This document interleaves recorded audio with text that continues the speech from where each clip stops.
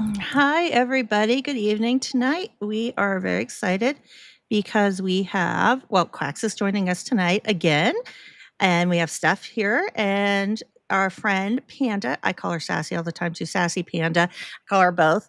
But we're going to talk. We're going to talk to her about her story about coming out of the rabbit hole, former conspiracy theorist, former MAGA as well, and what that journey was like. And then we're going to look at The Insane Crimes of Q Moms. It's a documentary that Sassy shared with me um, whenever it first came out. She had shared it with me.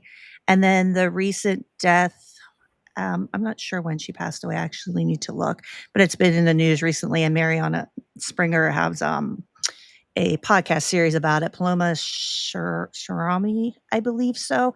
I don't know if I'm saying her name correctly. I need to check that as well. So that's what we're going to do tonight. Hi, Mer. How are you? That's one of our mods there. I know it's Mer because she changes her names, her name. So,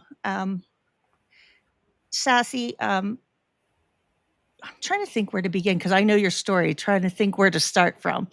Um, what? Well, how did you get so deep into the conspiracies? I guess like what was the entrance for you? Because I know for Steph, like it was 9/11, and then it went further into Sandy Hook. But like, what was it for you before QAnon? Were there any other things before you fell down the rabbit hole of QAnon? Yeah, there were quite a bit actually.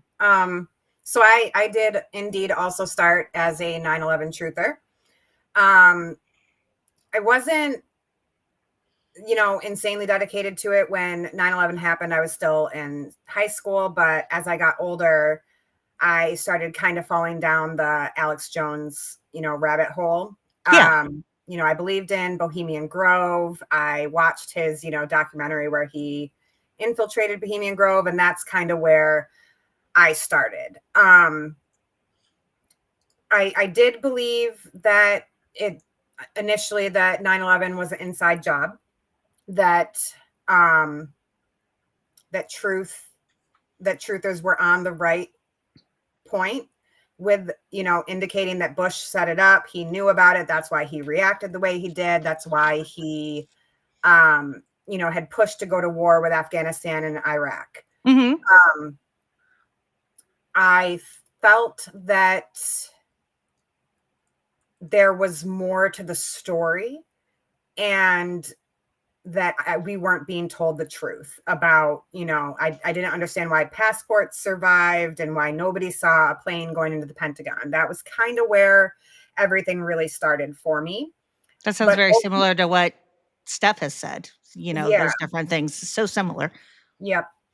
But then ultimately I kind of branched into the more, health and wellness area. I got really into yoga and chakras, crystals, essential oils, utilizing those things for my health as opposed to modern medicine.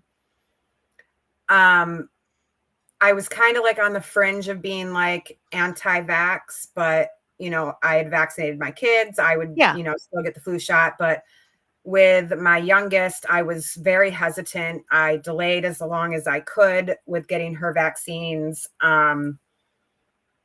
And then ultimately, at one point, the governor of New York, it was Andrew Cuomo at the time.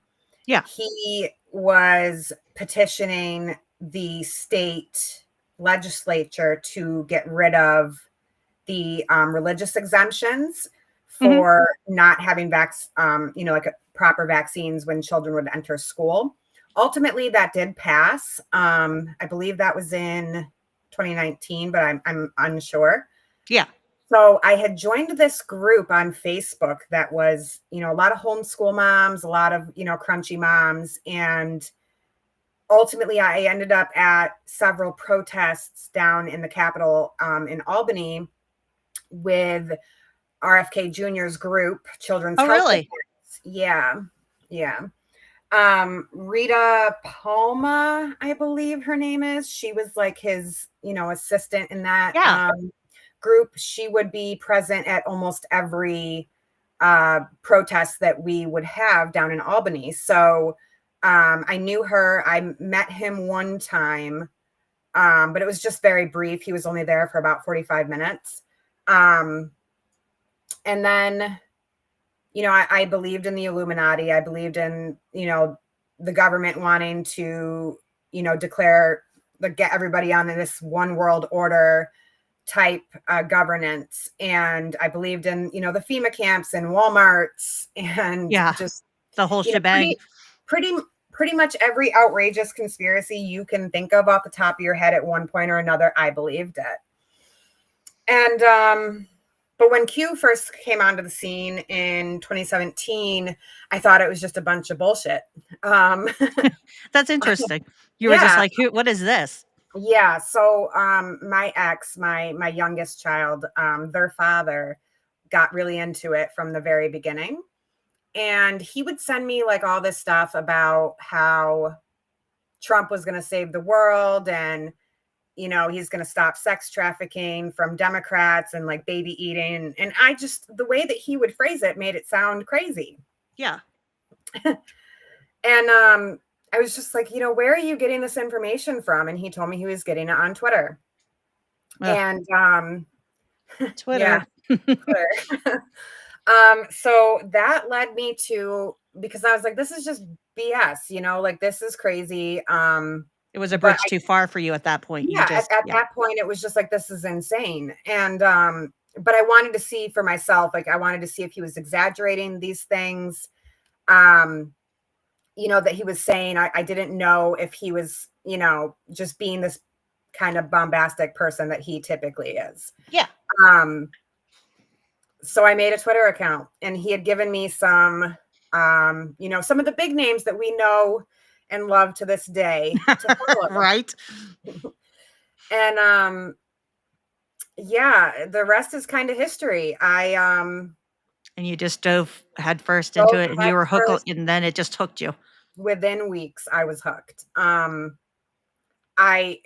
at first, like, even just like reading some of the decodes of the drops were just like, this doesn't make any sense, like, how did you determine that? And I was trying to, critically think, like genuinely critically think about these things and how they came to that determination. And ultimately what sucked me in was the comment section Oh, of really? people who were like me, who were confused and wanted to feel represented in this government, and felt that we were just being ignored. And they seemed to believe a lot of the same things I had previous beliefs for.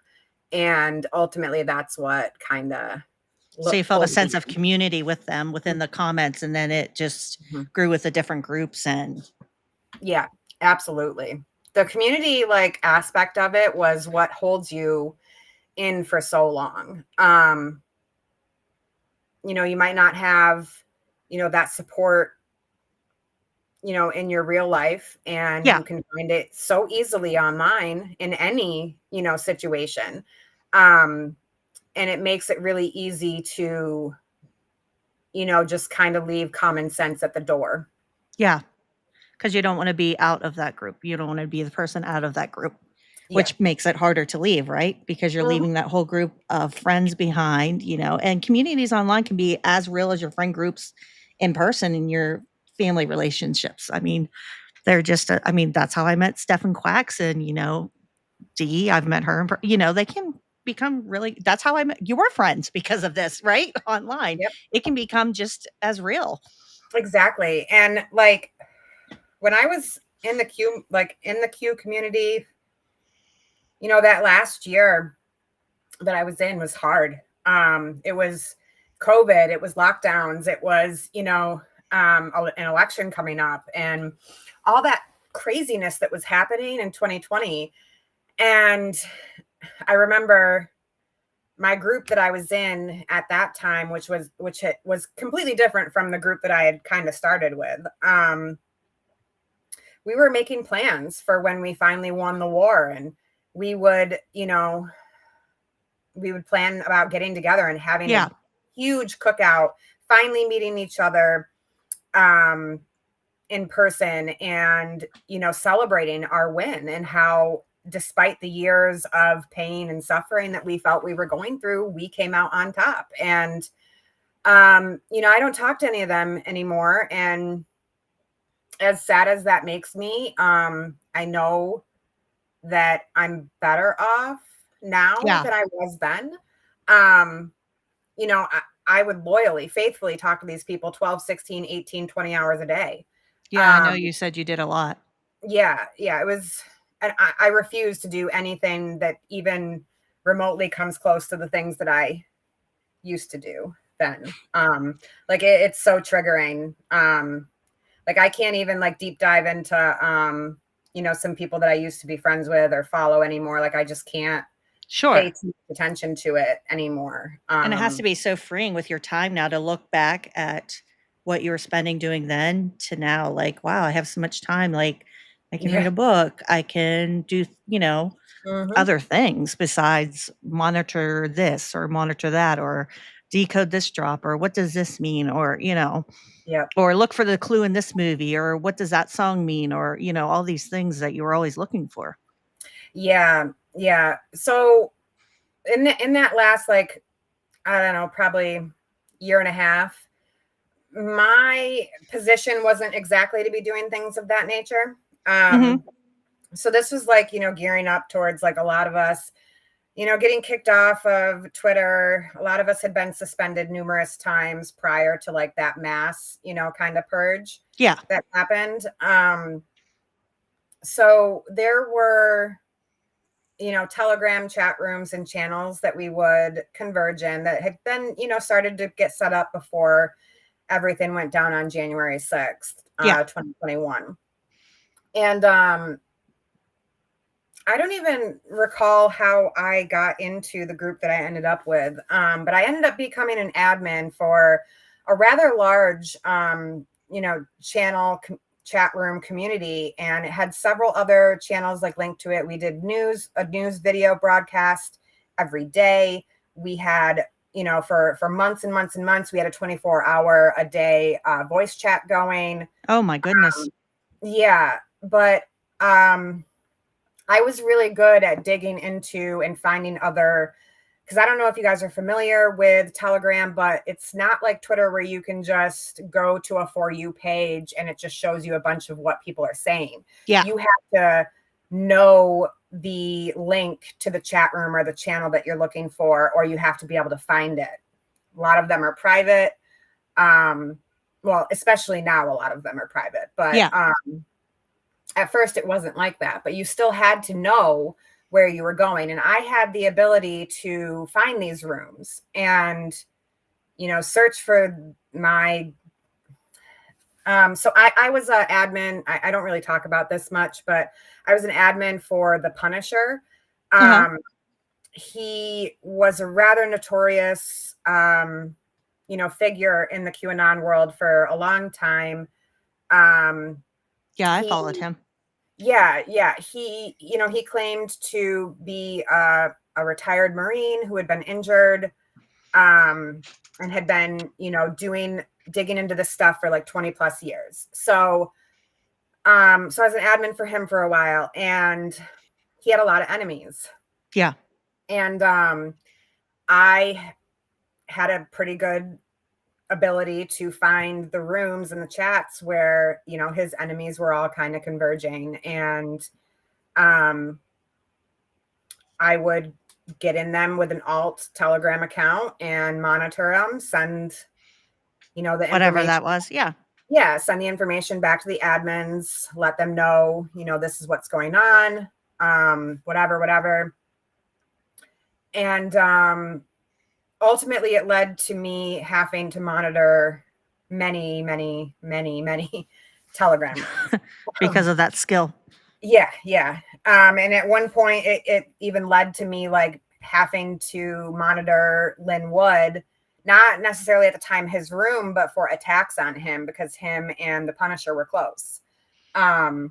So that was nearly what I devoted all of my time to.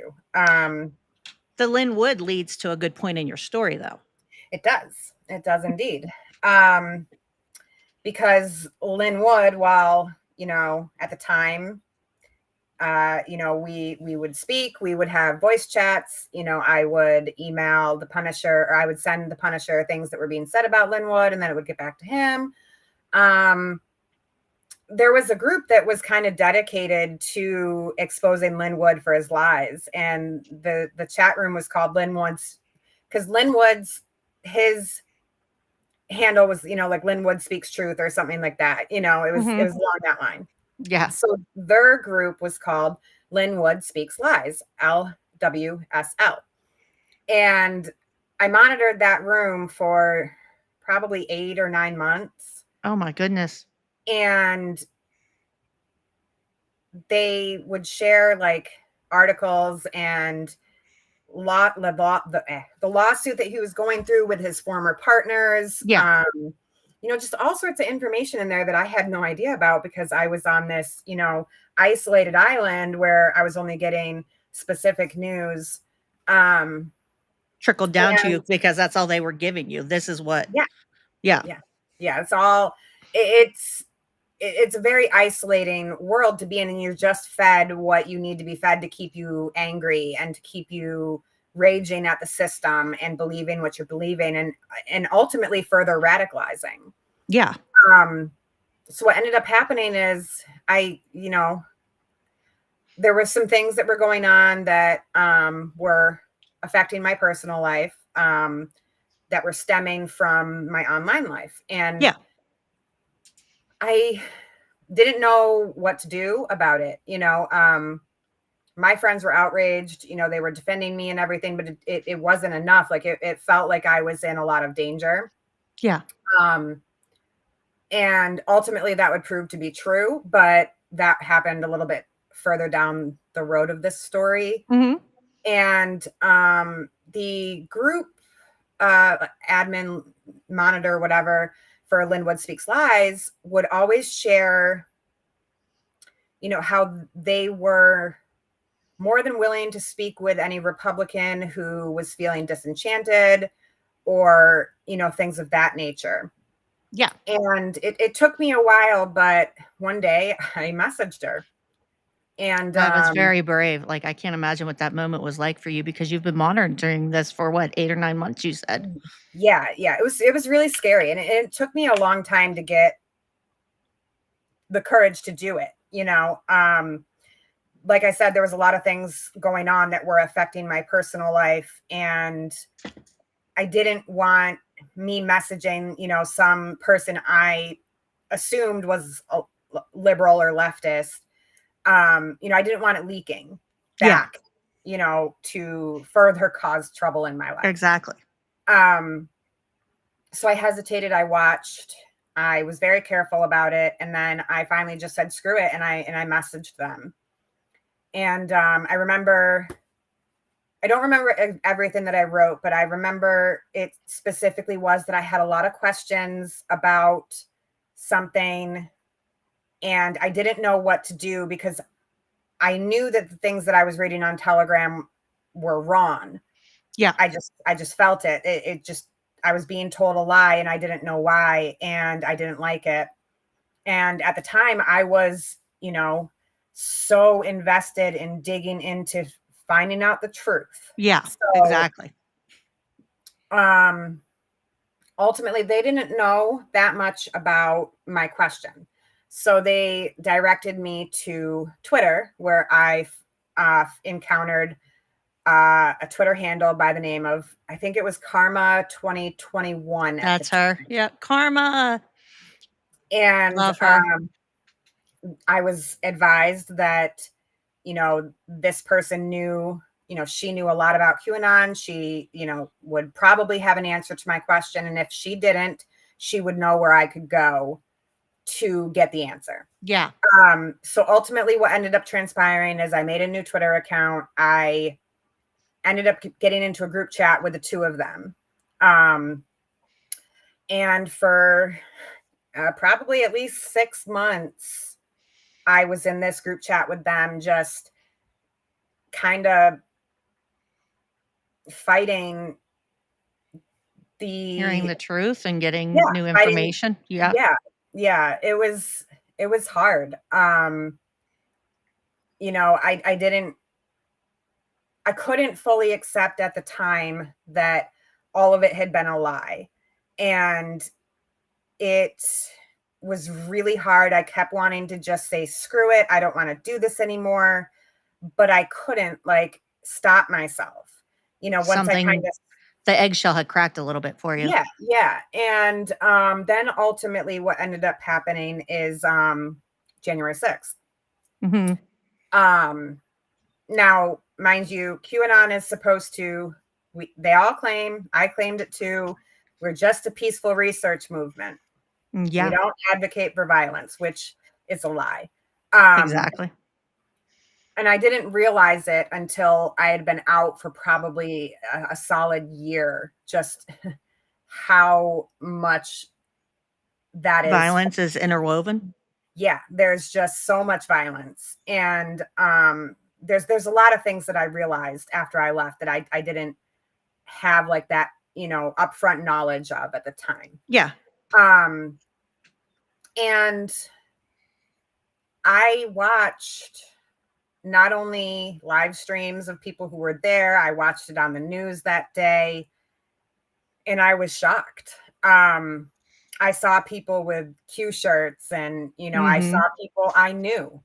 Yeah. I knew people who were there, and I was just shocked. There's no other word that covers it. Like I I can't remember, imagine with everything you had going on, and then to see that too as you're kinda coming out of all this, but still, yeah, you're yeah, kind of on the fence and you're figuring everything out, and to see all this Q stuff there and the violence and, yep. what a And feeling that must have been like. at the time, I had kind of believed that, you know, the election had been stolen. Um, I had an opportunity to go myself, but I didn't have anybody to watch my kids, so that ended up saving me from that. I'm Because glad. if I, you know, if I've never been to DC, I don't live too insanely far from it. It's a very easy drive from Yeah. where I live. Um, but I've never really been interested in going, you know. Mhm.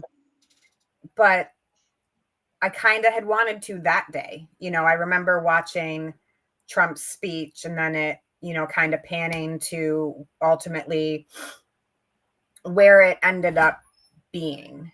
And after a couple months, I realized, like, holy crap, like, you know, when the FBI started knocking on people's doors and breaking down people's doors, I'm like, wow, that could have been me, you know, Yeah. because if I had had somebody to watch my kids for a couple days while I left and took off out of state, I would have been there too.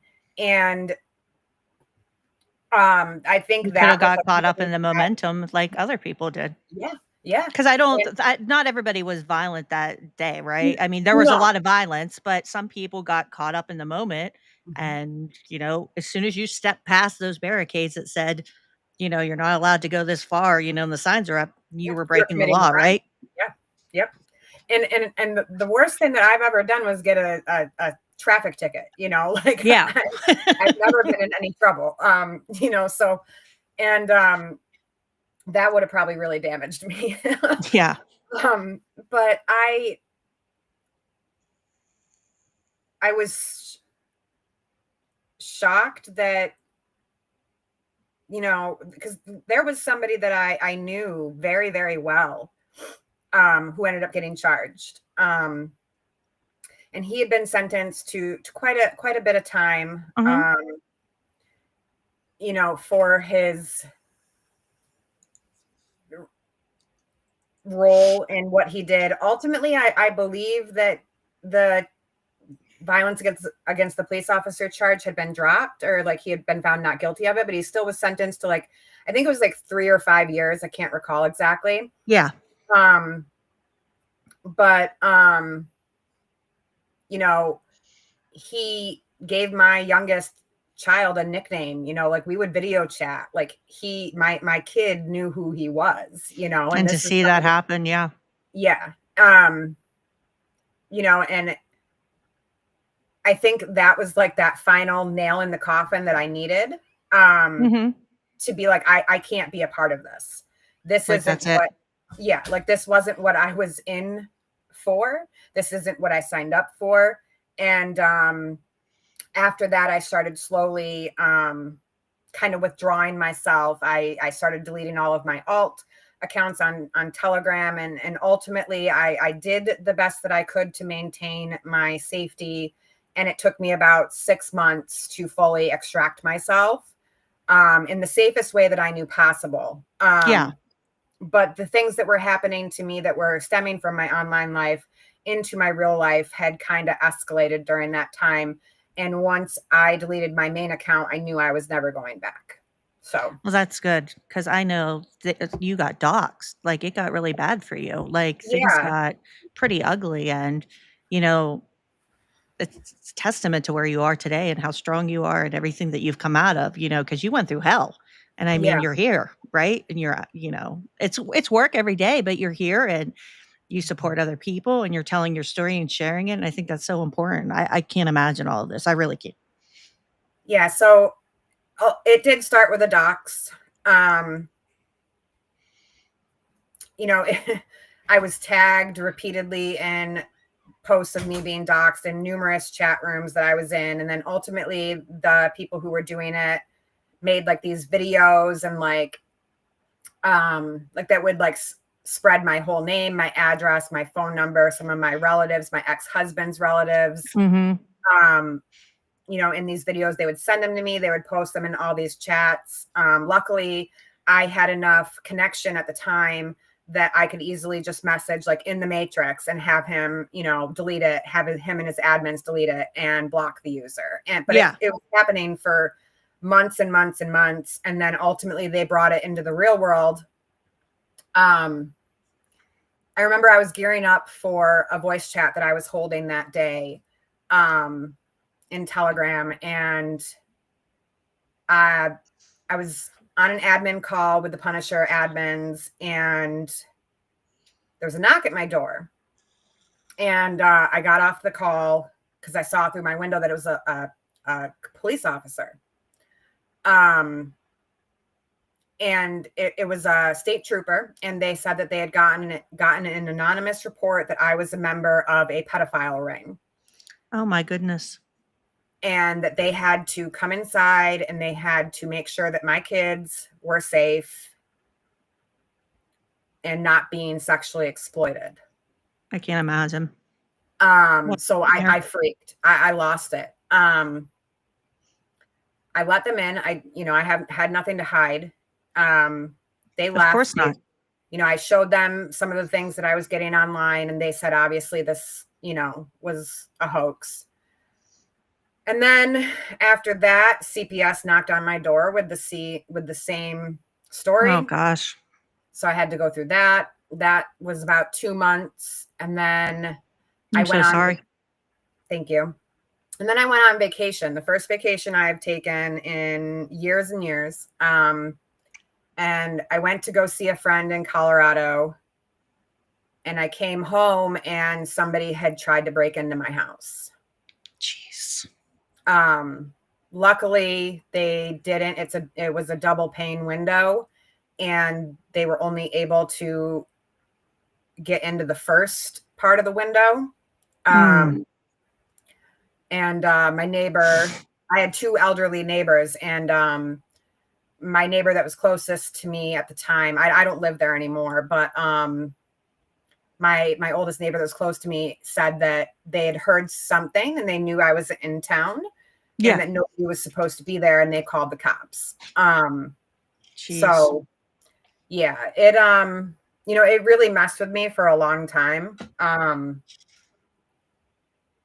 I never felt safe again living in that house. And Yeah, I can imagine. yeah, and luckily I moved about a year and a half ago. And I don't, nothing is registered publicly. Yeah, that's smart. Yeah. Yeah, like I'm not even registered to vote anymore. Yeah. Like I voted in the election, and then I dissolved my registration because I'm so paranoid about it. Understandably.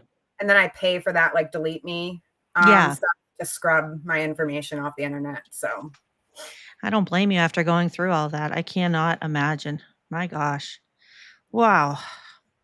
Well, I mean, I think, um, your journey, I think, is interesting, like, just because you were monitoring so much, which I can't imagine how taxing that was, like, being on all these groups. Like, I honestly I can't imagine because I just had to switch our Twitch stream to 2 times, like, every other week because summer's busy. Like, I can't imagine doing that. I really can't, like, what that would be like. But that through that, it led you to karma and where you are today. Like, that Yeah. is just a remarkable chain of events. You know what I mean? Like, Karma has wow. been the biggest supporter She's and amazing. the closest friend I could possibly ask for. Still to this day, I've been out for 4 years. If I'm confused about anything or something is tripping me up a little bit, all I have to do is message her. I have some, I've got her on pretty much every app, every, messaging forum you can have. And she's there for me. No matter what, she doesn't question why I'm feeling that way, or, like earlier this year when things were really starting to come to head, with the new Trump admin, and I was feeling a lot of guilt. I was deeply ashamed. I was going through a really bad depression with it. Mhm. And I was very emotional and couldn't believe that these were the kinds of things that I had supported. And I felt like I had at one point helped contribute to this. And I was really struggling with it. Like to the point where like I was considering just getting completely offline from everything, like Yeah. just completely disconnecting. And I turned to her and our friend Jason. We have a signal group that Yeah. we talk in now that Twitter is kind of, We they're all not went to Signal. I know that's what I used to. um and I was able to she was able to talk me down, and just she told me that, she completely understands if I want to just completely shut off everything, that given everything that's happening and how triggering everything must be, Yeah. she doesn't blame me. But if I decided to stay, she advised me to take breaks and to not do as much as I was doing, Yep. when Biden was president and things were a little bit more stable. Um, She's a smart and cookie. she really is. And since I've heeded that advice, I've been able to, my mental health has been a lot better. Yeah. I do see a therapist now, though. Oh, that's good. No, I Yeah, see a yeah, therapist too. I think if you I highly recommend therapy. Highly yeah, recommend it for anybody. yeah, absolutely. And luckily, my therapist is, her specialty is trauma. Oh, that's Um, great. so, and in one of our first sessions, I disclosed all of this to her. Told her about my past. Yeah. So she's fully aware of Oh, that's how good. crazy things are. But yeah, it's karma had led me to poker and politics, and they led me to Mike Rothschild, Those were kind of who, my entrance people too whenever I lost my loved one to QAnon, were all of those similar people. Same pathway. I mean, I'm not I have a loved one who's radicalized still to this day, yeah, but same pathway. yeah. Great Actually, one people. of the first people that I talked to like openly about this was Mike Rothschild. We did a video call. But I was still so paranoid at that time, and I had Yeah. just, kind of resurfaced from the doxing and all of that, that I made him promise never to release it.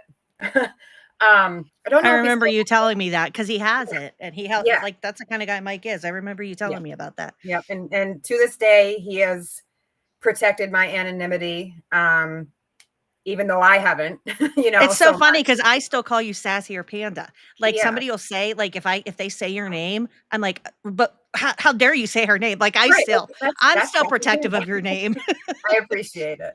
I'm a even though little it's bit out there, more, right? Because 'Cause you're yeah, leaving MAGA stories there, you yep, know what I mean? You've told it, but yep, I still, like, feel protective because I've known for so yeah. long, and I'm like, "Don't you dox her, don't you say her name," you know? So Rich asked for, like, when I started talking with Rich and ultimately decided on doing that article that you put in the chat, Yeah.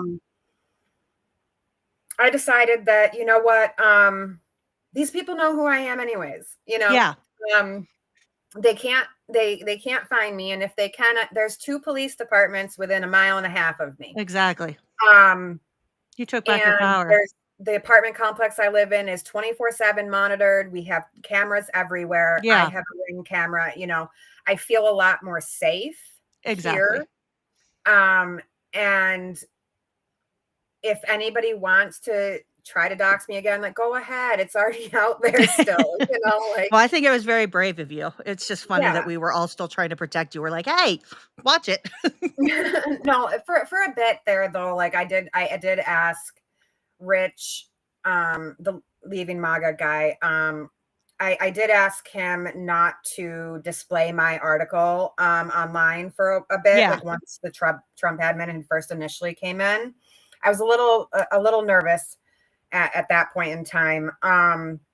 But since then, I'm in a group chat like with Rich and a bunch of the other people who have left MAGA and are a part of the Leaving MAGA community. yeah.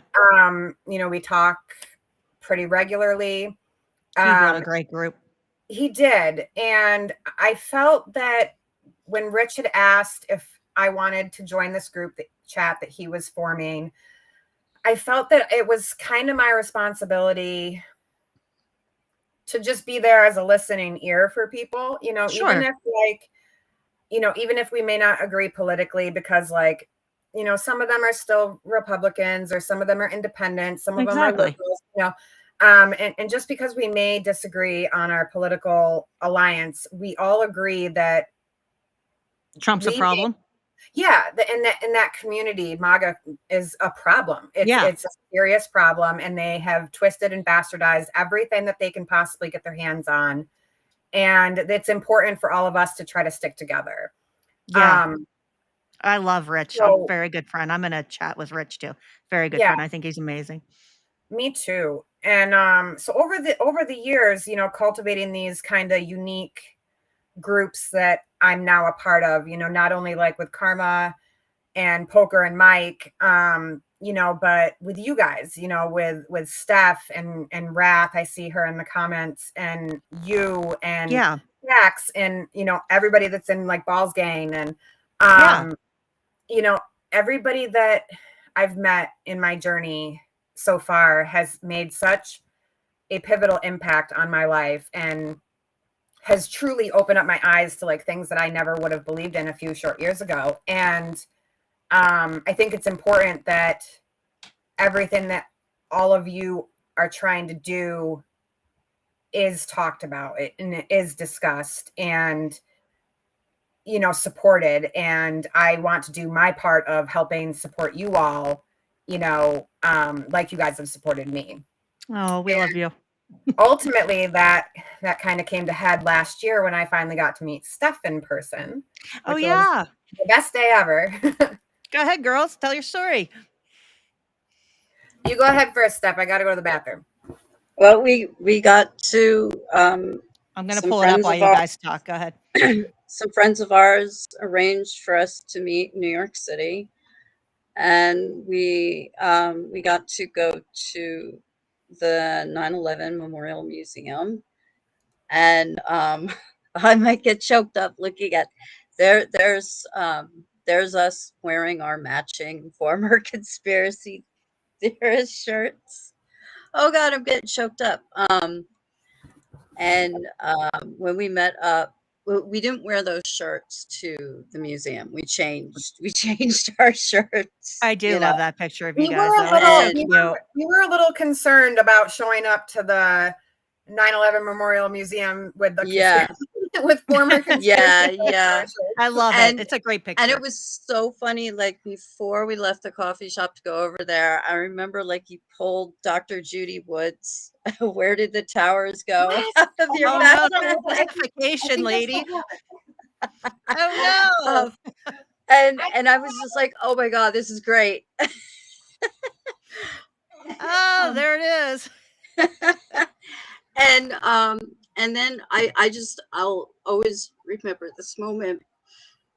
we were like, it would get emotional for us, and like we were holding hands most of the time. And I remember we looked at the wall, and they had the picture of the waving woman, the woman who stood at the edge of the impact zone of the North Tower. And the museum officially recognized her as Edna Centrone. And like, I just remember this moment. We both looked at each other and we squeezed each other's hands and we kind of smiled, but it was like a frown and a smile at the same time. Aw. And it was a really like happy moment. And then we went and we left flowers at the memorial for Colleen Supinski. I never knew her, but I did write I'm trying to get to her that picture here. obituary.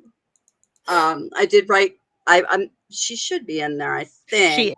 Just let me share this tab here first real quick so I can. Okay, go ahead. I'm sorry. I want to say it's towards the end. Yeah, it's the last. Oh, there it is. I got four it. Okay. pictures. There we go. Perfect. Hi, Dr. Andrew. Hi, Drew. Okay. Oh, wrong tab. Here we go. There we go. There we go. Right there. Yeah, and I didn't know anyone who lost their life on 9/11, but this was the closest thing that I came because I wrote her obituary, and that was the thing that kept me personally from going full denialist. Like, I believe the planes didn't exist and the people on the planes obviously didn't exist, but having written someone's obit kept me from going all the way and saying no one died that day. So, but it was, and I really do wish I didn't want to, the tour guides have to deal with the plebeians, the normies who ask them questions. But I really wanted to ask, like, have you ever been confronted by some wacko? Have you ever had some truther come in here and like pay money for the ticket and then start screaming? But I didn't. I wish I could have asked that, but like, I didn't. But maybe you guys will get a chance to go back again and you can ask that question, because that was your first time and you were probably like, I can't imagine what was going through both of your heads at the time, right? Some of it I don't even really remember, to be honest, because there was so much going on and we kind of were on a schedule, and like, and there was just such like an emotional weight that like some of my memory, like some things I don't remember. Yeah, so the most pivotal part to me was when we approached the room where they still are holding unidentified remains. Just I knew that the tour guide, was like, we don't want to dwell on this, but I couldn't help myself. Because when I believed that 9/11 was an inside job, I didn't believe that anybody died on the planes, because I thought that there were missiles that were, sent to the towers. So and not planes. Yeah, and not planes. Like, I believed that everybody in the towers that, had died. But I guess I didn't realize that they still didn't know everybody who was there, or that there's remains still unaccounted for and unidentified. And just like hearing that and then going right from there to seeing a warped, bent, like curved piece of the steel part of the building was just so shocking. Right there. Go back. Oh, there.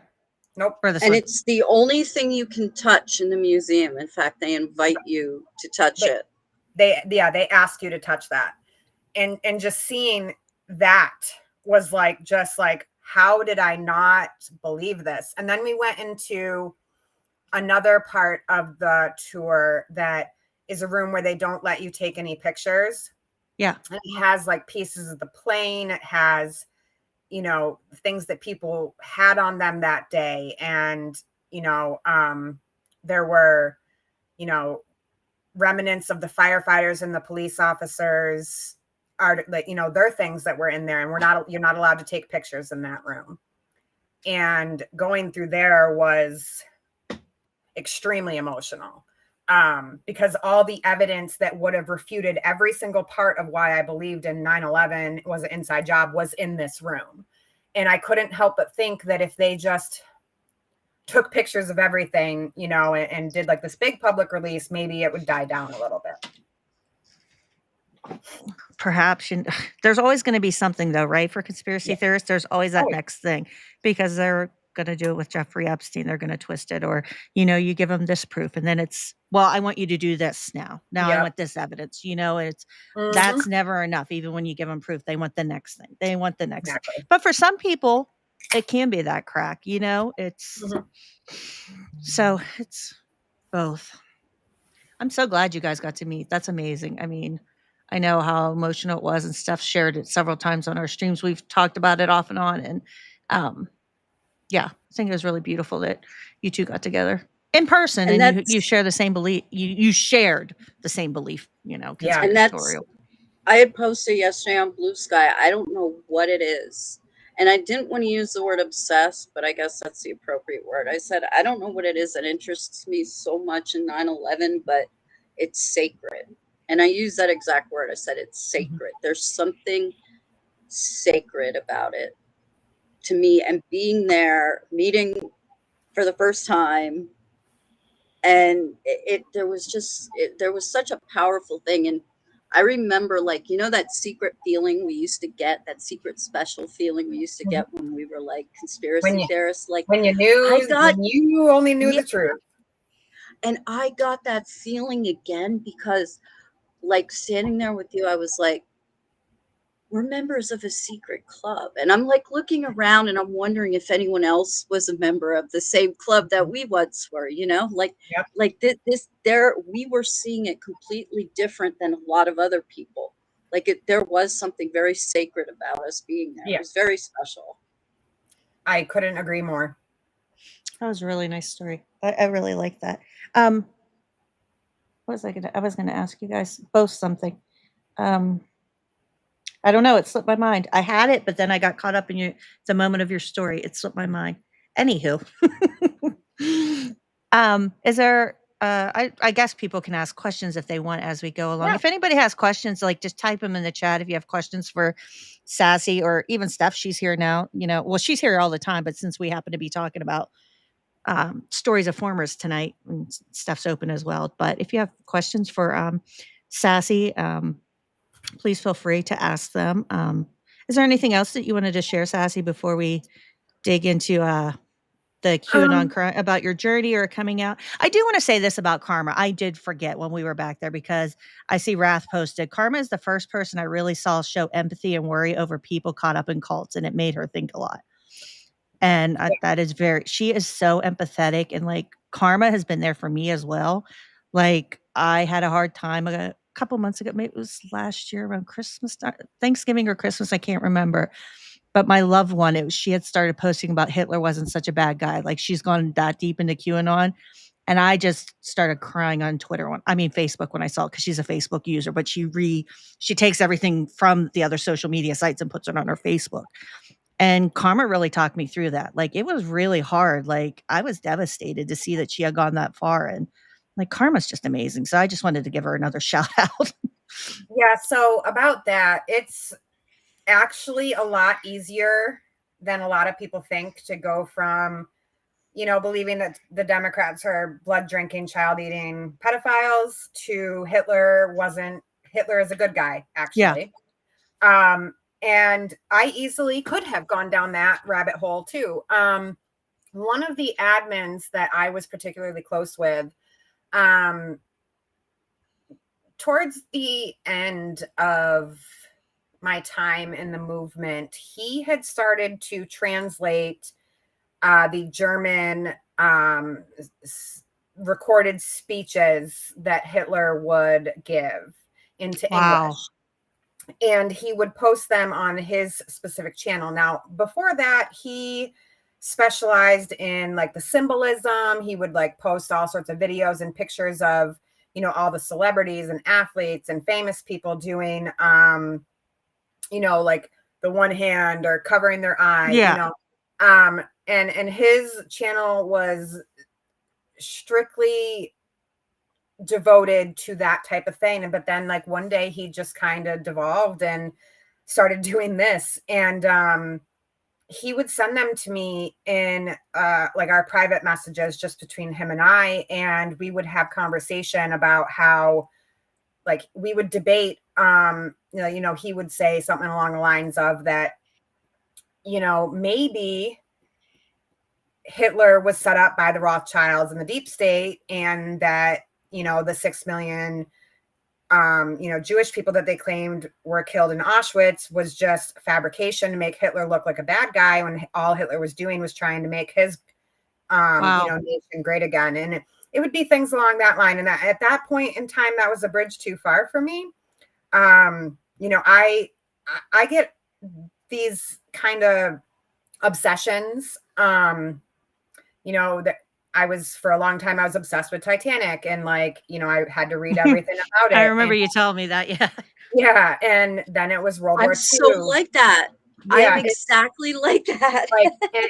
and I can't stop myself. In 2017, for example, I was working, doing emergency dispatch. I was a emergency dispatcher for the authorities. In my downtime when I wasn't busy, I stumbled upon, what happened in the 1970s in Cambodia with the Khmer Rouge, and how they slaughtered millions and millions of their people by trying to make them all farm workers.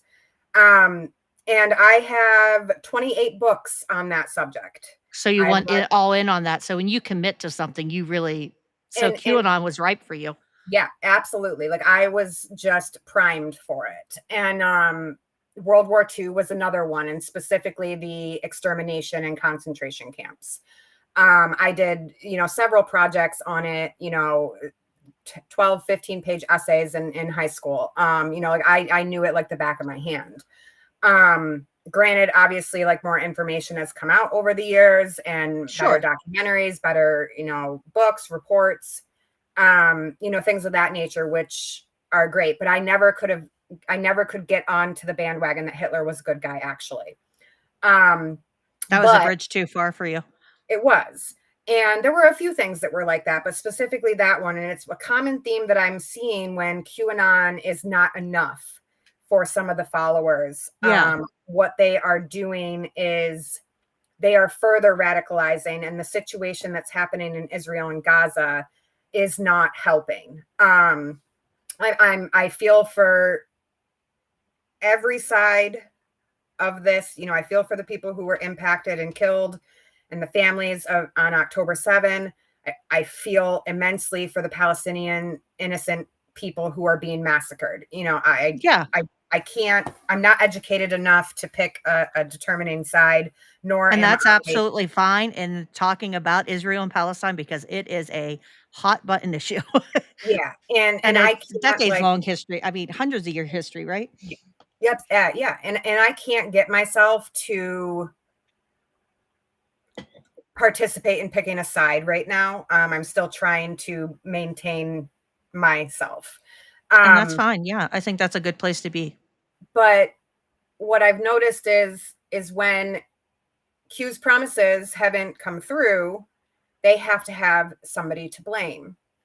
And unfortunately, upon leaving, I found out that a lot of this, these conspiracy theories are actually longstanding, hundreds and, even thousands of years old anti-Semitic tropes. Mhm. And therefore, it leads to it easily being blamed on the Jewish people. Yes. And, sorry that, there's a lot of Jewish people who are producers or directors or in government. If you are unsatisfied with that, go educate yourself and become that person. Right. But what they do is they take, okay, so there's been no arrest, the big event, the main arrest, the first Guantanamo arrest. is not full of them all, right? Right. So the first arrest that's going to shock the world, it hasn't happened yet, because why? Why hasn't it happened yet? Trump was in control, right? For Exactly. 4 years. And then they'll pivot to saying that there's not the public, the Great Awakening hasn't happened yet. The public they don't know enough about it yet. And they can't shock the world like that just yet, because government. But disclosure is coming. But disclosure is coming. But then they'll pivot and say the reason that stuff hasn't happened is because the Jews control everything. Mm-hmm. And it is so easy to go from why you haven't gotten your results yet, to blaming it on the Jewish people. And then that becomes the person to blame for everything. And ultimately what that leads to is a road down to straight neo-Nazism. Like, Yeah. people that I used to be friends with, they're in active clubs. They're members of Patriot Front now. They post, Hitler did nothing wrong. We need another Hitler. We need another Caesar, things of that nature all day long on social media. And they try to further radicalize anybody that they can reach, which right now they are primed to reach hundreds, if not thousands of people, right? Because of what's going on with the Epstein files. So we are going to be in for a reckoning soon, I believe, because we're going to have another uprising of neo-Nazis in a scale I think so too. Even they're going to be scraping them up and looking for them. They're doing it right now. You know that, like in spaces and in Telegram chats and Twitter and Discords, and it's ripe for the picking right now. Yeah, they're trying to. What they're trying to do is they're getting into all these spaces on Twitter specifically, and they are. What's the word? They are wedging themselves into the conversation, and they are further radicalizing people who are dissatisfied with what Trump's been doing in the last 6 months. And there are people who are fully believing it, and it's going to become the next serious problem, in my opinion. I was just going to add, like, when not my last conspiracy phase, but this was shortly after my mom died. I was living on my own for the first time, and I was getting into David Icke, and I had high-speed internet, so I was downloading all these wacky videos from SoulSeek, a peer-to-peer sharing network. And I had never been anti-Semitic. And that, to me, the Holocaust stuff was always a bridge too far. But I had overdrawn my bank account, and I ended up having to get money wired to me by my dad, like $700. I had only overdrawn it by $30, but the fees that they do and all that, and he had to wire that money, and I had to take it to the bank, and I actually called someone there the K word. Oh no. That's what this shit does to you. Even if it's in your head, I'm not anti-Semitic, I don't hate black people, I don't hate Jewish people, I don't hate brown people. You have that in your head. It creeps in, and even if you don't mean it, even if you don't believe it, those horrible things are there within your grasp. Yeah. And that this is the first time I'm admitting that publicly. And that was a very shameful, horrific. Why would I do that? And of course, at a bank, because my conspiracy brain was making the connection. Jewish people control the banks. Yep. Yeah. Yep. It's their fault that I overdrew my account. It's their fault, and it's their fault. They charge me that $37 fee every other day. It's so easy to do, and you don't realize that your brain is automatically wired to thinking that way. And even if you as a whole person are not anti-Semitic, or you're not racist, or you're not homophobic, being caught up in that world, you're so subjected to the hatred, and that it permeates in, and you don't even realize it until it's in a situation and you find yourself saying or doing something that is hateful. And it can be really shocking at times. Yeah, and watching my loved one's trajectory, like the Q people that she follows and stuff, they are very clever in the way that the QAnon stuff that they push, because it was slowly before Hitler. Like, it was other authoritarian leaders, and it was Putin. Like, she would call him Pootie, and like they were using that word for a while in her groups. And Putin was this big, strong guy, and then it was Bolsonaro, and it was these different people. And then all of a sudden it was bam. You know what? Hitler, when he set up those ghettos and when he did the concentration camps, he was trying to help. Like, it was a slow creep into the direct anti-Semitism and hatred, and Hitler wasn't such a bad guy. Absolutely. I watched it. She went from pastel QAnon to this. I told Steph, our very first stream we did together, I said, I would give anything, and I know this sounds probably insane, for her to just to be into pastel QAnon at this time. And I know, like, it's not, that's not any better, but just to have her back to where she was just like, I hate vaccines or this or that, or, the innocent times when it wasn't so bad to where we are now. But she Yeah. was into Pizzagate first too, so I guess that was bad too. What can I say? The Hitler thing was just, it broke me. It broke me. I'm so sorry. I'm sorry that, Hey, I'm still it's there. We rough. still talk, and we won't talk about QAnon, but I check in on her life, and, how are the grandkids? I miss you. I love you. She's like a second mom to me. I love you, mom. What have you been up to? We do that kind of thing, but I don't talk like when I had COVID, because I know how she is with COVID and the vaccines. She asked where I had been for a while, and I actually knew that it would be contentious between us. So I said I was very sick and had to take a lot of antibiotics, and I was on breathing treatments and stuff. Enough to give her information that I had COVID and it was very serious, but so that we wouldn't have to talk about it. Like, I have to do things in that manner, you know what I mean? Instead of saying I had COVID-19, because she would have been like, "Meh, meh," it would have been a thing. So it is what it is. But if she ever comes out, I'll be there, because she only talks to, I think, a brother right now, her son, and her grandkids. Everybody else has cut her off besides her QAnon friend. Yeah. So that's where we are. Anything else? One thing that I want to highlight real quick before we No, get you don't have to be real quick. You take your time. I am so glad to have you on and that you actually have time. You could talk the whole night and we never even have to watch this thing. I am I perfectly fine appreciate with you sharing, because I think your information's good to get out there. And, it'll be on Twitch, it's going to be on YouTube, and people come. And if they come across it in a year from now and they hear your story, I think it's important, it. Yeah. for family members, somebody who has that eggshell crack, there are Mhm. people that watch this stuff or just come across it. So please, by all So means, go ahead.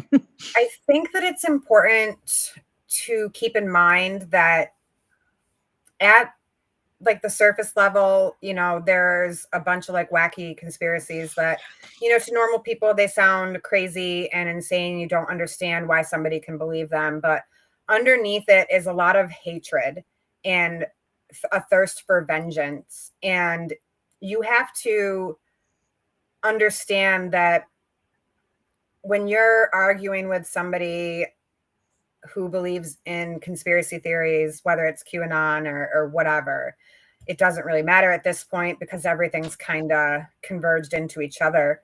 Mhm.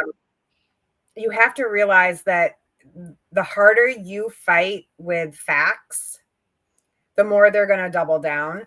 There is nothing that you could have said to me in summer of 2020 that would have changed my mind. Not a single thing. You could have told me that, and I had COVID, like I got it. I got really Yeah. sick from it too. You could have told me that it was in fact from, a bat in Wuhan, China, and that here's 8 different, scientific reports to go along with your conclusion. It's not a bioweapon. It's not, the flu.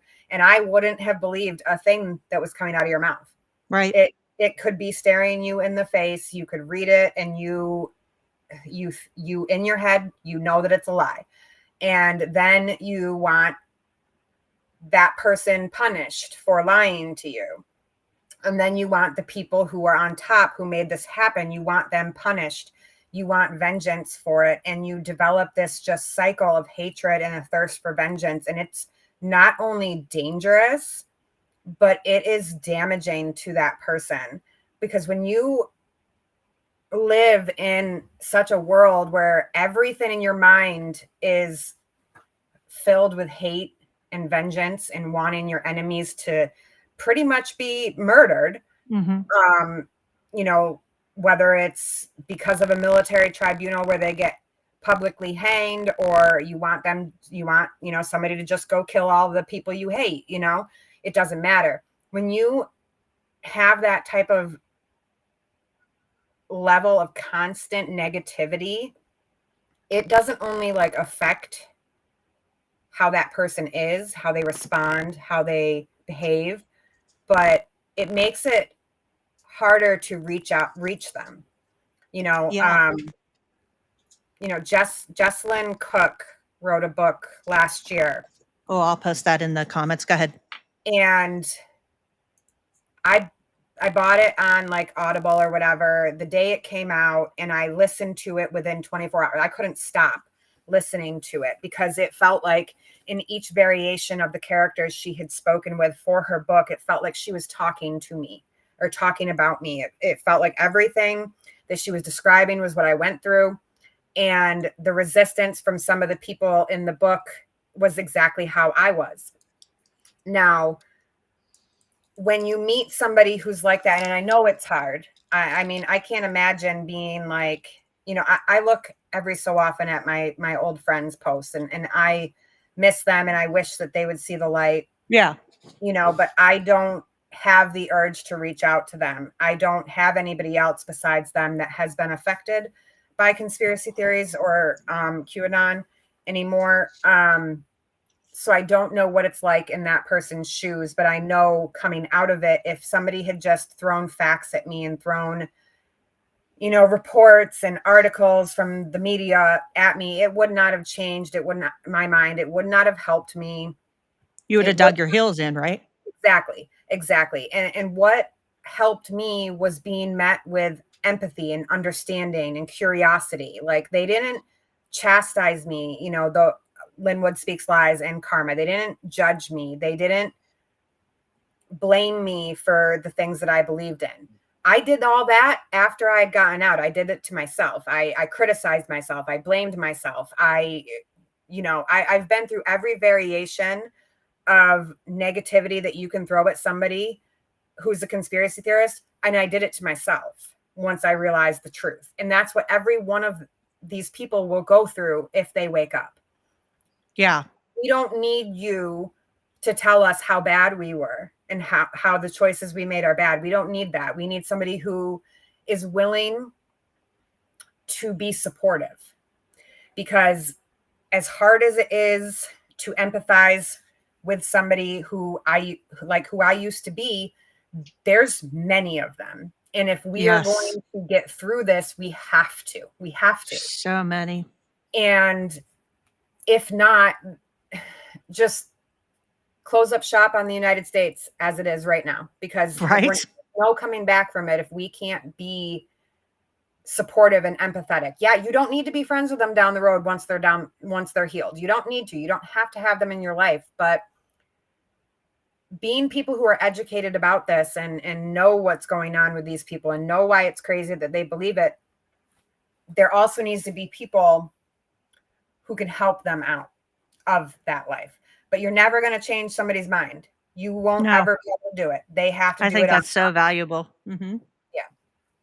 That's why I've always kept my Into the Studentverse on Twitter. I don't have for a while I didn't. I recently had to block a few people from the Stewing On world because it got a little out of control.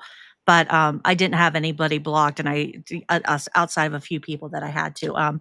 But I won't, because no matter who it is, if they need, or they just one day want to have that DM where they can ask somebody, or they need help to a resource, and I've talked to people before, and I wouldn't share their information. I will get you resources. I will direct you to a group that can help you. I'll be that person, if you don't have anybody else, right? I want that door open for them, And that's so important. I have thousands of people blocked, but I have absolutely no person who is involved in the QAnon world blocked. Me either. Not one single person. Nope. They might have me blocked, but I do not have them blocked. I don't either. Actually, I think it was maybe 2 weeks ago now, Gus Quixote. He used to be really big in the world of The Authority and Greg Phillips. And he went to the pit. He actually shared a post that I had made kind of mocking him a little bit, because I do. I will mock them a little bit. I won't even lie about it. That's fine. I poke fun from time to time. I mean, I have a bigger problem with the huge promoters who are pushing it to my loved ones, because I think they know better than I do with the little smaller fish. Those are the ones I do. If you're selling merch and putting out TV shows and you keep changing your stories, I have an issue with. The other ones, not so much. Do you know what I mean? I make a delineation there. See, I kind of go after the people that I know. you know, like the bigger people that I know. Yeah. Like, I mean, I have the authority. His first name's Alex. I have his phone number. We text every so Yeah. often, you know. I knew you did. Yeah. You know, but like Gus, there was this post I made a couple years ago. It was like kind of when like Greg Phillips and like his whole thing, like after the pit was kind of getting Through the into some vote. legal, like, yeah, when they were getting into some legal trouble, and like Gus Quixote and Cag Drogo and the authority were all potentially going to be subpoenaed. And Mm-hmm. I kind of made this like mocking post about it. It was like a thread or whatever. And like right when this was all occurring, Gus Quixote he had deleted all of his tweets. He activated his Twitter account, was like, Because I sure can't get that with a subpoena, yeah, right? yeah. And then he posted on Truth Social that he was going dark for a while. Now this is like 24 hours after this like information that I had posted had dropped, right? And Yeah. like a week and a half, 2 weeks ago, he like retweeted it from my Facebook, you know? And like there's videos that I've been in spaces listening to of like the Punisher where he's like threatening to kill people that I've posted on my Facebook that like people who don't like him on, you know, in the QAnon world, like when because he's supposedly retired and dropped off of social media life. I don't think that's true, but his main page is no longer active. Yeah. But there's, you know, several like, and I focused most of my vengeance on him and like, you know, just posting his absolute hypocrisy. Because I still have folders upon folders in my Dropbox of like the BS that he would spin and then like, you know, try to turn like in our messages or our group chats or whatever, and then would turn around and say the complete different thing. Like he's trying to claim that he's related to Bill Cooper. So I saw that he said he was related to Bill Cooper. Yeah, I'm like, come on, man. Yeah, it's just crazy. And like I had a fun time with that. That was fun. But he you know, like these people share, you know, the stuff that I post every so often. You know, they'll retweet it. Like they know they might not know like who I am personally. Like they might not know I'm Erica Panda, you know, but they know that I used to be one of them, and they know that And these that's good people that there's an olive branch though, that maybe if they ever do, or they're tweeting it to their followers because they're the big fish, right? They're the bigger promoters. If one of their followers has a crack, right, then they might see it and go, hey, who's that person? Like you did, right? Yours was a Telegram group. Theirs might be a repost of something. Yeah. And then that's why I still maintain it, and that's why I still do it. That's why I'm still on Twitter, you know, because they're not going to come look at my stuff on Blue Sky. Like no, that's not going to happen. You know, so as long as they're still kind of wrapped up in that world, I'm still going to be here on Twitter. You know, I have on and off talked to somebody, you know, they do a like a podcast type show a few days a week. They've got, you know, several people who come onto their show. You know, some pretty big names go on to this, you know, podcast and stuff. And like, so we chat every so often, and like he'll tell me like he knows that like what I'm saying is true, and then like turn around and like go on his podcast and be like, oh my God, Trump, you know, Trump just did it. He destroyed the Democrats' brains. Like, and I'm like, right.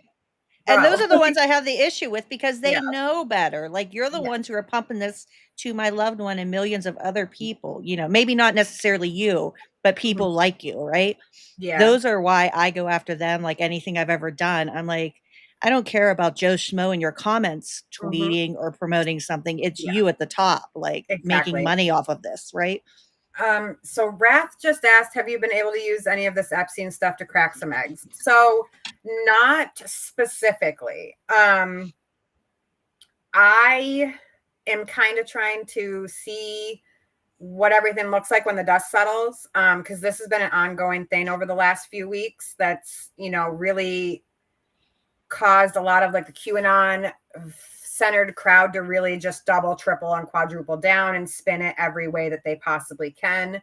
But there are some loyal, like people who were loyal to QAnon, who this has significantly changed their stance. You know, unfortunately, a lot of them are kind of veering into like, the blaming the Jews for everything. So I don't know if that's a subject I want to approach with them. Like QAnon John, I was just telling Shelby and Steph about this and Quacks before we came on, that QAnon John had started to kind of speak out and kind of disavow some of the things that Trump was doing. And it all kind of came to head when Trump and Musk had their kind of big blow up in June. And then Palantir got, it was published that Palantir was doing this database on all Americans. And that kind of blew poor little John's head apart.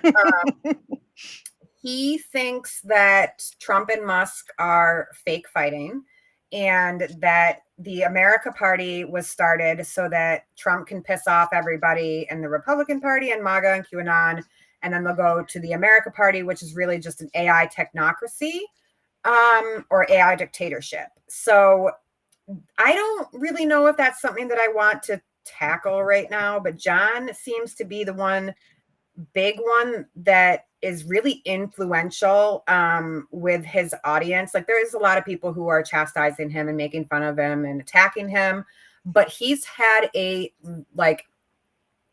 big surge of people that are agreeing with everything. Anybody from like the little commentator who nobody likes their comments to Ann Vandersteel. Oh, really? Yeah. So, and he's also I'm gonna have to start checking in on him. Yeah, and he goes by TPV John now. He rebranded. It stands for the Patriot Voice. Yeah, Jesus.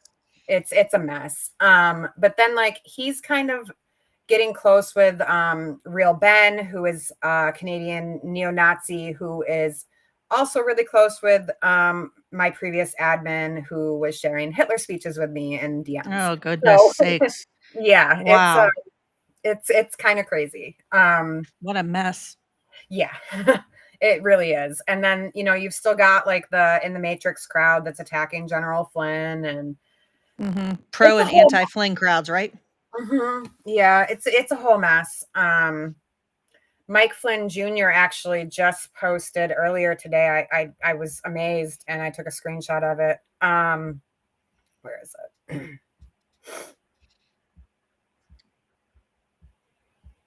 What are you doing?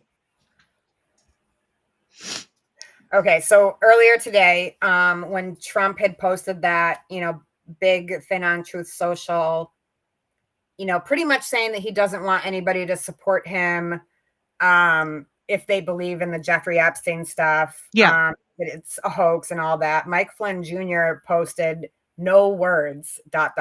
over it. Oh, really? And Owen Schroyer has completely lost his little mind. So is Alex Jones, though. A comment that he Mike left. Flynn Jr. actually follows me. I think because of Jim Stewartson, but that's funny. Yeah, I was like, the one day I looked, I was like, why is Mike Flynn Jr. following me? Yeah, he's probably or do you mean Joe? Because Joe used to follow me. Not Joe. I have Mike Flynn Jr. follows me. Joe, okay. I don't even think Joe's Twitter is active right now. Alex Jones yesterday under Nick Fuentes' posted, Trump is definitely covering something up. That said, the Democrats were in control of what info was left behind. Like the poor Alex, he doesn't know which way the wind Alex is doesn't know right what now. the fuck to do right now. He honestly doesn't. His brain is just so. And you know what? He deserves all of it. Yeah, he does, because I mean, and I went right before we did our FEMA topic, I reached out to Mike Rothschild and I asked him what Bill Cooper would think of the current state of conspiracists. And he's like, Bill Cooper would not like military people parading down the streets and arresting Americans and non-Americans alike and stuff. And Alex, and actually this segues into a question I wanted to ask you. How do you feel personally now that all of these conspiracy theorists who talked about FEMA camps, and they weren't even real back then. Yeah. Now they made them real and they're okay with it. And that, if I think about that too much, my head starts spinning. And it's because they're actually giving birth to the conspiracy theories. They're like, they're manifesting them into life. And Alex Jones could be doing the easy thing right now, sitting back and going, I I told was y'all. right. Told you so. Alex I Jones told you was so. right. Yep. So honestly, when I first started like making the connection, I was pissed, like enraged, and I couldn't get myself to look at what they were saying for a while, because I was just, I couldn't understand at first, like why they were okay with it, now. And then I realized that they're okay with it because it's brown people. And even the brown people who are conspiracy theorists are okay with it because it's not them and it's hurting the other people. So then it ties back into the satisfaction of their thirst for vengeance. So after I kind of sat on it for a while, I did think, there are so many people, like, I mean, Alex Jones to be number one, and then like all these other people, these little people who have kind of spread the FEMA camps, said that in 2020 FEMA camps were coming, Jade Helm.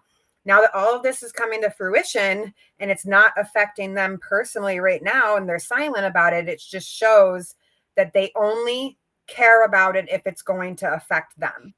Yeah. 100%. And they don't give a shit if it hurts other Americans or hurts other people who have come to America for safety. All they care about is that it's not happening to them, and that's okay with them. And that just shows me how wrong it is. Like, and how wrong that belief is. Because if you were scared that if you didn't get a COVID vaccine in 2021, then Joe Biden was going to put you in a Walmart basement FEMA camp and you were never coming out again, or that Trump stopped the 16-year plan, why the fuck are you not speaking up right now? Why aren't you speaking up? Because this same stuff is the exact same stuff that was supposedly in the 16-year plan if Hillary Clinton had won in 2016. And the fact that they're not saying anything about it other than cheerleading for it and advocating for it shows me that these are going to be the people who are just going to claim that they're the good Germans who are just following orders when Nuremberg 2.0 comes. I agree. I couldn't have said it better, Sassy. I could not have. Thank you so much for that, because it has been something that I struggle with, trying to deal with the fact that these people never had any principles. And I didn't really believe in FEMA camps when I was a theorist, but I didn't like the idea of it. And I was against that idea for anyone. Yeah. See, I did. I thought that, I remember when Hurricane Katrina hit New Orleans and they declared martial law there. And that's kind of like right around the time when I really started buying into the FEMA camps are coming. And then like, I wouldn't even shop at Walmart because I was scared that I was going to get thrown into a FEMA camp while I was there. Like that's how paranoid I had gotten about it. Oh, wow. Yeah. And then the smaller mom and pop grocery stores started closing down all around me.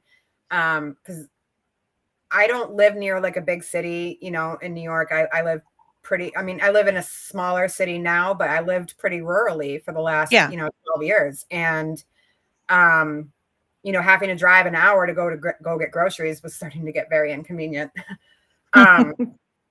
But yeah, I heavily bought into it. Like I believed, damn near everything that came out of Alex Jones' mouth, Sandy Hook and crisis actors, false flags, and, everything. And there was probably not a topic he brought up that I didn't not believe in. But especially the FEMA camps.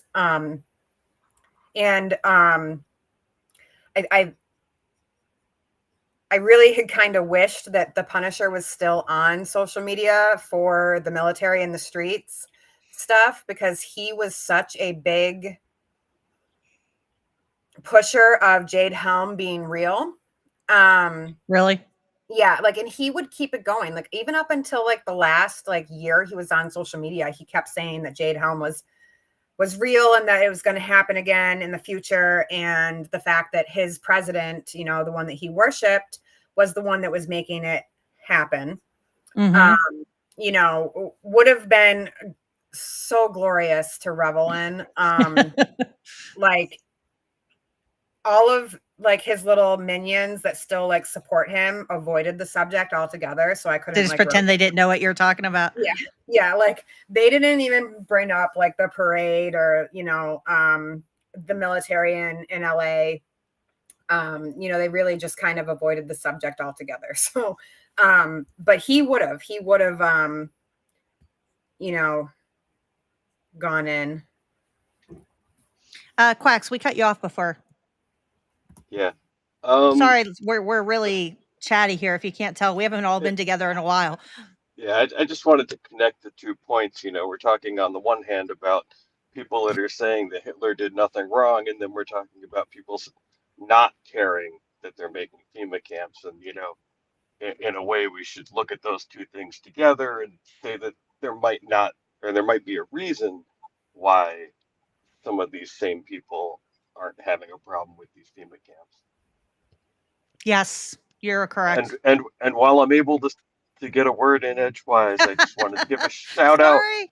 to Karma, who is one of the greatest people that I've met on social media. Oh, she is Same. We amazing. love Same. you. We love you. Karma's ears Karma's have the to be same. burning. Karma, are your ears burning? Can you hear us?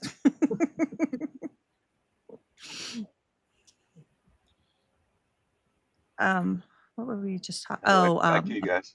I was thinking, I forgot where we were. Oh, the FEMA camp thing. Yeah, I don't know. Like sometimes I think it's cognitive dissonance, but not with the bigger platformers. Like I said, those are the ones that I hold most of my rage and anger for.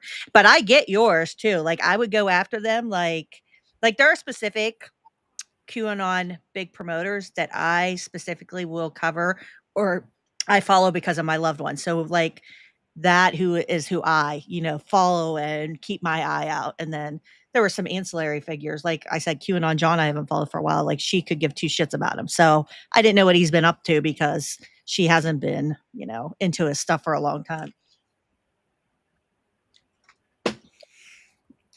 Now some other ones, I have a big grudge against them. And it is painful, like when I hear stories from other formers, even if I hear it multiple times or whatever, it always just hits because, like, and I'll be upfront and honest, coming out of this shit, and it doesn't matter how deep you're in, when you come out, like, it's hard. You're raw, you're naked, you're bruised, you're covered in scars. You are just this empty vessel. And I think a lot of people realize that, and they make a split-second decision: do I want that pain, or am I gonna go with the methadone, or am I gonna stay on the heroin? And it is hard, but no matter how bad that pain is, no matter how long it lasts, you're not alone. Number one, there are so many people that you can reach out to, and so many different groups. And my cat, as you could see in the background, she'll help you. But there's more resources for people now, and that pain is worth it. It's the pain, all that torment, all that hell you go through coming out. It's worth it. Sassy, what was the group? Was it Life After Hate, correct? That was the one that helped you a lot when you got out? Yeah. I'll post that there too. So when I actually first had started, talking to Karma and Poker and Mike, I didn't know who to follow, like it's confusing. Like you don't know who to trust. You don't know who's telling you the truth. And so the Twitter account that I have is actually my second account since I left the QAnon world. And the first one that I had, like it obviously, like the moderation was a lot better. The algorithm was a lot better than it is today. But it actually, and once I started like kind of following people like, Will Summer and, the the people you think of when you think about QAnon debunking. Yes. You know, like the QAA guys, Mm-hmm. you know, all them. I actually at first had followed Jim Stewartson Oh boy. because I didn't know any better. Yeah, right. That's not your fault. It's just like No, he was My out God, there and QAnon pops up. I was going to say that when you were saying you don't know who to trust. I was going to yeah, say, yeah, you could fall under stewing on. yes, exactly. It's really actually a testament to how easily I was able to spot bullshit. That's great. Because I followed him for about a week, and Oh, only a week. Boy, you yeah, were good. and I remember reading like some of the things that he was posting, and do you recall when he posted that like video, that like I am prayer that Yes. Flynn did? Yeah. Oh Yep. dear God, So he still shares that. yeah, but like initially when he posted it, Yes. and he Uh-huh. had like 20 tweets attached to it or something, like the Yeah. original post. And I remember like reading all of it and being like, this isn't true. Like Flynn is not Q. Right? I know for a fact, like I've had multiple conversations with him. Um, you know, he truly does believe that Q is bullshit. You know, he openly told us in a voice chat one day before, like, you know, everybody had come back on Twitter, but he grifted off of it. Like Right? you know, he was going through legal trouble and he needed a big community to support him, and boy, he got it. And even like some of the things that he was saying in that tweet thread were like, just like, wait, that didn't happen. Like I was there, you know, like, Mm-hmm. and then I remember questioning him about it and him Oh saying, boy, you like, questioned him? Uh-oh. I did. And I remember I was just like, well, what made you come to the conclusion that, you know, Flynn is Q? I was like, I'm quite curious because this information doesn't seem to be lining up for me. And he's like, who do you think you are? Like, who the fuck Uh-huh. do you think you are? You know, I've been looking into this for X many amount of months. And I'm like, I was a QAnon follower. I was I was there, you know, and he excuse me. blocked me. Yeah. And I'm Typical. I'm like, not surprised. yeah. I And wish I'm I could like, say I was surprised, but you challenged him yeah. And having with that direct with knowledge. more information and better information and Yeah. factual, and he doesn't like that. Yeah. And ever since then, I'm like, okay, I think I know what I'm doing, sort of like, Well, that's good though that you were able to spot that though, right? yeah, Because that shows that you had discernment right there to know, wait a second, you know, and you were still pretty fresh, right? yeah. That was probably like, I mean, like I didn't really do anything for that like first like 5 or 6 months besides talk in that group chat with them. I didn't post, I didn't follow anybody besides them. But once I started feeling more comfortable in my, you know, independence and my you know, walking away from everything, I started following people who I could go back to the beginning and, you know, kind of trace where I went wrong. Yeah. And that's what a lot of that like first like year or two was for me. But yeah, Jim Stewartson was, because like I think I looked for like disinformation or like a general search or Yeah. whatever, you know, and ended up following a bunch of people. Um, but and every time like I see like I think if he had just left it with that initial tweet like of the prayer and connecting it to that original prayer or whatever, I might have bought into it. But like with like the crazy thread that occurred, I just I couldn't, you know, like there was no way I could like let it just be, because I wasn't like defending the movement or defending Flynn or anything. It was just like that's just a lie. Like why would Yeah, you you're lie? like, "Wait, that's not right. That's not Yeah, true. That's not what happened. I know. I was in the room where it happened, so to speak, to yeah, quote the Hamilton musical. You were in the room." Yeah, that's kind of what Jim does. He'll take something that, like that it is actually a derivative speech that he used, the invocation prayer, whatever you want to call it. Like mhm, he did derive that from her work, but then he'll use that one little factoid to spin this, whole garment of lies out of this one little true factoid. And he sucks a lot of people in that way. And then, Mm-hmm.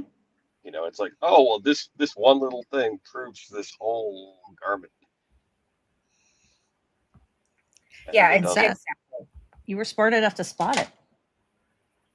So bravo to you, because there are people who are not coming out of conspiracy theories who buy it hook, line, and sinker.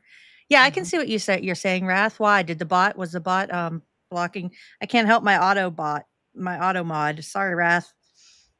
Flynn himself has been posting long ass screeds about, yeah, he really has, but he hasn't gone so far to denounce Trump. He like keeps saying that like nobody but me, supports you. Yeah, like, oh. My auto mod blocked for saying motherfucker. I will tell it that you're allowed to swear, Wrath. I'll allow that word.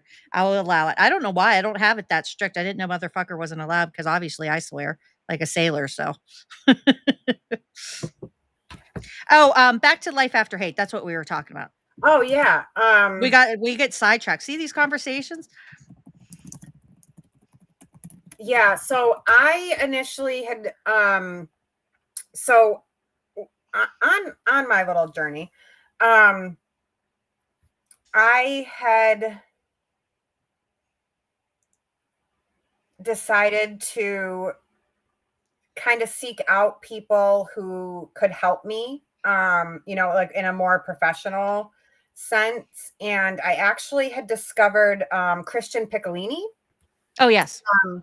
And I don't know if everybody's familiar with him, but he was a neo-Nazi and in the white supremacist movement for a long time before he left. And now he's kind of like semi-retired now, but when I discovered him, he was, still counseling people to get out of the white supremacist movement. He's written a couple books. He's had a documentary done that's actually, you can find it on Peacock.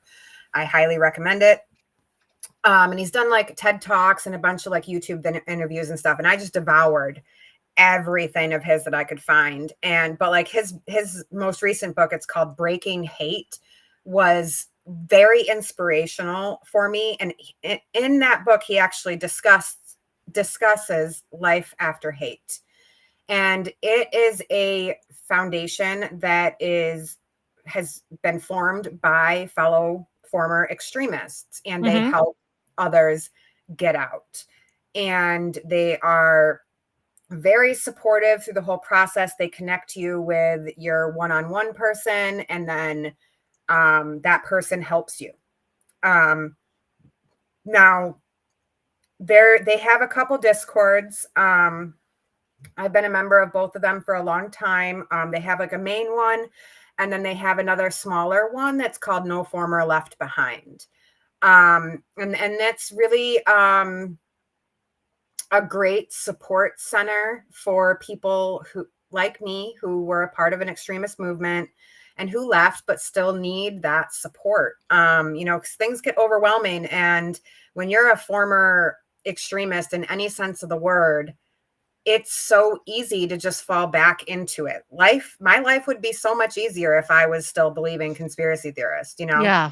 conspiracy theories. I would just be living in this unreality. Granted, I'd be probably significantly more radicalized by now, but instead of facing the hard and painful things that are actually occurring in reality, it would be super easy to just fall back into it. And that's what these support groups like Life After Hate, and then Scott's group, Hands of Air, Yes. which is also SEPI, is super helpful for people like me and people like all formers. It's not, neither one of them would ever tell you, oh, you believed in QAnon, you don't belong here. This is for white nationalists exiting only. Like, neither one of them would say that. It doesn't matter what kind of, extremism you believed in, they'll be there for you and support you. And sometimes it gets incredibly overwhelming, even if you've been out for 4 years, 6 years, 10 years, and sometimes you just need to talk to people who understand.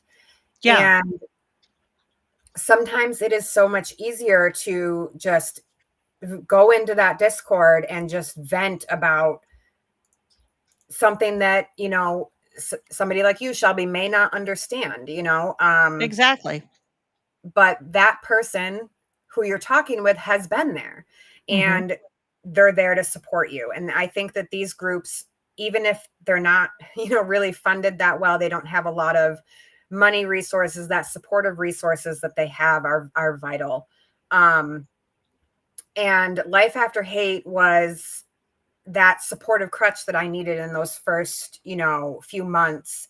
And I will always stand them. As long as they're around, I really credit my one-on-one person's help with a lot of being able to figure out what is true and what's not, and how Yeah. to cope with things. So I recommend them all the time. It's one of the groups that I support.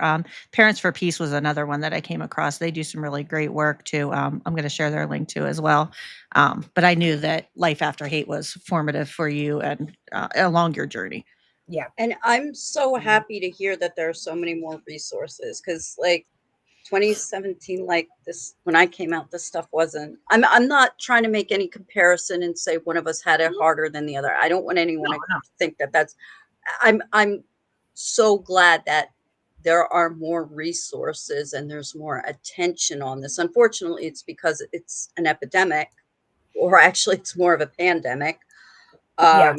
And I'm so glad that there are more resources for people, because, man, being socially, emotionally, and mentally isolated, and being in this world, and then coming out socially, mentally, and emotionally isolated, but for me, I think that was one of the things that helped me get out easier, is I didn't have any friends that were in the circle. But it's still, it's such a hard thing to come out of. But it is a hero's journey. It really is. You want to feel special, ditch the conspiracy theories and go on the real hero's journey.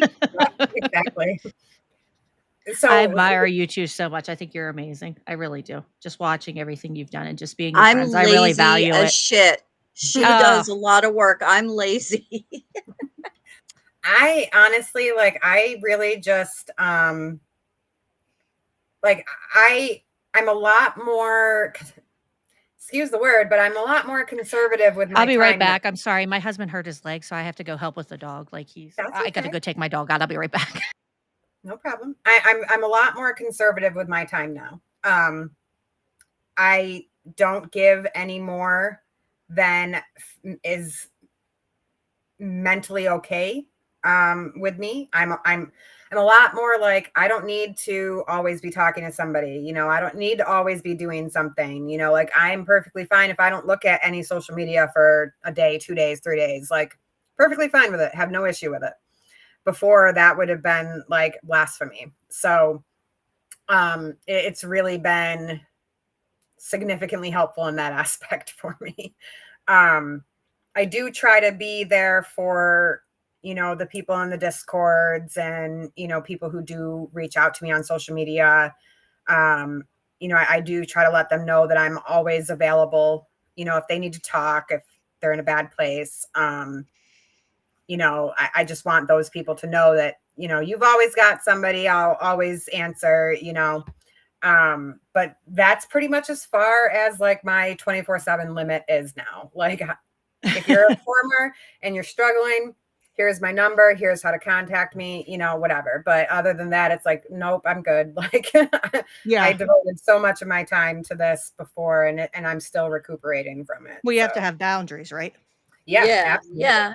And it's easier to set boundaries Hmm. once you're in recovery. I was having a panic attack over something today we discussed before we went live, and I set boundaries, and I've been panicky all day over this one little thing. Because you set But those boundaries. yeah, but I set the boundaries, and it was really like, you know but those are little things. And I think every it could be something like sometimes I'm not even kidding you. I'll tell my husband like, "Hey, I'm so proud of myself, like because I like put the toilet paper on the roll instead of just setting it on top of the little spinny thing." Like even little tiny things when you're in any kind of recovery, Yeah. whether you're quitting smoking, quitting caffeine, quitting drugs, quitting conspiracy theories, every little thing, every little change is a big one. It really is just all those little moments.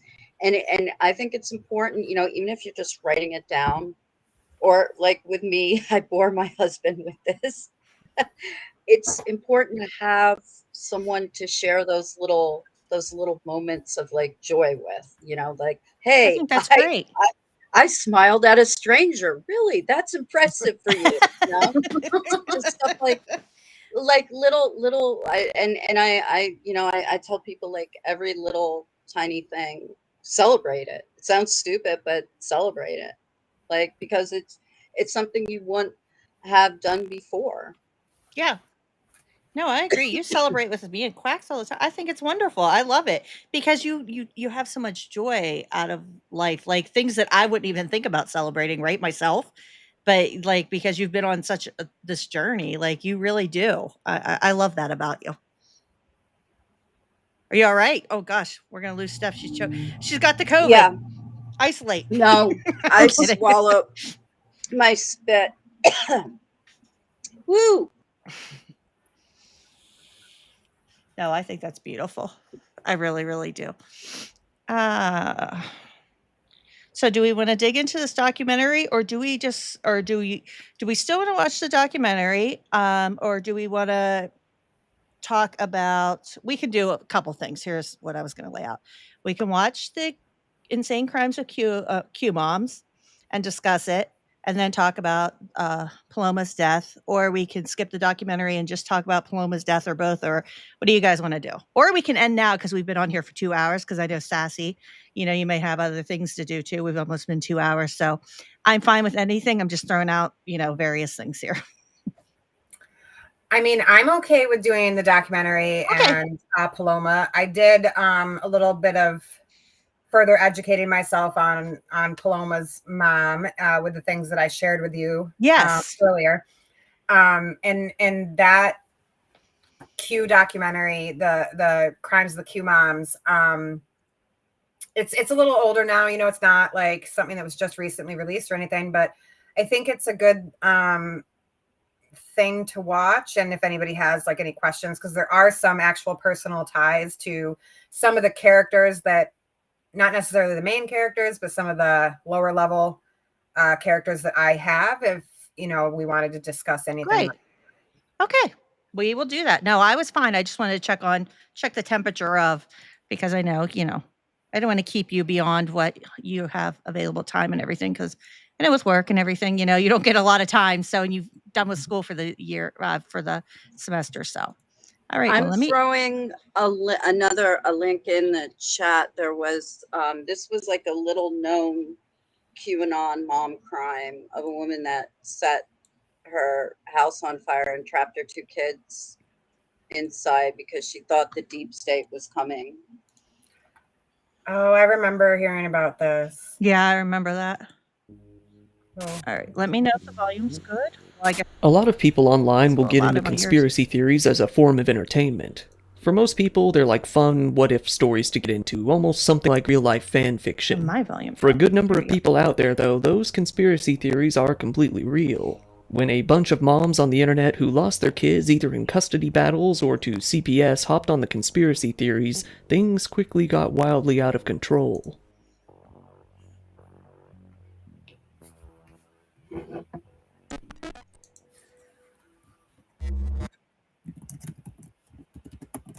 With as big of a hot button as Q is on the internet, with various forms of social media and even YouTube itself trying to ban even negative discussions of the group, I'm going to have to use some workarounds to even discuss it. As you know, the first word of the group is Q and the second word is anon. Saying them together might get you flagged or even striked. So I'm just going to refer to the group as either Q or the Q movement throughout this video.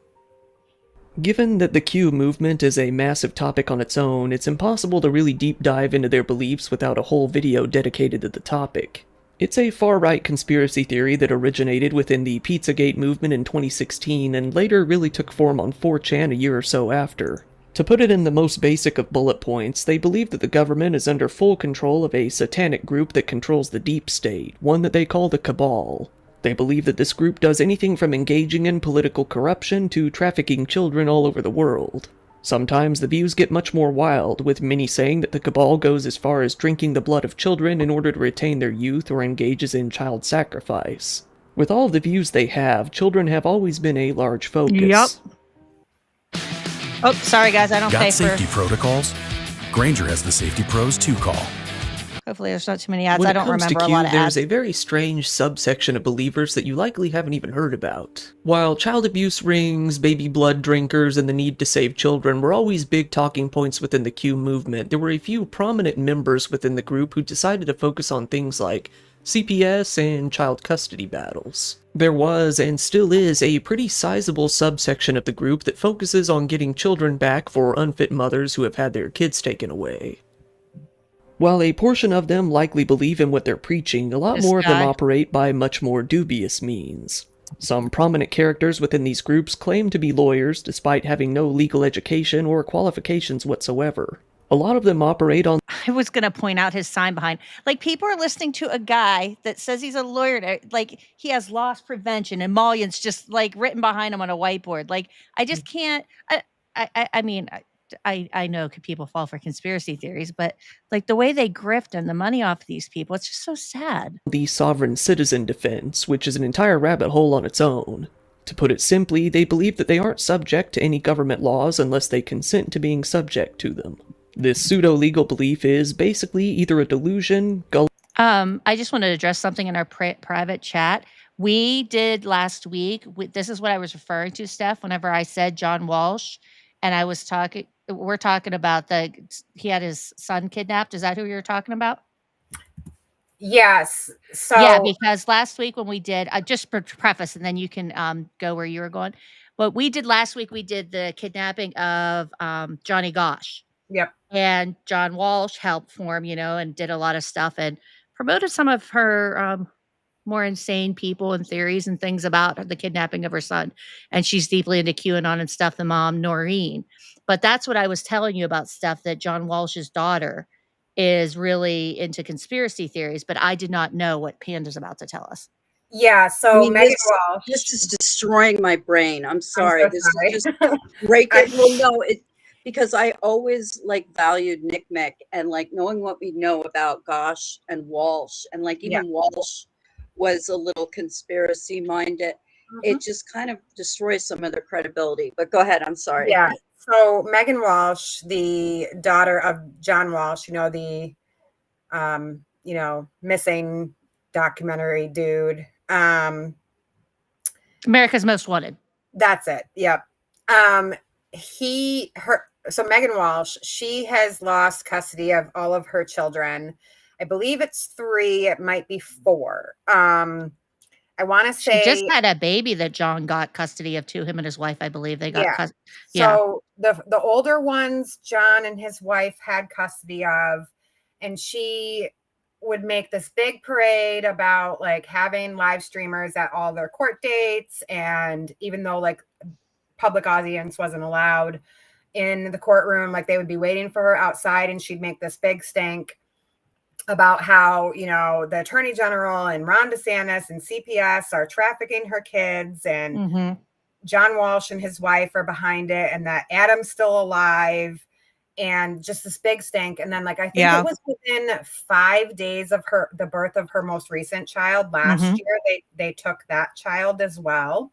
Yes. And John and his wife just recently got custody of that child too. Now, what Megan will peddle on her Twitter page is, a bunch of these QAnon laced CPS conspiracies. And the reason that I became aware of it was actually 2 people that I used to be rather close with are kind of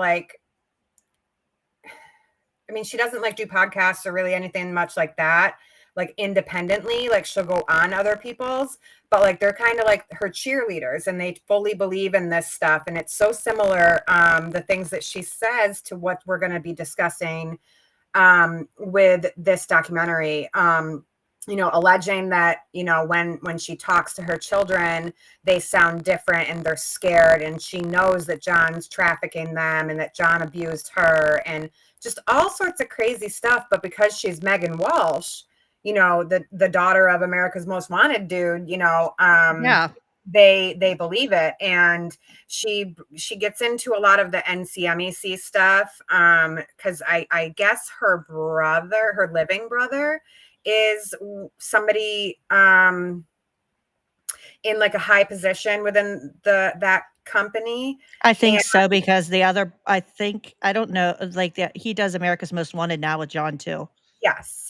And they allege, like, at one point she alleged that Hunter Biden and her brother were trafficking her children. Oh my goodness. Yeah, I heard it's she was really out, like, into conspiracy theories. I didn't know how deep, because we were focused on another topic last week, right? So that was just like a little tiny piece. That would have been another rabbit hole if I fell down that one. yeah, Like, like she's wow. convinced hundreds of people that her brother Adam, the one that was killed, is Yes. still alive and has contacted her. And like people will like claim that Adam's like this person or this celebrity or that celebrity, and it's That's just so sad.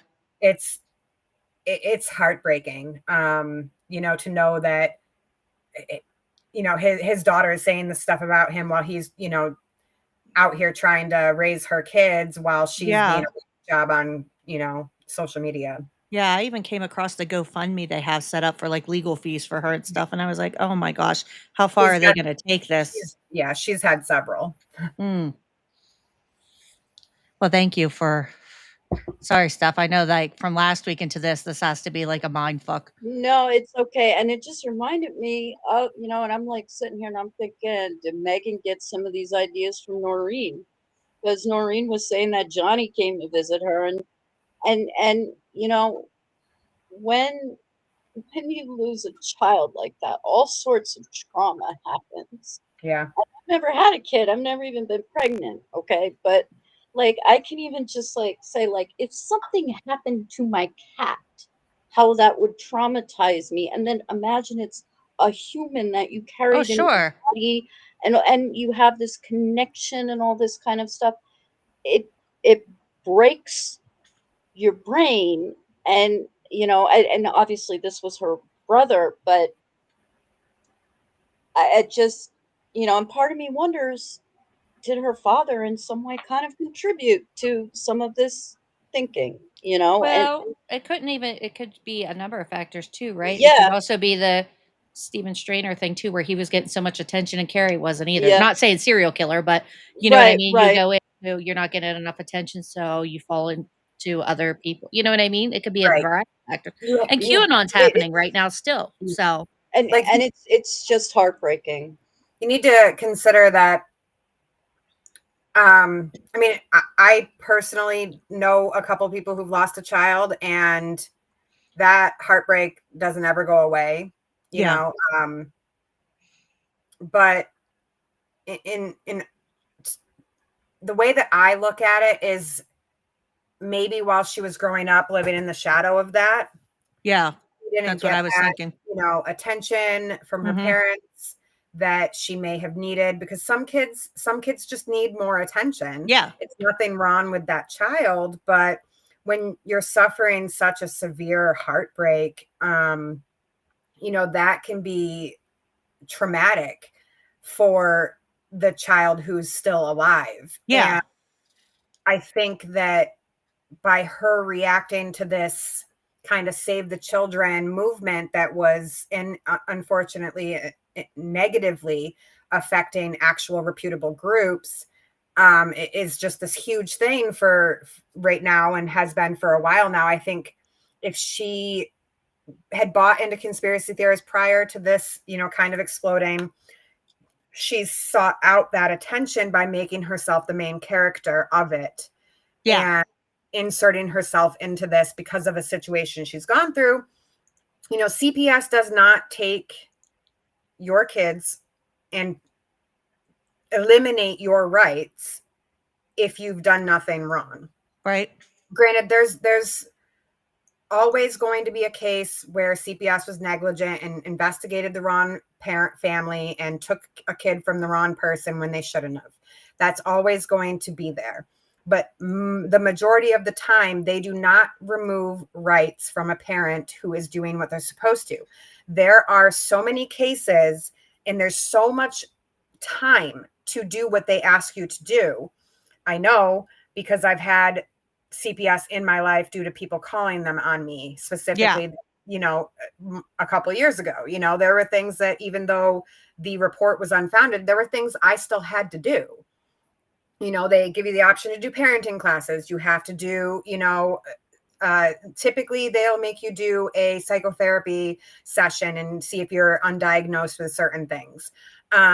They also make you do extended parenting classes or anger management. And there's all sorts of steps, and it can be as long as 2 years of this process. Sure. And if you haven't completed those things, or you keep doing the behavior that has contributed to you losing your children in the first place, they are going to remove those rights. So people need to be hyper aware of that when they're encountering these things, because CPS doesn't just come in and 3 weeks later, your rights are gone. You have a prolonged amount of time to correct it and get your kids back. Their ultimate goal is to keep families together, because I was a counselor and I worked.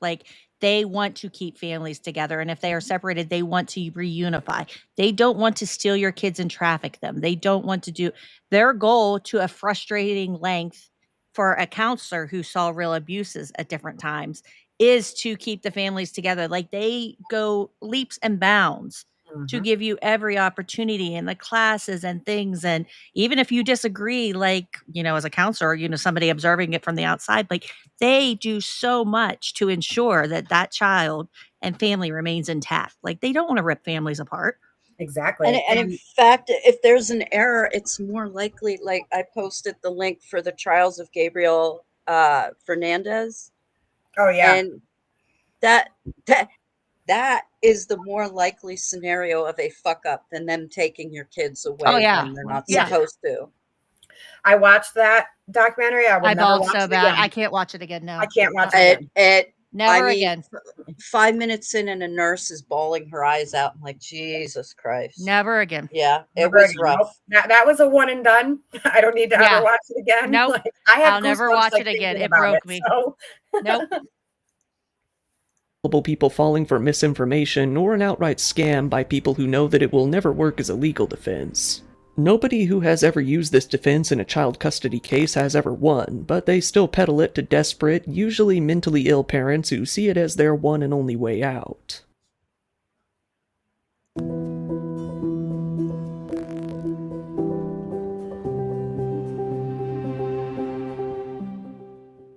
One of these unfit mothers went by the name of Cynthia Absug. Cynthia had a son who, by the time he was 7 years old, she claimed had been suffering from a myriad of health problems. She said that he had experienced everything from seizures to heart problems over the years, never actually being able to cite what his specific disorder was. Eventually, she came to tell those who knew her that her son was suffering from a brain tumor and that he was dying. She would parade him around to friends and on social media as her poor, sick child, but the reality is that the boy was fine. Once this was discovered, the authorities were called. In May of 2019, the police found that Cynthia, quote, subjected her son to medical child abuse, commonly known as Munchausen syndrome by proxy. Her son was taken from her custody and placed into a foster home, where it has been said that he was doing much better. As soon as he was removed from Cynthia's care, all of his supposed symptoms vanished in an instant. Now he lives more or less a normal life, free from his mom's exploitation. Cynthia flew into a panic. In a spell of what she called extreme anxiety, she took to the internet and social media in order to find out how to get her son back. Sam, humanity is still in danger. She ended up coming across a group online that claimed to be reforming the family court system. It seemed like a promising way to get her kid back. After all, if the entire system were to change, who's to say that she wouldn't benefit? She decided to go deeper down the rabbit hole and eventually reach out herself. One of the men she came across online was a minor online celebrity named Field McConnell. Now a man in his Field 70s, McConnell, this Field was a son of a former bitch. Navy pilot turned major player in the conspiracy theorist scene. Field started out being mainly interested in 9/11 conspiracies, losing his career at Northwest Airlines after he refused to take part in a routine, mandatory neurological exam. He adamantly refused to do so, all the while alleging that Boeing was rigging their planes to explode in order to facilitate more 9/11-style attacks. Field then engaged in a series of frivolous lawsuits that he never saw any benefit from. While most people who knew him felt that he was either losing his mind in his old age or was being manipulated, he was able to garner a pretty loyal group of followers online. Going by the name Able Danger, he garnered quite a bit of respect within the conspiracy scene. Gradually, though, Field grew bored with the 9/11 conspiracies. Once Q came along, he gradually went down that path instead. Growing obsessed with the idea of the government sex trafficking networks, he grew particularly interested in the idea that CPS agents were being used to kidnap kids.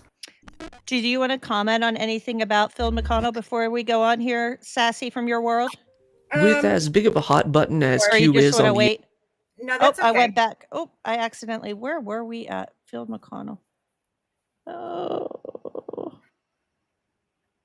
Whoop, were we further? Nope, back. Just There at- we go. Just at that Okay. flag. There we yeah, go. so Field McConnell and Timothy Holmseth are two pretty out there characters. Like Field McConnell, him, I don't know too much about personally, but I know that Timothy Holmseth and him would fight often and quite loudly. A group that I was friends with before I got involved with the Punisher, they would kind of contest everything that Holmseth would come up with, and there were specific accounts that were designated just to like pushing back on the things that he would say. But, so were they pro Phil McConnell, or they just didn't like the stuff the other guy was saying? Oh, a little bit of both. Oh, okay. You know, they would buy into more of Field McConnell's stuff than they would Timothy Holmseth. But there are offsets of groups within each kind of person that like are heavily loyal to the things that they would say. Like, I can't remember which one of them, whether it was McConnell or Holmseth, but one of them had like a web page or something, and like there was like a significant group of people who would post all of the things that person was saying, like they were, you know, God's gospel.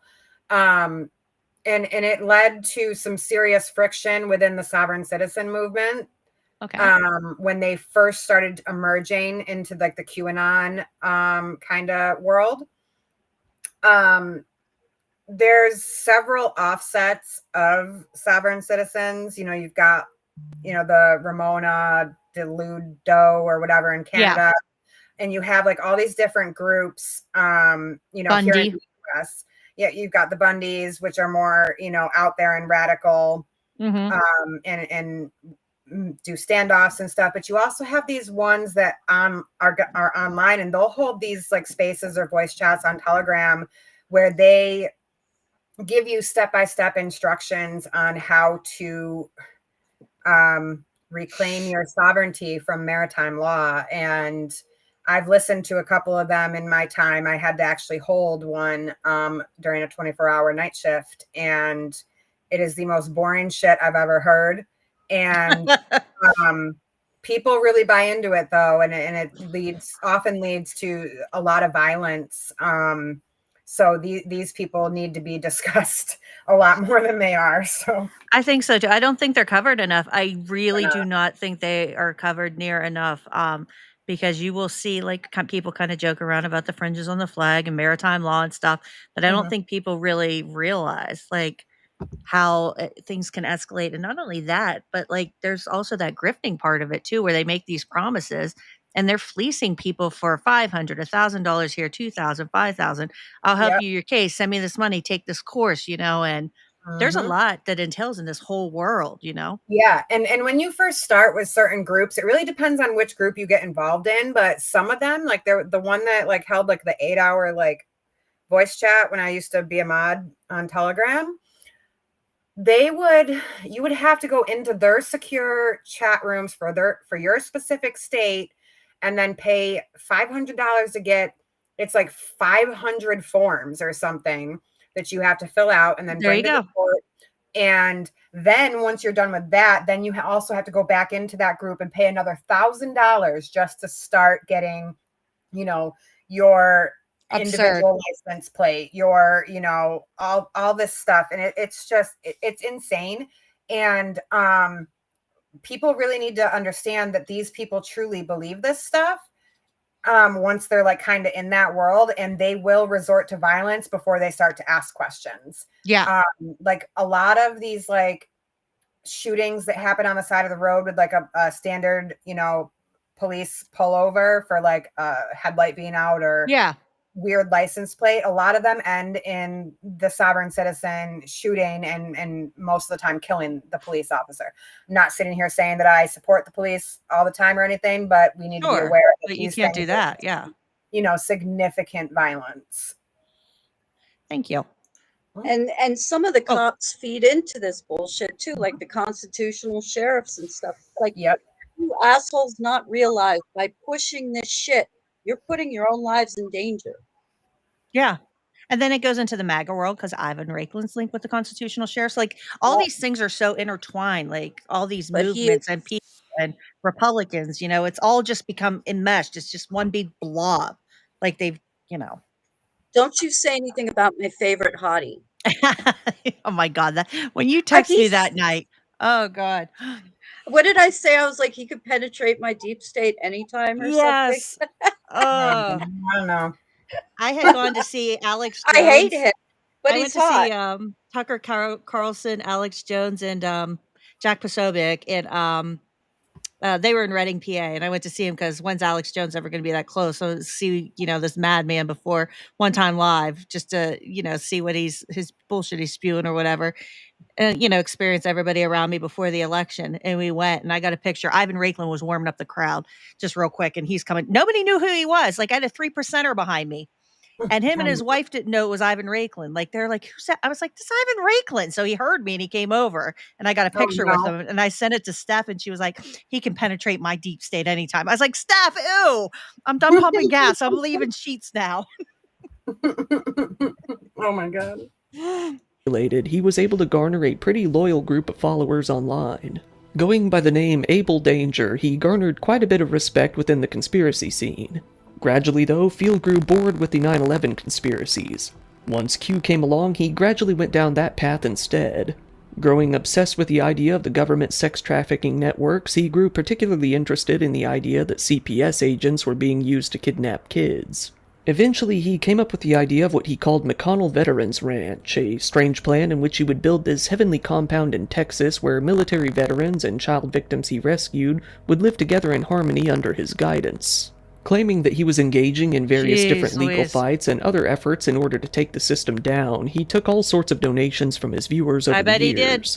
One of the pseudo-legal law firms that he made connections with was one that called themselves E-Claws. They were one of the fringe groups that clinged on to the idea of sovereign citizenship. The men who ran E-Claws, Kirk Pendergrass and his partner Christopher Hallett, had developed quite close ties with Q believers who believed that CPS agents were stealing children and trafficking them. In long, rambling live streams and videos on YouTube, most of which have now been deleted, Field and the members of E-Claws would speak out about how the mothers who had their children taken away by CPS were nothing more than victims of the deep state, all while raking in donations from their viewers who agreed and supported their cause. Cynthia Absug ate these videos up, feeling that it described her cause perfectly. Still denying that she had Munchausen syndrome, she was able to convince some of her friends and family of the conspiracy as well. One of her family members ended up making a GoFundMe page for her, saying that they needed to hire a lawyer to get Cynthia's son back, still asserting that he suffered from seizures and various neurological disorders. It even said that the authorities made up the Munchausen talking point, in their words, to justify the unjustified removal of children. Cynthia began appearing on various Q-themed shows and streams over time, becoming somewhat of a well-known figure in the circuit as well. She mainly spoke about child sex trafficking in Colorado's child welfare system while using her own story as evidence. Her story really resonated with other moms, especially moms in the same predicament. She told them that their kids were likely being used by either the cabal or Hollywood as either objects of sexual abuse or blood sacrifices in satanic rituals.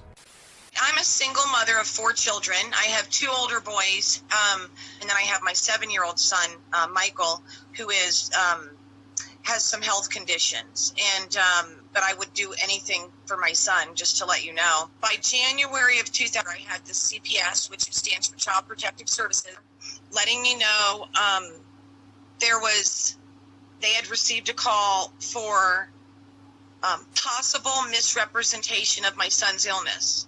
You know, as being a mom, not knowing the Child Protective Services in some areas is a front for child trafficking and has child trafficking rings in certain areas, I did not know that was, I didn't know what to look out for. So sad. So that's the Munchausen syndrome by proxy on another or fictitious disorder is what they're accusing me of now.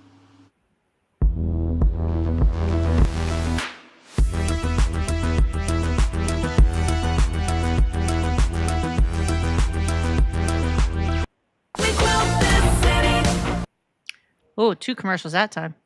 It's not a bad toilet paper. Do you want to say hi? Oh, we got a kitty. Yep. My cat only comes to me. After a short period of whenever it time, wants Cynthia caught the attention. attention of When I Field pick her up, McConnell, she's like, E-Claws, and not what they right were now. calling Children's Crusade. Field even spoke to Cynthia directly on an episode of his show in August of 2019, urging her not to get a Thinks he's lawyer to always fight for showing her off. son. Instead, he insisted that he would report directly to Donald and Melania Trump on the case and that everything would be settled. No. You're not going to need attorneys are not. They're not the solution. They're the problem. I will get all your information where it needs to go, which is Trump, via the federal protection people that are working with Timothy Charles Homseth, and via the Pentagon pedophile task force. And that stuff, if it has enough sizzle, and yours certainly does, in my estimate, If it has enough it'll sizzle. get to Trump and Melania. Oh my And they're gosh, not going to allow Sassy. this to continue. Do you mind if we calm down a little bit and I read you Psalm 91? He's my little buddy. No, please do. That'd be great. I didn't mean to get so excited, but it's just a tough subject. While it is almost certain that Field I remember the first time I watched. Oh, your cat is. Oh my God, Sassy! I cannot take how cute. What's their name? His name's Draco. Draco. I couldn't remember. I could not remember. I Yeah, he remember the got first time I watched this. That part pissed me off so bad because the promise and hope, and then her believing because Yeah. she's sick, right? She has a mental disorder. Like Yeah, you can she think has- it's horrible yeah. what she did to her kid. Yeah, But she that has is a mental, Munchausen. she has a disorder, right? Yeah, Munchausen by Munchausen proxy. by proxy, and that's particularly devastating. So, I mean, obviously, it was safer for the kids to be removed, but ultimately, we know where this leads with this specific case. Yeah. But And you know, watching him pray on her and be like, yeah, I have connections to Yeah. Donald Trump and you have enough sizzle in your case. Let us pray. Like, it's so predatory. And I remember is. that pissed me off, like the way. Like, I loathe this man. Is he dead? Is he And- still alive? I think he's still alive, but I'm not Ugh. 100% sure. But one of the things that I wanted to say is like, whether you are a doctor or a social worker, you don't even need a degree in any related field to know the fact that a mother that has Munchausen by proxy, who is making their child sick, death is going to come. We saw in the case of Gypsy Rose. And look, I'm not saying murder is right, but pretty much everybody united on the fact, even Gypsy Rose's grandparents threw the mom's ashes in the toilet. Yep. Someone is going to die. It's either going to be the child or, hey, that was Gypsy Rose's only way out. She Yep. did her time. She was remorseful for what she did, but she knew that was her only way out. And now, thankfully, there's not as much media attention on her, and she's allowed to live her life however she wants. I'm glad all that media attention is kind of off of her now, or at least I'm not seeing as much of it. But when you deal with someone who has this, whether you believe that they have it or not, that should be a moment for you to step back. And at the very least, you could say, I'm not touching this. But that wouldn't pay his bills. Well, we know how this case Yeah. ended. I know. So tragic. had no contact with Donald Trump or his family, and that, even if he did, a random child custody case wouldn't have been a priority, Cynthia didn't care. She wholeheartedly believed him. Eventually, Field decided to send a man named Ryan Wilson, a Q member from Arkansas, out to protect Cynthia, saying that the deep state would now be on a mission to destroy her. The idea that one random man from Arkansas could protect her from the wrath of an evil organization that even the whole US military was under the rule of seemed a bit unrealistic, but Cynthia hung on to his every word.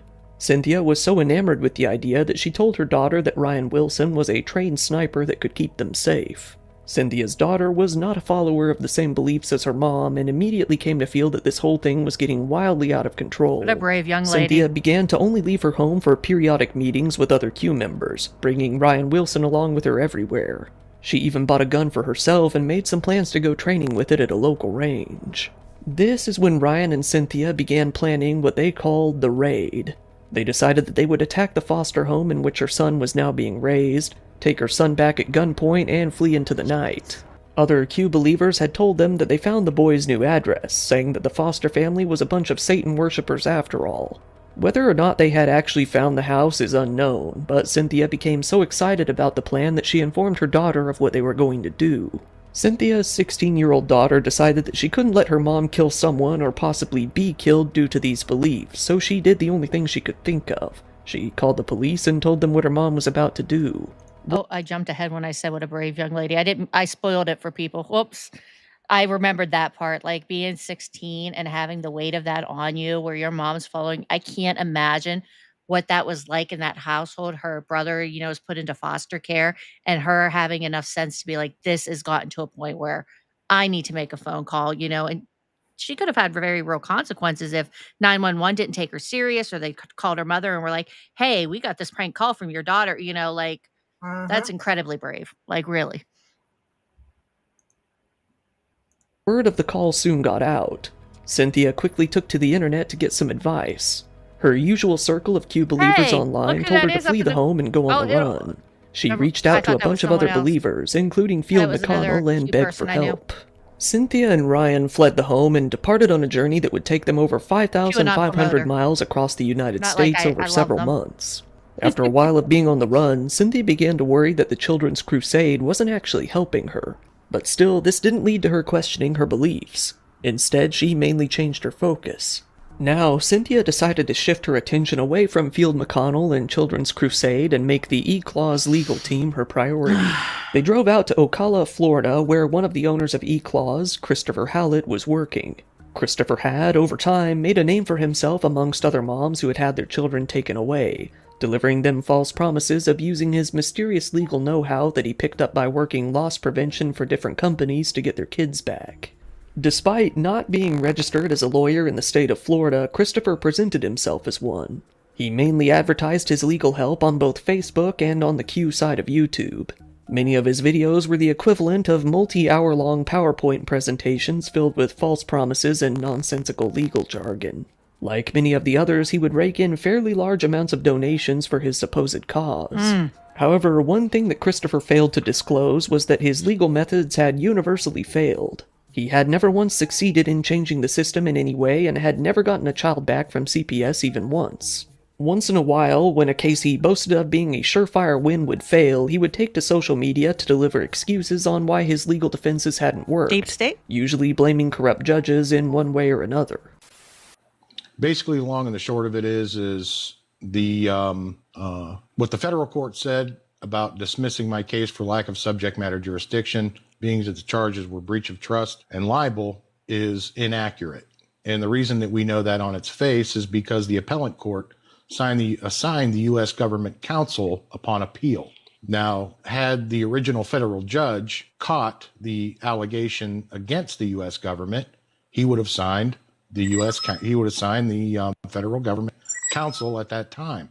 So that's proof on its face that the original judge's assessment was inaccurate.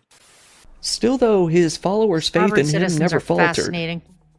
Cynthia soon arrived at Christopher's door in Florida, begging him to help out with her case, convinced that he was the man that would make all of this go away. She stayed with him for a little while, hoping that he would come up with some miracle method in order to win her case. However, after waiting a while, she came to realize that, much like Children's Crusade, Christopher wasn't really making any headway at all in her case, or really accomplishing anything. He was all talk.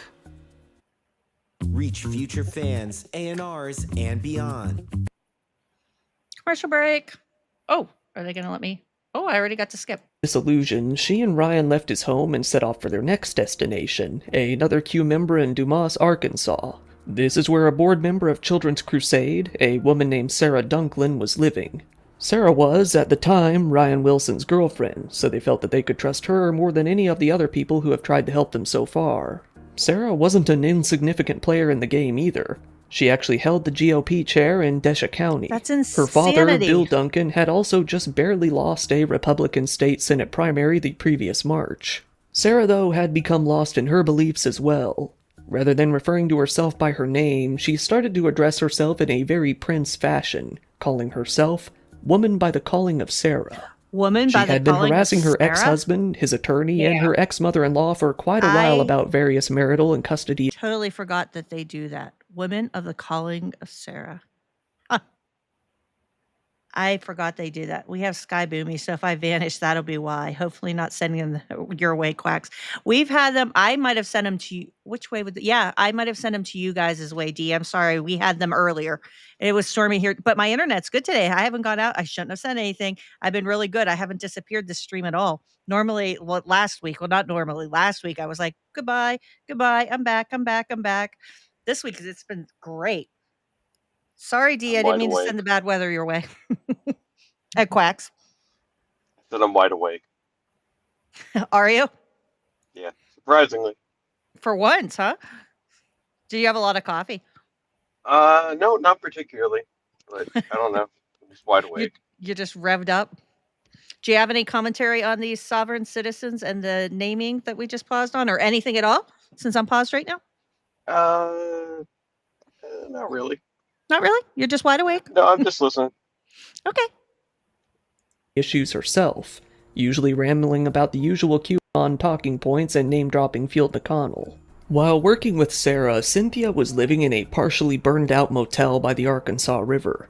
After a few weeks, she began to lose faith in Sarah as well. She began to feel that all of the members of Children's Crusade were doing nothing but stringing her along. They were. Cynthia began to hear of FBI raids at previous locations she had stayed, slowly coming to realize that the feds were on her trail and it was only a matter of time before she would be caught. All the while, none of the people she had contacted had actually been able to help out her cause in any way. Still though, her belief in Q didn't waver. Instead, she decided to, once again, hit the road to meet another contact, this time in Kalispell, Montana. However, little did Cynthia know, the FBI had closed in on her location. They were a lot closer to catching her than she had assumed. After being on the run for a bit over 3 months, the FBI caught up to Cynthia in a car in Montana, arresting her on the spot and ending her long journey in which she accomplished absolutely nothing. Cynthia was looking at a felony charge, conspiracy to commit a kidnapping. She tried to file a petition for habeas corpus using some of the sovereign citizen lingo she had picked up along her journey, but the judge shot it down, calling it frivolous. Cynthia made her first appearance in a hearing months later in August, in which her bail was set at $250,000, an amount that she had no hope of paying. The district attorney said, Miss Absug's son was lawfully removed from her custody in order to protect him from imminent danger. There's no telling what may have happened to that little boy if the kidnapping plot had succeeded. Yeah, that's terrifying to think of. Based on what Cynthia's daughter had presented to the police, the judge ruled that there was enough information that she could indeed stand trial on the conspiracy charge. Now, rather than just losing her son to the CPS, the decision to terminate all of her rights to her son entirely was on the table. Cynthia's defense adamantly maintained that there was no actual evidence of the kidnapping plot and that everything had been made up by her daughter. However, both Cynthia's daughter and her adult son decided to testify against their mother in court about what she had been saying and about how dangerous her beliefs had really been getting. In addition, 2 different doctors were also brought into the trial to testify that her son that had been taken away had shown 0 signs of the conditions that Cynthia claimed him to have. Cynthia herself continued to spout her beliefs, saying that social workers were getting paid millions underneath the table to take children from loving parents like her and deliver them to the cabal. Do you know, I wish I don't wish that was true, but, like, if they knew what social workers are paid, how they live, like, it is not a well-paid field. Like, that conspiracy theory right there could be blown out of the water, like, millions of dollars, like, no way. You are They don't lucky even that make as you're much as living teachers. above poverty level getting paid as a social worker, like, Yeah, honestly. they make less than teachers. Yeah. That's why I was like, "What? And Millions of they dollars? What and world they am work I in? What like world?" some days they work like 12, 16 hours. Oh, yeah, the caseload's insane. Like, yeah. That's why they need to abduct children, right? Yeah, to get the millions. Yep. Said that she was only trying to help her son in the end. The judge simply reprimanded her for a clear lack of remorse or any sense of wrongdoing. Eventually, the jury came to a verdict and it was time for the judge to deliver. Cynthia was indeed found guilty on a charge of conspiracy to commit second-degree kidnapping and also a new charge of child abuse after the testimony of the doctors brought a lot to light. Oh boy. Surprisingly though, despite her plans, her dangerous beliefs, and her time on the run, she was hit with a very light sentence. She was sentenced to 60 days in jail and 2 years of supervised probation. That part pissed me Cynthia's off. son's foster mother was really displeased with Me too. I was kind of surprised that it was just 60 days. Like, she was going to shoot up some random person's house. Like, they never found out if it really was the location of where the child was being kept. Like, all of these plans and everything she was doing and to kidnap her child, like, that is really reckless and dangerous. Mm-hmm.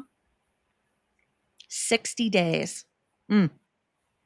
sentence. As it came to be known during the trial, she and her family were forced to go under police protection for all of the months that she was on the run, and even afterwards, being forced to live in a hotel the entire time. Believing that she was still living in danger due to what Cynthia was spreading about her online, she said, "I don't think 60 days will come close to dealing with what we have to deal with." No. Amazing.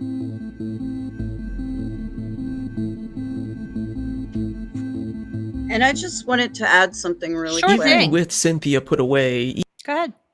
When stuff like this happens, I understand that judges have to be able to do their job without fear of reprisals and stuff like that. But when you sentence someone to something this week, this week of a thing, and she should have been in some special facility that was treating her too, not just jail, okay? Yeah, if And only they not had just more jails that were mental health facilities as well. and I think the Like, for treating judge, them. yeah, I think the judge that sentenced her, he should suffer some kind of for this, for this massive fuck up. You're supposed to be the legal expert, and this is what you do. Yeah. Huh? It's a joke. You didn't help anyone, and she came out more feverish than when she went in. Like some of these judges, there should be some fallout on them when they do this kind of shit. I'm sorry, that kind of shit just pisses me off. I know. They could have sentenced her to the 60 days in a mental health facility, and that probably would have started getting the ball running on extricating herself instead of her doubling down and just continuing this type of behavior once she was released. Unfortunately, that's not the way they went, but it's like looking at all the J6ers. They went into jail, prison, whatever, thought they were going to be there for X many amount of years, months, whatever. And now a lot of them are doubling down on their behavior and what they want to see. Yeah. If they don't, if you don't have consequences for your actions, why would you change your behavior? Exactly. And if you have, a slap on the wrist for something, super dangerous, like attempted kidnapping, you're going to think that you can get away with it and just get another slap on the wrist if you do something else similar or worse. It's the complete opposite of what criminal justice is supposed to stand for. You don't want, repeated offenses. And no, that was a purely punitive punishment. It was like, here, we'll just do 60 days and I'll wipe my hands with it. Yeah, Like, and it's just it's like, oh, here's your law degree. You're a judge. Now you're out of fucking touch with the real world. Like we need to pull some of these people back down to earth. I don't care how many degrees you have. You have to be in touch with reality. You can't sentence a Munchausen mommy and to 60 days like that and just think, oh, and the other thing is also when you put people with a mental disorder in a jail or prison, those issues are not got the whole system. I was just getting ready to say jails and prisons actually are our largest mental health institutions. And let's also talk about what drives people to sovereign citizens. I don't know is there some kind of law out there that lawyers need to be greedy bastards who charge $500 an hour? I don't think there's a law that says that. If there is, someone please let me know. Because if I was a lawyer, I wouldn't be charging that much money. I don't care how much you had to spend on that degree. I'm just I know. So, I could tell you're fired up. That's what draws people to these types of movements is the fact that the law itself is so hard to understand that you need these specialists that can understand it for you, and then it's too expensive. Oh, you're a poor person and you're in it, like the West Memphis 3. So the whole system is not about reformation. It's not about fixing. It's punitive. It's about recidivism. It's about let's keep this person in and out of the system as much as possible and keep that money coming in. I'm sorry. Because everyone should be able to afford legal help, and she couldn't, and that's where you get this shit. Sorry. I'm sorry. You're fine. No. Capitalism. Way. I like when stuff gets riled up. I like revved up, fiery stuff. It's my favorite stuff. I like when you raise hell. Okay, I'm going to. Oh, Muggsy, hi. He forgot it was Wednesday. I'm going. That bastard. Dog out again and use the restroom real quick, but I'm going to press play before I do. E-Claws and the other pseudo-legal groups online were far from being finished. After all, the longer that they could keep these fraudulent cases coming in, the longer that they could keep the donations flowing. It didn't really matter if they never got anything done. Their audience was more than invested in their case, being hooked to the point where they were fueled by pure loyalty at this point. Much like Cynthia, a woman living in Kentucky named Neely Petrie Blanchard was getting into the Q scene herself. She had actually been deep in the game for quite a while now, with some of the only existing video of her being that of her attendance at a Trump rally in 2018. Eventually, Neely came to lose custody of her 2 daughters for reasons that have never been made entirely clear. While some comments on her personal Facebook page have asserted that she was dealing drugs, it has never been proven. All the police have said was that she had a long history of mental illness, was a self-described sovereign citizen, and made a habit of making it clear to people that she owned a gun and wasn't afraid of using it. After Neely's daughters were taken away, they weren't really taken anywhere that far. They were simply placed in custody of the girl's paternal grandmother, Susan, instead. In a court order that described Neely as extremely unstable, guardianship of her 2 7-year-old daughters was given to their grandmother for the foreseeable future. Neely didn't do much to disprove the idea that she was unstable. Instead, she took her own kids from their grandmother's house in Bowling Green, Kentucky, and refused to bring them back. While she was only supposed to have them for a day visit, she instead went on the run with them for 5 days. When she went on the run, she delivered several long, rambling letters about her beliefs to various local officials. In the letters, she used some of the usual sovereign citizen lingo popularized by E-Claws, saying that she was a sovereign citizen and staked claim on her kids. One of the terms that she used that stuck out to investigators was, "I am now not deemed dead lost at sea." She thought that this was some sort of legal gotcha move, but the police didn't really feel the same. The police eventually caught up with Neely, finding her in Dawson Springs, Kentucky with her daughters, hiding in a house with a number of other self-proclaimed sovereign citizens. She was arrested on the spot and indicted on charges of kidnapping, once again having her kids placed back into the custody of their grandmother. Neely was able to pay her bail. While released, she didn't change her mind about any of those beliefs. On the contrary, she doubled down. One of the first things she did was take an oath to her group, a group that she doesn't really specify. Make it cold. With AC Pro, anyone can recharge their car's AC. I was just going to say Like a really pro. quick. Be a pro be with stepped AC away. Pro. Now we gotta go help people customize and save hundreds with Liberty Mutual. Maybe where's the golf cart? There it is. Only pay for what you need. Liberty, liberty, liberty, liberty. I, Neely Petrie Blanchard, do solemnly swear that I will support and defend the Constitution of the United States against all enemies, foreign and domestic, that I will bear true faith and allegiance to the same, that I take this obligation freely, without any mental reservation or purpose of evasion, and that I will well and faithfully discharge the duties of the office on which I am about to enter. So help me God. Where we go one, we go all. God bless America. Neely started posting pictures of herself wearing Q t-shirts online, along with posting claims that JFK is still alive and well. However, now that she was out and free to post on social media again, she remembered that her biggest problem still hadn't been solved. She still hadn't gotten her daughters back.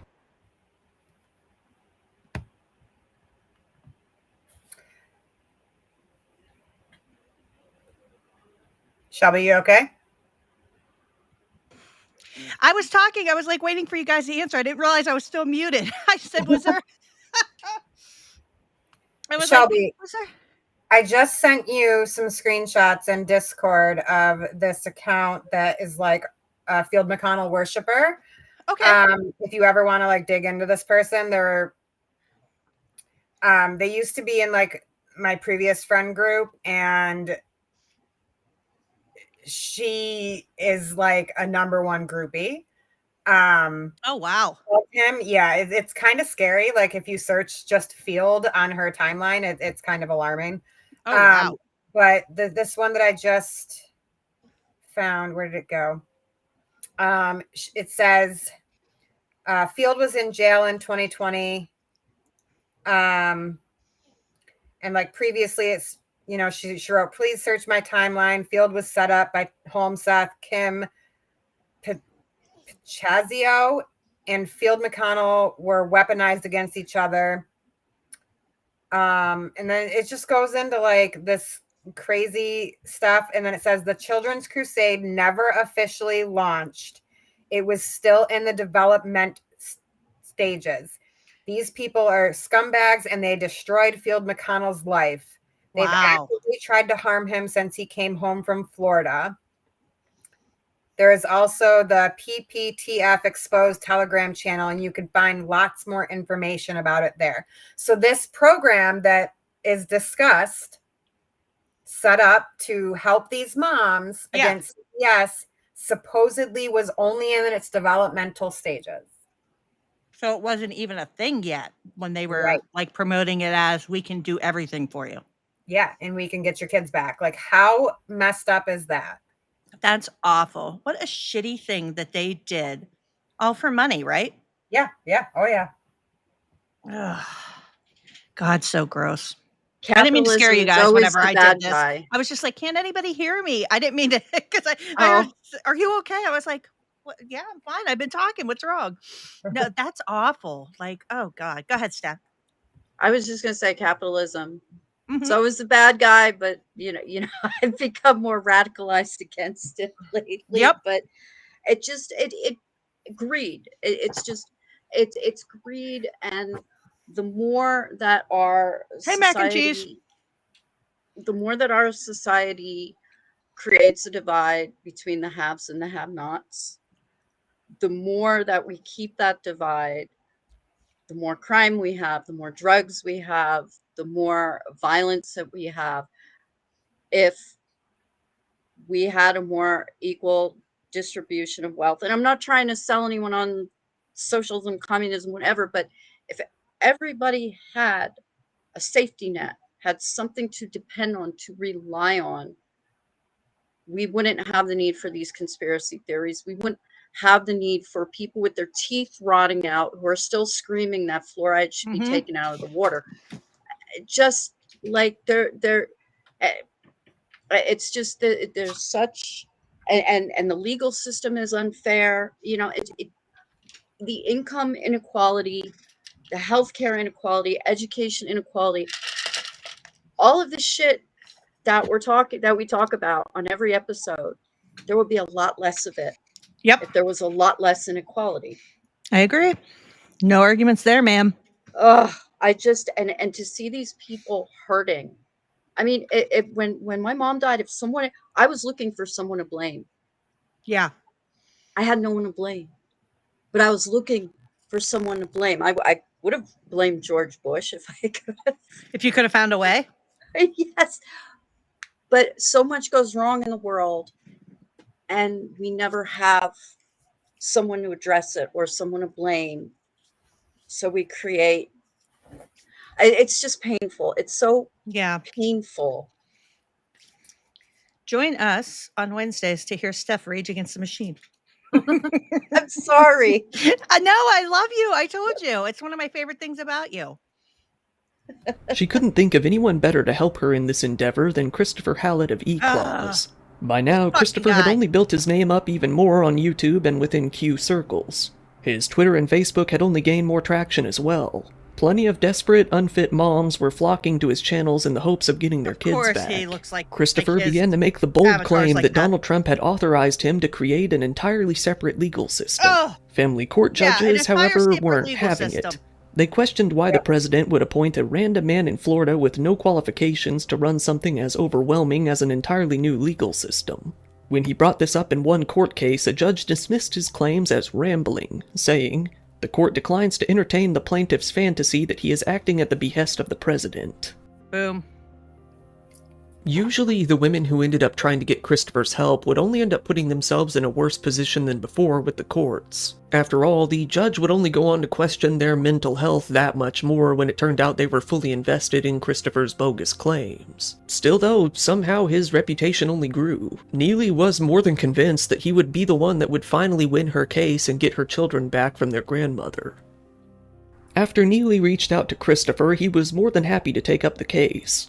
He promised that he would use his revolutionary E-Claws legal techniques to get her kids back. She was all in, completely devoting herself to the movement. She began to list herself on Facebook as an E-Claws agent.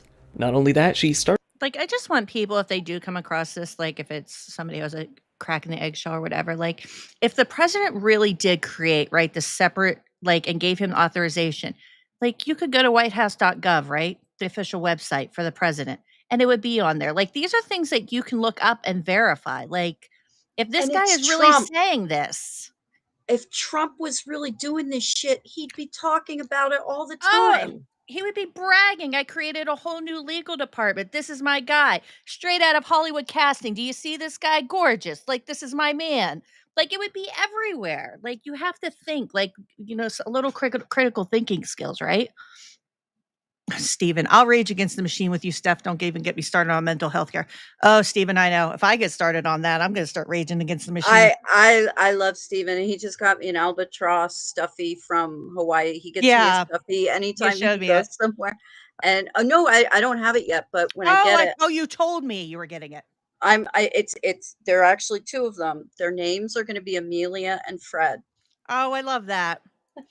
Yeah, you told me. He got you a stuffy though before though, right? From Marie Curie. That's it. Yes. yes. Started buying up some E-Claws merch, which is a thing that exists, and posted pictures wearing it online. Going even further to the extreme, she was seen driving around in a Ford Escape with a license plate that read E-Claws. She became a moderator of the various E-Claws groups online, even becoming one of the people... I got rumbles in case I happen to... It looks like we're all getting storms, so if something happens to me, a big storm just hit us now, too. Like, I hear thunder, and I saw some lightning out the window, so big storms here, too. That's the deep state. I had Mike Rothschild. Mike Rothschild is aiming those lasers at you. Who's controlling... what's it called? HARP. HARP. There we go. I couldn't think of it. Whoever's controlling HARP wants to take us out. Who would accept or deny incoming cases. It wasn't too long before Neely was appearing regularly on E-Claws' web shows hosted by Kirk and Christopher. She would appear on the program's numerous... Drew looked up. I looked up Cynthia, and she was convicted by a jury of a second-degree child abuse, a lesser misdemeanor. Oh, there has to be a story behind that trial. Yep. Oh Well, there gosh. was with the murder of Garnett Spears by his mom, who had Munchausen. I was looking at that Wikipedia. I'd read a book about it, and there was also a lesser, like, second-degree manslaughter charge tacked on to her thing with her son too. Like, they always seem to tack on, like, Well, that they'll seems put to a be a whole bunch common to thing. higher charges so you Yeah, plead down. yeah. Numerous times, usually speaking about her case in one way or another. She also made many of her own videos to post, sometimes going into a bit more detail about her ordeal. When you're a parent with kids, there are a lot of things going through your brain every day. Before Skylight, our calendar. I am one of those parents. I was arrested in 2013 for transporting a child under the age of 18, pending a custody order and not returning within 72 hours. Well, it was a bogus charge. First of all, this is not just any child. This is my daughter. By 2020, Neely had been working with eClaws for a few years. Her Twitter was littered with Q-esque posts and retweets from Christopher. Christopher told his followers that he had invented some sort of artificial intelligence system while he was working for various corporations before the invention of the internet. He said that later, family courts took and weaponized his own system to go after kids.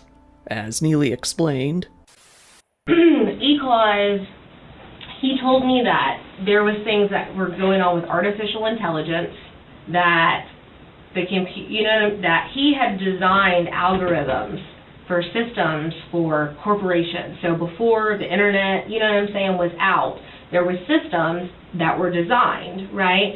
And he basically, he said that the system that he had designed was weaponized by the family courts.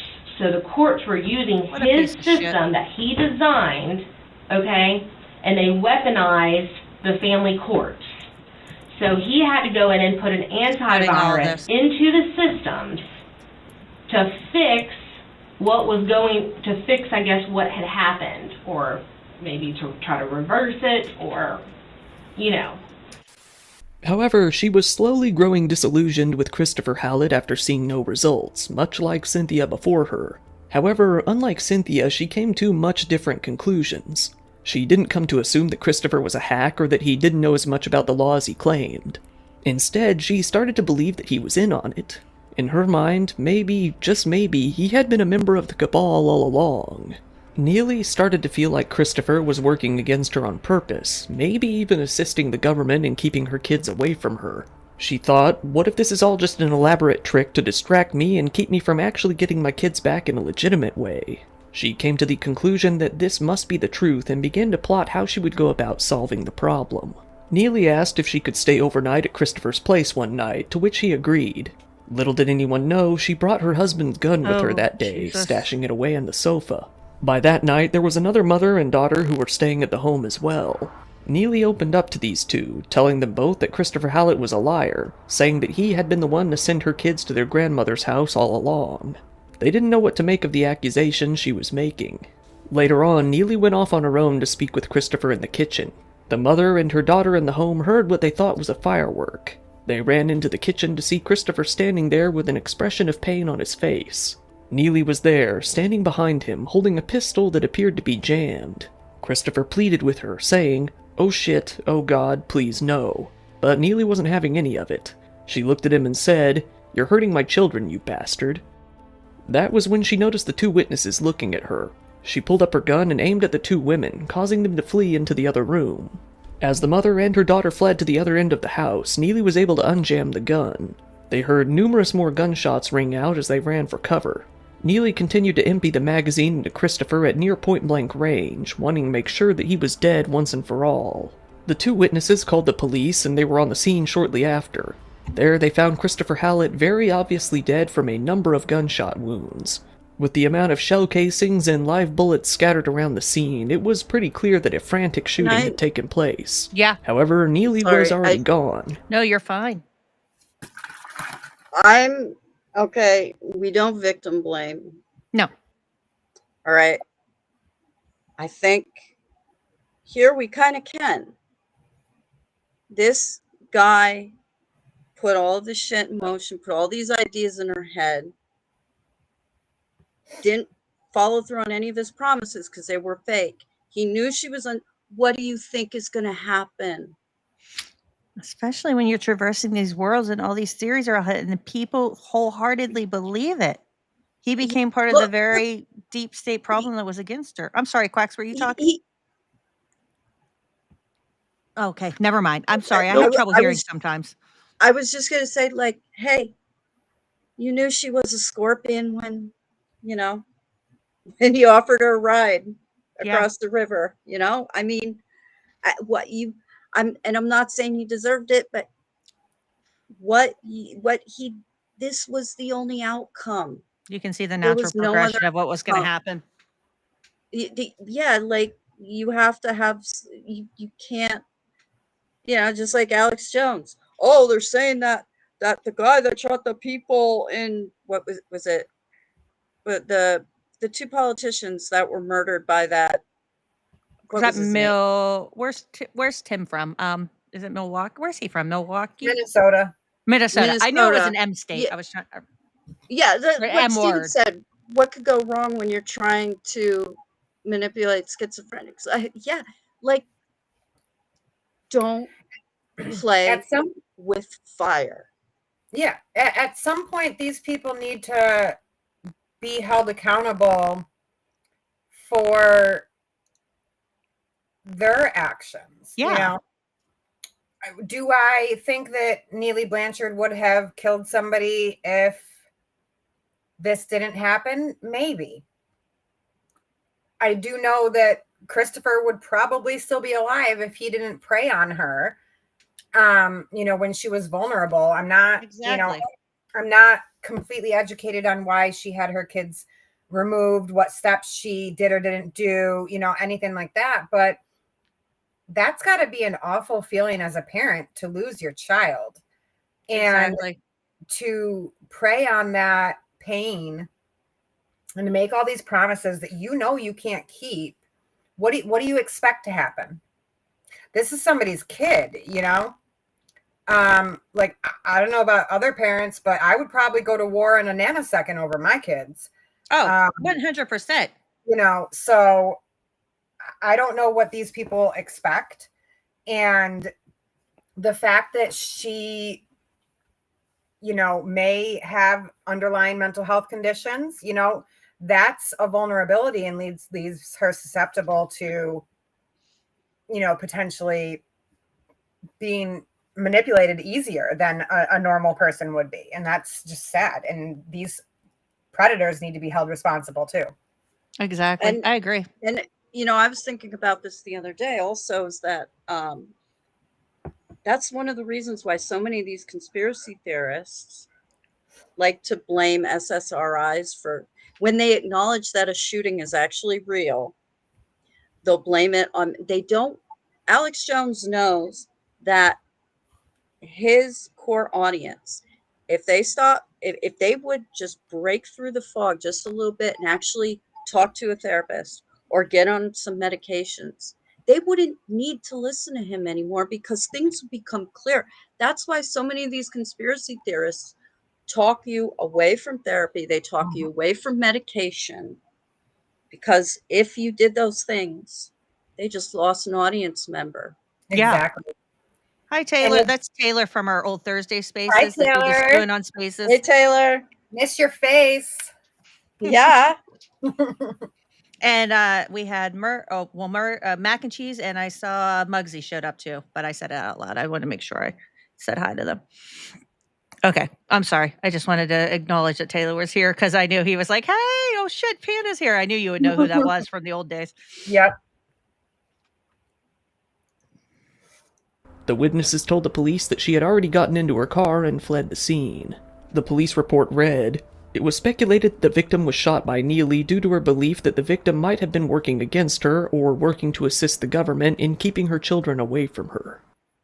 Neely, now on the run, first went out and picked up her husband. The two took off on Interstate 75 and headed off towards Georgia.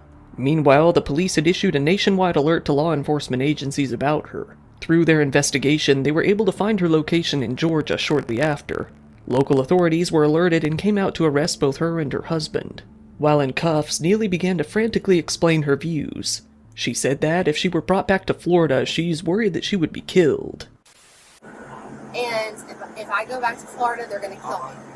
Okay. So that is on you guys, and I'm telling you guys that. There's a federal case going on right now in Georgia, Florida, South Carolina, Pennsylvania, all the states right now. It's politically backed. Like, I'm letting you know. I've sent evidence. Everyone knows what's going on. Oh my goodness. Now. So she was if so something gone. happens, I'm letting you guys know. I really need you guys to call the federal authorities. I couldn't imagine being that She police says that officer. everything going on in the country at the moment involving child. Sassy. I said I couldn't imagine being that police officer and listening to that. Like, Right? what the hell do you even say? Like, I don't want. What okay. would you say? Like, like dude's man, like, okay. let's just go get you a hot and a cot. My husband, a hot and a cot. Let's get you a hot meal and a little nice bed to sleep in, and we'll handle this, right? Oh my! I don't know what you would do. Whew. How do you handle something like this? Trafficking involves her directly, as her case has been used to weaponize the child care system. Everything that's going on right now involves me. I was literally the one that, I know I'm the one that's, my case was the weaponized family court case, and it's been used. And Cops are probably like, what the to fuck expose the human trafficking. are we talking about? Are trafficked right now. My daughter is 12. She's being trafficked in Charleston, South Carolina. I've been fighting since she was 1.5. Okay. They're just like, okay. Sam, I'm asking you. The dude's probably like, this bitch is crazy. Like, what Right? the fuck is That would be my thought. Like, what the fuck is Either you know that- he's looking at his partner going, fuck is Either that or he happening? has one of the Q badges that we've seen on a few police officers. Either or, right? You could go either way. Lee was swiftly taken to jail shortly after, locked up in Marion County. From then on out, that really is where love she to would smile remain. It in came their time for mugshot. Neely to have an I interview with know. the FBI. The interview was both painfully awkward I would and be unintentionally bawling. Like, hilarious. my mugshot would be She immediately horrible. began by making demands after getting her rights read to her. She ordered the FBI agent present with her to bring her any information that they had on E-Clause. She was stopped mid-sentence and told that that would not be happening. I need to find out what was going on because. Well, let me back this up again. Okay. Okay, you're not going to find out anything about what's going on if there's an investigation. Okay. We don't bring information to you. Neely began to express that she felt that she was the victim of E-Clause in this case, not the aggressor. She began to explain to the confused police officer what E-Clause was. Okay, what is E-Clause? So E-Clause is a corporation out of Ocala, Florida, and it stands for the Emolument Clause, which that's why they tried to impeach Trump. There's many people that have gone to jail, that are in jail. They say that it's part of the Sovereign Citizens group or Sovereign Citizens movement. When it came to the association with the Q movement, the police asked her to clarify. She tried to play it cool, acting as if she didn't know much about the group, but explained it regardless. She felt that she could prove that there was a close connection between Q and E-Clause. I think that there is a connection between whoever this Q is, whoever these people were that posted. I think there was a connection between Q, whoever was able to do it, and E-Clause. And I have the evidence to prove that. For the majority of her interrogation, Neely complained mostly about what she felt was the unjustified taking of her daughters. She said that one of the daughters' uncles may be in with the cabal, saying that they might be doing all manner of horrible things to them right now. There's a uncle that still could be hurting her. He's had her in New York City, okay, around all of these satanics, worship that are hanging with all these people that are related with Jeffrey Epstein, okay. He's had her in New York City. He's friends with the She said that Wow. since he's, in her words, a gay and a trans, he's probably in on it with the Kardashians. But he's gay and a trans, so he has sex with like all the people that are with Kim Kardashian or Khloe Kardashian. They're all in a big, they're all hang out, right? That do all these things to all these kids. During the interrogation, she also falsely claimed that, although she had been sent.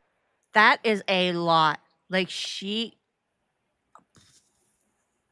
Listening to that makes me really feel for the people who were in my life from like 2018 to 2020, because I wonder if I sounded that batshit crazy too. Like, and I'm like, every time I like listen to an interrogation with somebody who's like in Q or follows Q or anything like that, or like there's some documentary out, I'm like, I used to sound like this, like, holy shit, like, how did people follow me? Like, I see this kind of stuff all the time, and it's like, and I think back, like I was doing trimming, like weed trimming for a neighbor, and we have these things called trimmigrants. We probably don't have them anymore.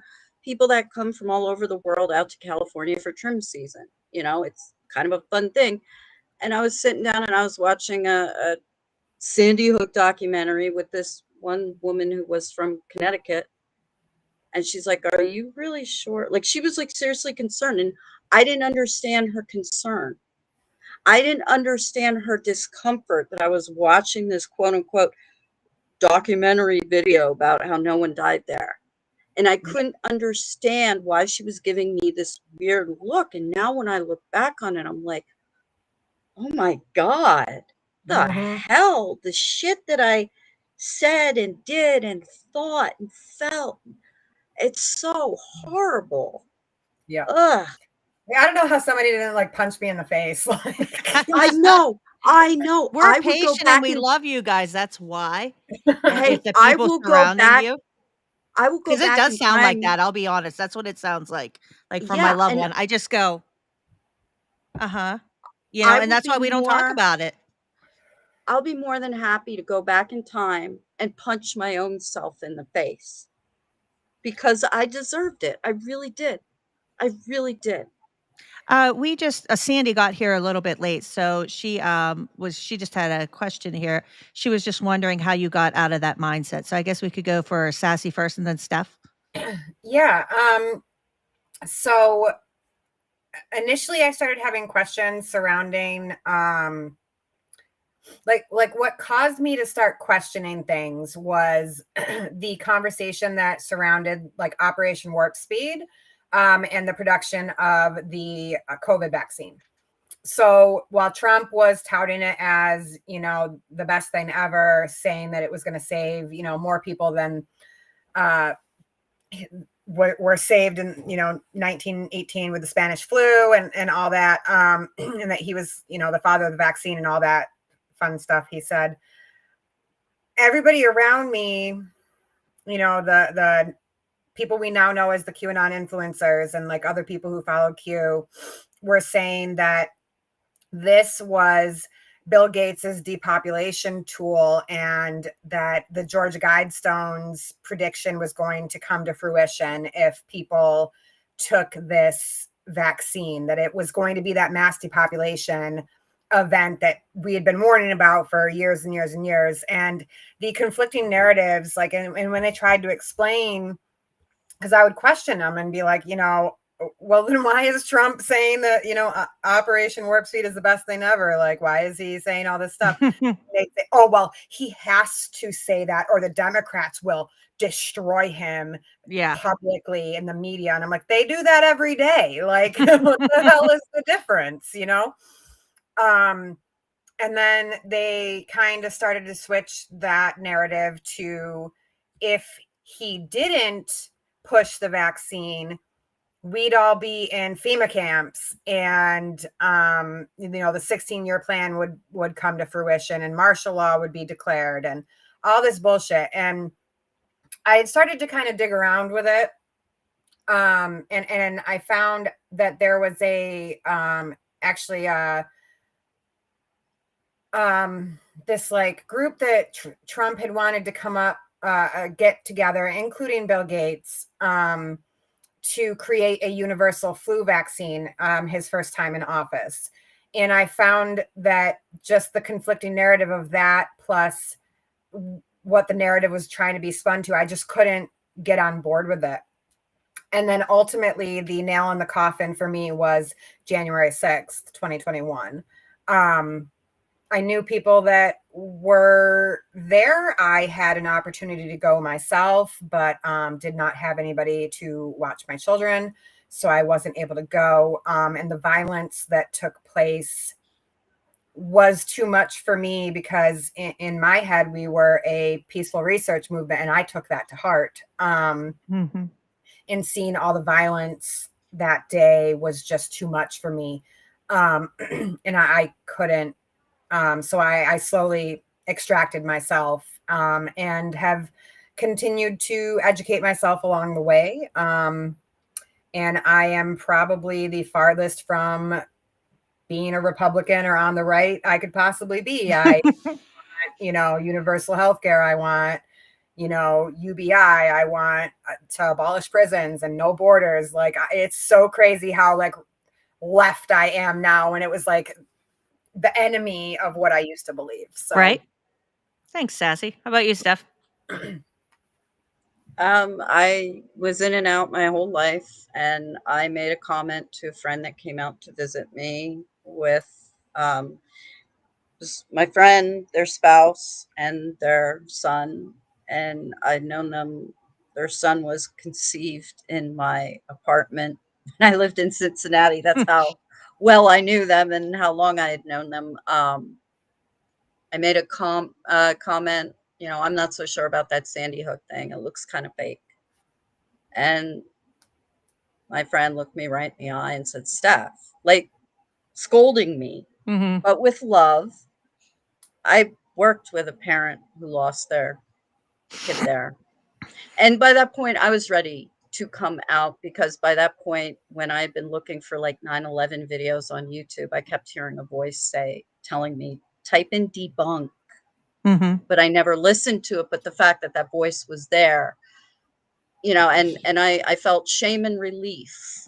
I felt relief, like I've been holding a breath for a really long time. And I was like, thank God this is over. Right. Like, this is over now. I can't deny. Breath of fresh air. Yep. Yeah. And that's why I tell people that, like you said, throwing facts at people, having a debate with someone about how the collapse on 9/11 occurred, that's not going to solve anything. Nope. You need to have some kind of already existing relationship, or a relationship that can grow despite those beliefs. Yeah. And you kind of pull them back to reality. You don't pull them. It's not a rope, it's a ladder. The ladder's here when you're ready. And I'm up there when you're ready to climb start up climbing. the ladder. Yep. But it's almost always some event that, like, some, like, oh, I never believed in mass shootings, and then I was a witness to one. You hear those are, or it's a personal story from someone that they know and trust. Some people won't come back, but some do. And similarities I noticed between me and Erica and others that I've talked to, there's still humanity. Like, you took the peaceful research movement to heart. And I think the fact that all the violence and the anger offended you, there's always some little nugget of humanity in the people that come back. I've noticed that. Yeah. Thank you, Steph. Yeah, Sandy, she said your stories give her hope. And I just wanted to tell her real quick, Sandy, if you have time when we're done live streaming, if you go back to the beginning, you'll hear her story more in depth, Sassy's, and Steph talks a little bit more too. So they share their journey to 9/11, the museum and everything. So I think you'll really appreciate that part too. Go ahead, Sassy. I just want to address one thing that Rath said real quick.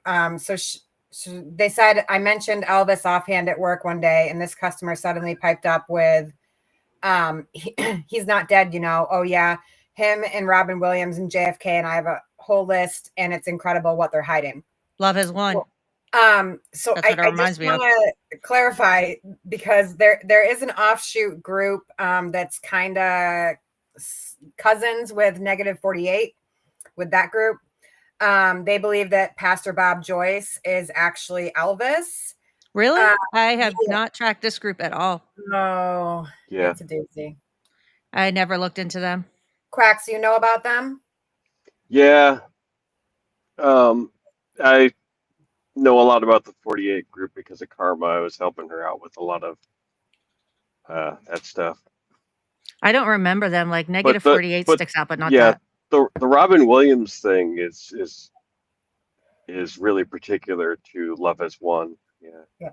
I don't hear much about Robin Williams in like the -48 crowd, but maybe I just missed it. I don't know. What was the offshoot you said was called, Sassy?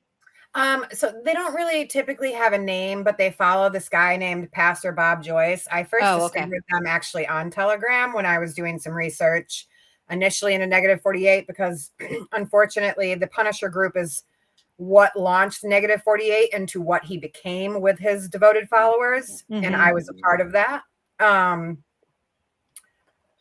Unwillingly, but I was still a part of it. And that's something that I was able to easily connect with Karma about, was, you know, my background with platforming -48 for the very first time to a large audience of almost 17,000 people. And then monitoring him and trying to debunk the things that he was saying before ultimately he ended up blocking me on all of my alts. Which was impressive, by the way, because I had like 20.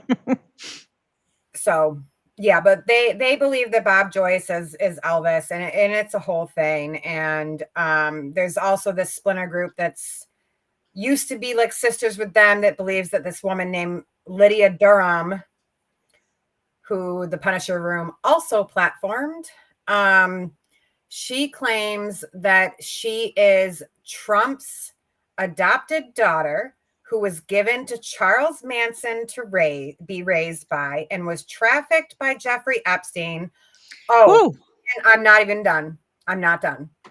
She was Cleopatra. She was Cleopatra in another life too, right? Pretty much. Yep. Her mom is Whitney Houston. Whoa. She has 2 biological kids with Michael Jackson, and has been, the last I checked in on her was 2 years ago. So she was 3 years pregnant with Michael Jackson's twins. And people believe it. Oh my goodness. Yeah. Wow. That's a wild one. Yeah. There's just so many horrible people that have just completely brain rotted. So many people. And I'm sorry for laughing when you were describing it. Just sometimes I do it too. Like it's, I also joke about like really bad things that are happening in the world, because it's the only way I know how to deal with it.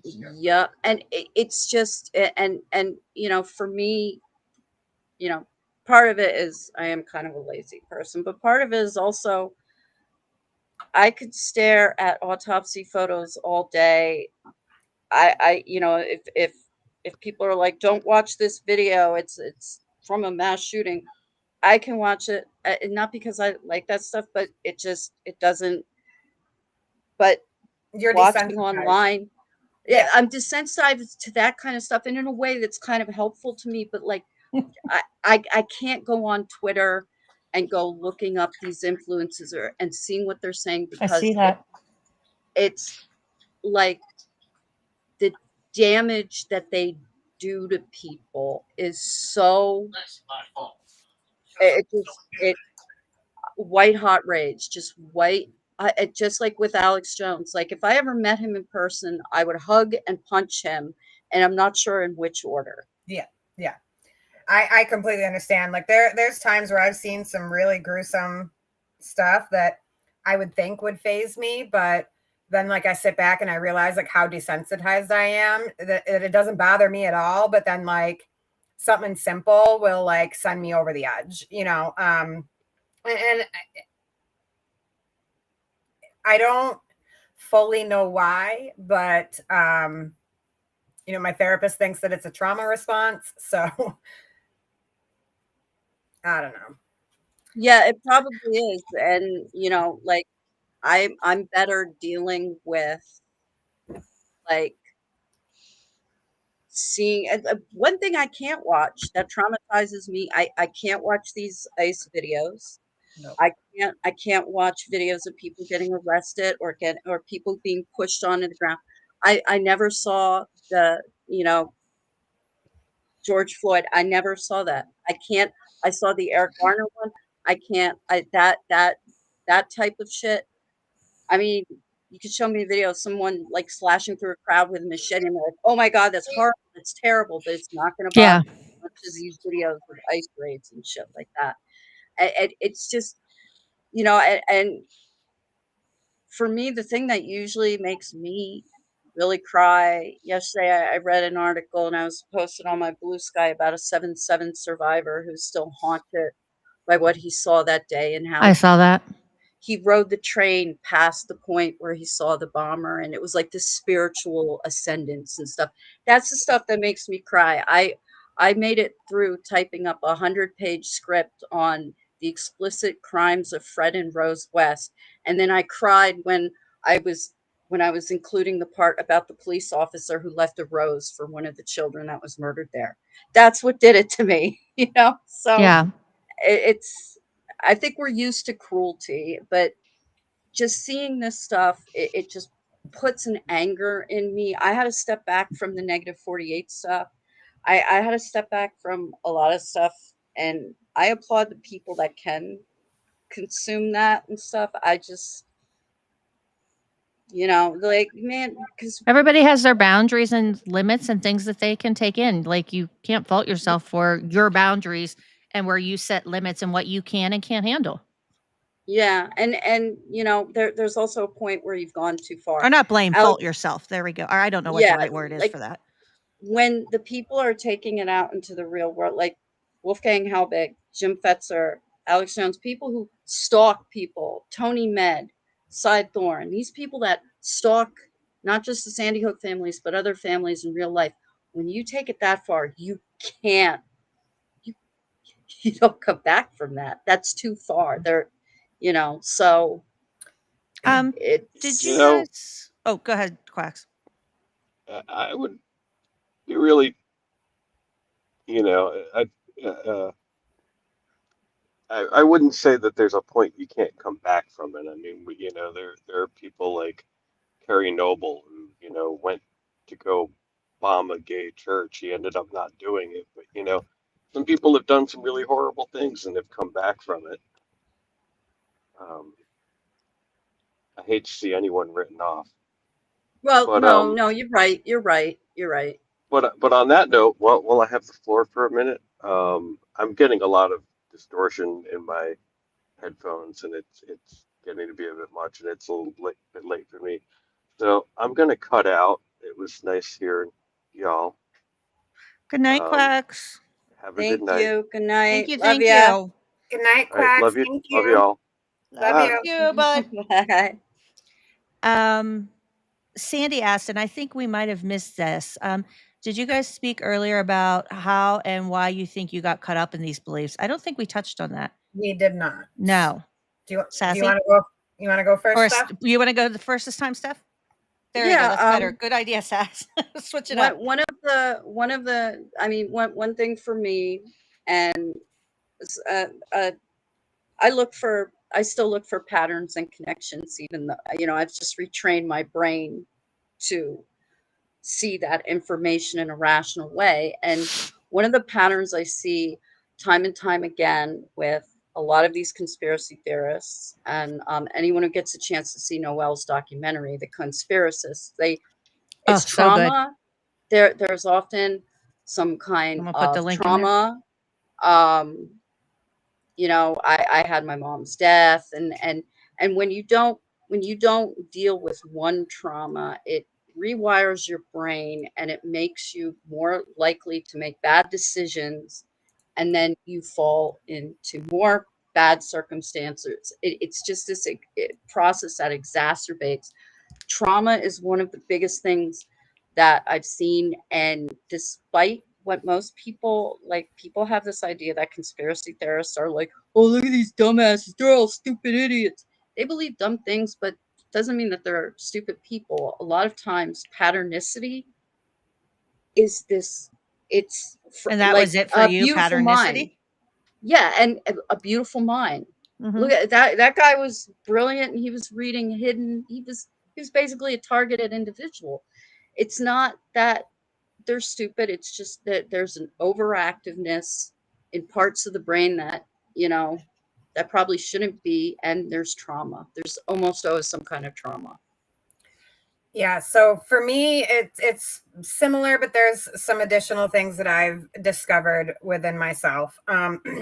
So growing up, I had a pretty severe abandonment issue, stemming from some things that happened in my childhood that was traumatic and I never dealt with. It kind of led to my early adulthood needing a sense of control, which ultimately brings on like some significant anxiety or panic, with not having any control over what's happening in the world, in your life. I also need to form patterns, and that need kind of goes into an obsession at points. And I did discuss a little bit earlier how if I get like stuck on a subject, I need to read and watch and do everything I can on that specific subject to know everything about it. It's almost like a compulsion. And one of the examples that I used earlier was the Cambodian genocide that occurred in the late 70s in Cambodia. I don't even recall how I stumbled upon it, but I've watched every movie that I can find out there, probably paid hundreds of dollars to rent them off of Amazon Prime. I have just shy of 30 books on it. I've read every survivor's testimony. I've watched documentaries. And I need to know, like, I cannot settle until I know that I've exhausted the subject. And I found that to be very similar when I was in the conspiracy world, when I was in QAnon. Like if there was a new decode about something I didn't know, I had to research it to death. And if I didn't, I wouldn't be able to sleep. I wouldn't be able to eat. Like I would physically have symptoms if I didn't. So for me, a lot of it was mental health. I've never properly dealt with my trauma. I've been a mom since I was 18 years old. My needs have always been last. So I'm finally, doing the responsible thing 20 years later, and I'm in therapy. But I also needed to feel a sense of community. I felt so lonely after my divorce, and it kind of preyed upon that abandonment issue that I had, and I needed to find other like-minded people. That makes sense. Yeah. Trying to make sense of things that seem senseless, maybe. Yeah. And that obsession, that obsessive trait, like I felt like I was listening to myself talk. I mean, I remember being like 12 years old. I read everything about Billy the Kid. And then I got into a Titanic phase, and I read all the books. The movie was fascinated me, so I wanted to learn how accurate it was. But I get into these micro obsessions too. I mean, I like Amelia. Like, I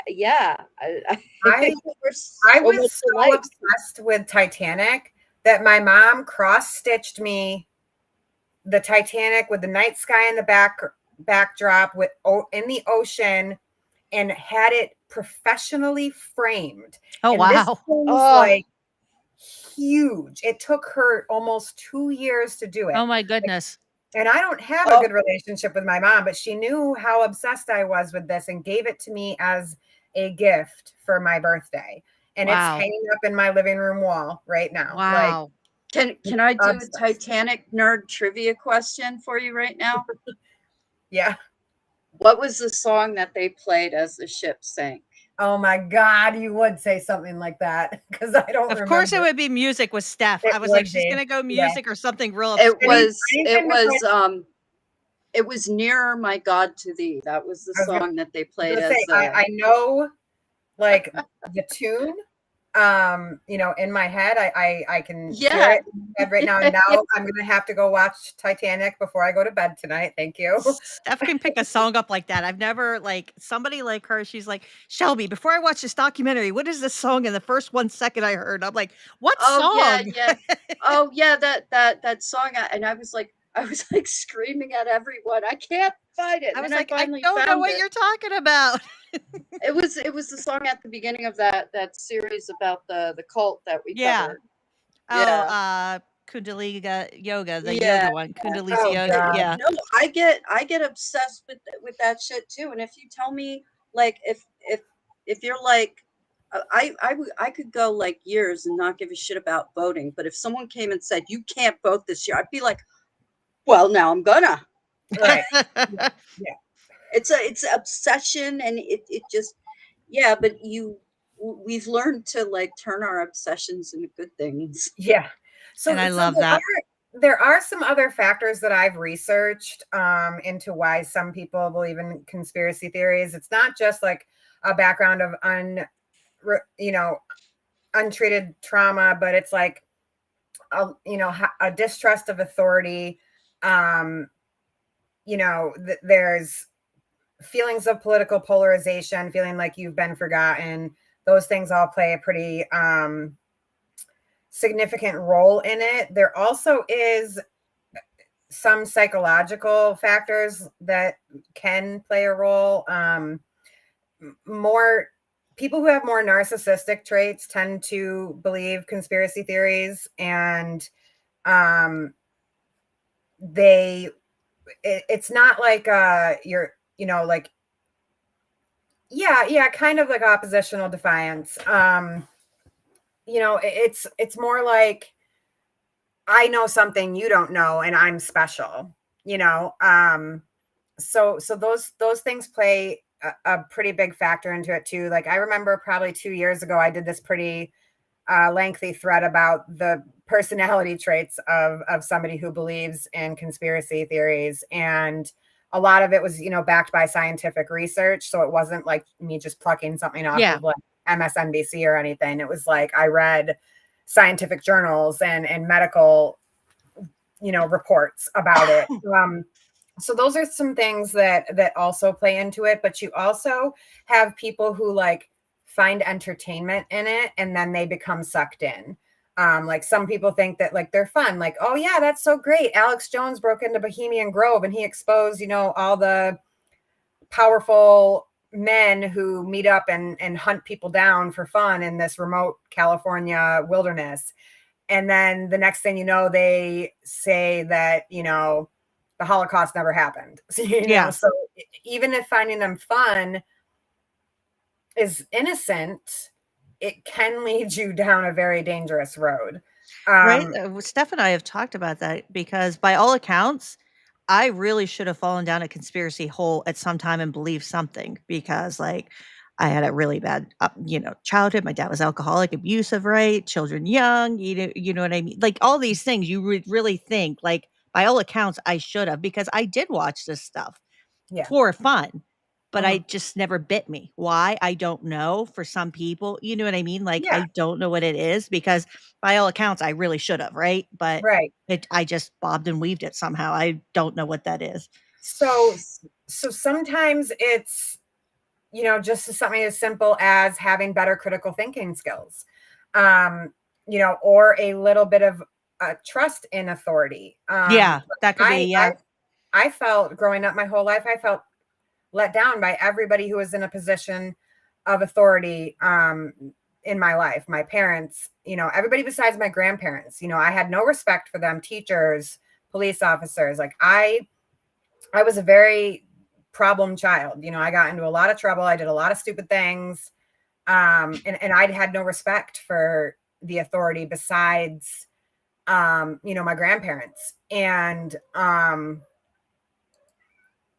when I became a mom, a lot of that changed, like my respect in authority, but I still didn't trust the government. Yeah.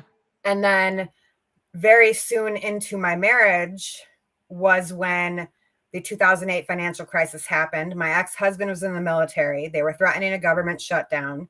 And we were just at the poverty level with 2 kids and living in base housing. And I know that life.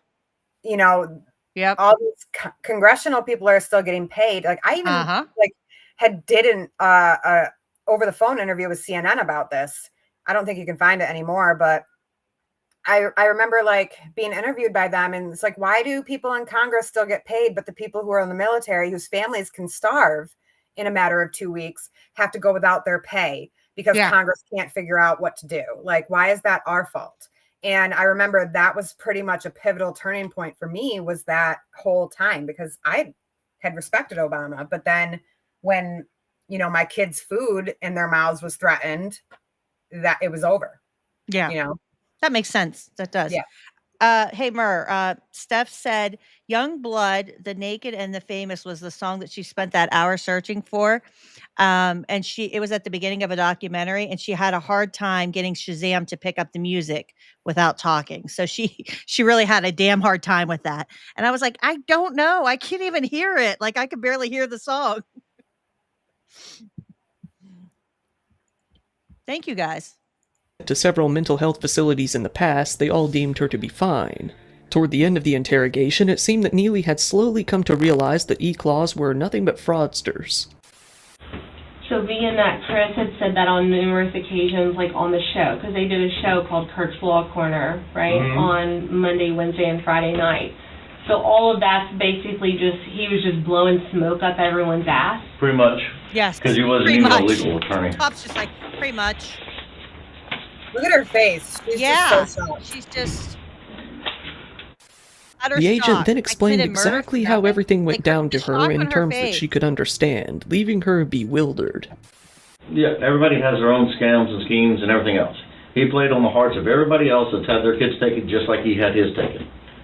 He was not fit to be a parent, and apparently there's a whole lot of other people that got involved in this as well. Weaponizing a computer system to have kids removed is horseshit. It's horseshit. No. Horseshit. That's all. It's all made up. Yeah. I'm not saying that you're not smart. I'm thinking you got wrapped up in a bunch of conspiracy theories. And what you believe you have evidence of is just evidence of made up conspiracy theories. So when he would say that he filed stuff, he filed it where? Not in our federal courthouse. Nothing. Her face. Not in Ocala. Nope. At all. No. She's stunned. By the time this interview with the FBI was said and done, Neely was left on her own, looking pretty defeated. Christopher's murder by one of their own moderators sent the whole E-Claws community into a frenzy. Despite the fact that Neely had confessed to the shooting, Christopher's partner, Kirk Pendergrass, instead chose to predictably blame his death on the deep state. He simply said, "You know how the deep state doesn't like to be exposed." Eventually, Neely's trial came about. The courtroom was filled with both the families of Neely and Christopher, ready to see her fate play out. The trial wasn't very complicated, given the mountain of evidence against Neely and her confession. Not only that, but Neely decided to act as her own attorney. The judge told the jury to deliberate for as long as they needed. Eventually, it came time for the verdict to be read. Neely Petrie Blanchard was found guilty of first-degree murder with a firearm. Neely broke down and cried. Christopher's family and followers did very much the same. Being her own attorney and all, Neely wanted the jury polled. She came to find that all 12 of them felt she was guilty. Christopher's ex-wife thanked the judge for their patience and understanding in the case. She gave a big thanks to the state attorneys as well. Turning to Neely, she told her that she had taken away a man who was very devoted to his kids and grandkids, something that should be ironic to someone so devoting to getting their kids back. Yeah.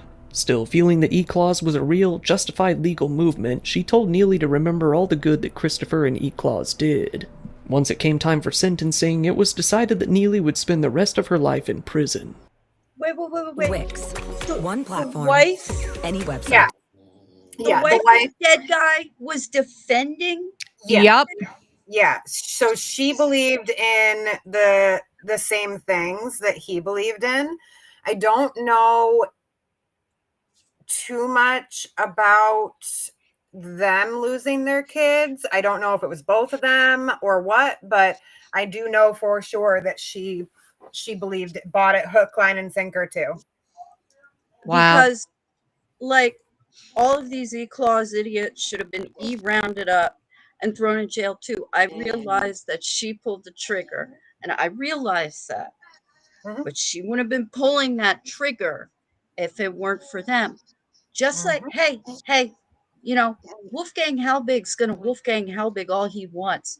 Well, Yeah. once he had a platform from Alex Jones, that motherfucker didn't stop. Wolfgang is responsible for his own reprehensible actions, but he wouldn't be as strong in those actions if it weren't for Alex Jones. And who's been arrested several times for stalking and harassing? Wolfgang Halbig. Who still has a fucking radio show in his face? Alex Jones. Exactly. Yeah, that's partially why I said earlier that it's really it's really necessary for these people who push others into this stuff to be held responsible for their actions too, because they're contributing to the problem. Yeah. You know, if all these people who ran all these scams were arrested like tomorrow, things would certainly change, and if they were prosecuted to the fullest extent of the law, and you know, given a just sentence, things would change significantly, because then they would understand that there's consequences to the things that you're saying, regardless of whether you have the right to say them or not. This is so tragic. So tragic. None of this had to happen. None of this. Whoops, I still have it on mute. Sorry, guys. I have a link for Muggsy that I'm putting in our private E-Clause chat. hasn't really done near as much since the death of Christopher. The company's YouTube page hasn't updated since around 2021. Kirk Pendergrass hasn't had too great of a time over the years, being arrested on numerous occasions for a wide variety of charges, mainly failed to provide proof of insurance, driving without privileges, contempt of court, and failure to appear. Most recently, as of the making of this video, he was arrested once again for driving without a license in October of 2024. It appears that he doesn't really do anything with the E-Clause company at this point in time, leaving its online pages virtually dead. He isn't even listed as an admin on their Facebook page any longer. It seems that the company is either defunct or on an indefinite hiatus. Just waiting Field to McConnell form their new himself was scam. arrested and detained in 2019. He was incarcerated at the county jail in Pierce County, Wisconsin, waiting to be extradited to Florida on multiple felonies. The charges included felony aggravated stalking, threats to kill/cause bodily Jesus harm, Christ. threats to conduct a mass shooting, and an act of terrorism. Specifically, this was for continually harassing the lawyer of the mother of a missing child. It was a long time coming, as Field had threatened to end the lives of many people on his show live throughout the years. You will be disbarred before November 10th. Throughout and the the years. penalty for child trafficking is death. I hope you hear what I just said. Is a child trafficker and a traitor, and she's going to pay for it with her life. I am going to say, oh, great, Kim loses her head. Thank you. Well, she is. I mean, thank you very much, Funkstar. That's every time I show up in a courtroom, they release them. So anyway, they won't be releasing these traitors, though. They're going to be shot by a firing squad. Jesus. You know, if Miss Piggy, if it seems like I can put you in a box while singing and dancing, yeah, that's right, I can. Keep in mind that Miss Piggy down in Florida, Broward County, I just Florida. want to add something. Your real name's been quick. out there since February. The Parkland shooter, before he did the shooting, he had made a video and he put it on YouTube talking about doing a shooting. Nobody fucking stopped him. And this guy, it's a pattern. It's a pattern. They let this happen. They let oh, well, it's just freedom of speech. He didn't really mean that. And I remember when Jim and Ron Watkins put a fucking bounty on the head of Fred Brennan, and they were posting online for someone to go to his mom's house in New Jersey and fucking kidnap him. Yeah, and A so that friend they of can, yeah. mine was trying to get involved and report this and help Fred out, and they're like, "Oh well, we can't do anything unless they actually act on it." Mm-hmm. I know. By the time they act on it, it's too late, idiots. Yep. Yeah. Yeah. That's like who was it? I can't remember, but somebody was constantly going on Spaces saying that he was gonna sign up for the firing squads to kill all these people and was sending death threats. I can't remember who it was. It's gonna bother me. I'll probably remember in like a day. You'll be like, "Hey, Shelby, stuff I remembered." Yeah, yeah. But it was this. What the fuck is his name? He doesn't even live in the United States anymore. Derek something has a profile picture of like. He's a Spaces host, and he would like threaten to, he would like wish that he could come back to the US. He lives in Mexico. Goodness sakes alive. I missed this guy, I think. Yeah, I mean, the only reason he came on my radar was because the Punisher was a co-host in one of his Spaces. Oh, okay. One of the days that I caught the Punisher threatening to decapitate the Authority. Jesus. Yeah, I mean, this movement is so violent and bloodthirsty. I don't know. His name's Derek something. He's got a profile picture with like super white hair. It looks like it's AI. But he claimed like that he can't step foot again in the United States or something because he has like warrants out for his arrest. But he's threatened so many people in his Spaces that like he's gonna, once Trump gets the firing squads going for, military tribunals, he's going to come participate and kill everybody. It's just horrible, horrible stuff. So violent. And then they wonder after stuff happens when the warning signs are all there, right? Right. And what did they tell us after 9/11? If you see something, say something. Or, as Bob's Burgers put it, if you see something, sing something. And there are people who do that. There are people who say, "Hey, this one guy that goes to my gym, we talk sometimes, and maybe he's been saying some weird shit." And they're like, yeah, whatever. Nothing ever gets done about it. Nope. And God damn, sorry. No, don't be sorry. I'm so angry at these people who push this shit, and maybe some of them are true believers, but some of them aren't. And whether they're true believers or not, once you get to this point, and you're like you're a danger to to society and people around you, like in general. Yep. What? And I just look. She was not innocent, Blanchard. I was getting her mixed up with Absent. I'm sorry, but she wasn't. She wasn't innocent, but she's also a victim. Yep. Both ways, yeah. 100%. You could see the utter like shock on her face in that FBI interview when it all hit her that none of that was true. She was like, "What?" Like her face. I'm wondering like what she's like. Maybe she needs a pen pal. Not me. Have fun. I can't pen pal.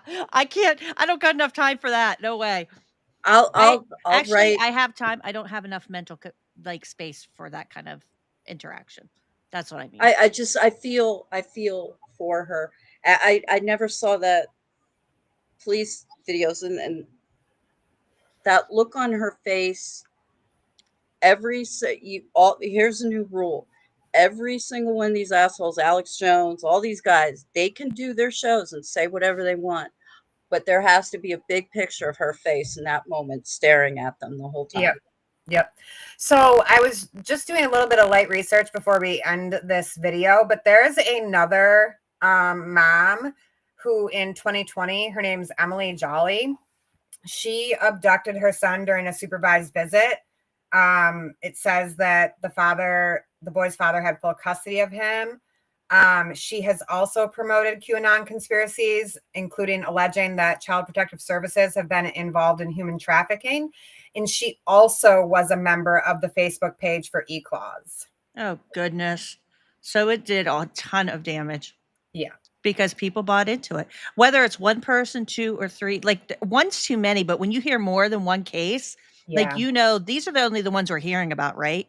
Right. So I there's mean, smaller it's a pattern. jurisdictions that didn't make national news or local newspapers, right? So you don't know how far reaching this damage really is from this eClaws company. And remember, the media still has issues identifying when these crimes are QAnon related. If you remember, there was a guy, Igor, I forget his last name. Igor Anand?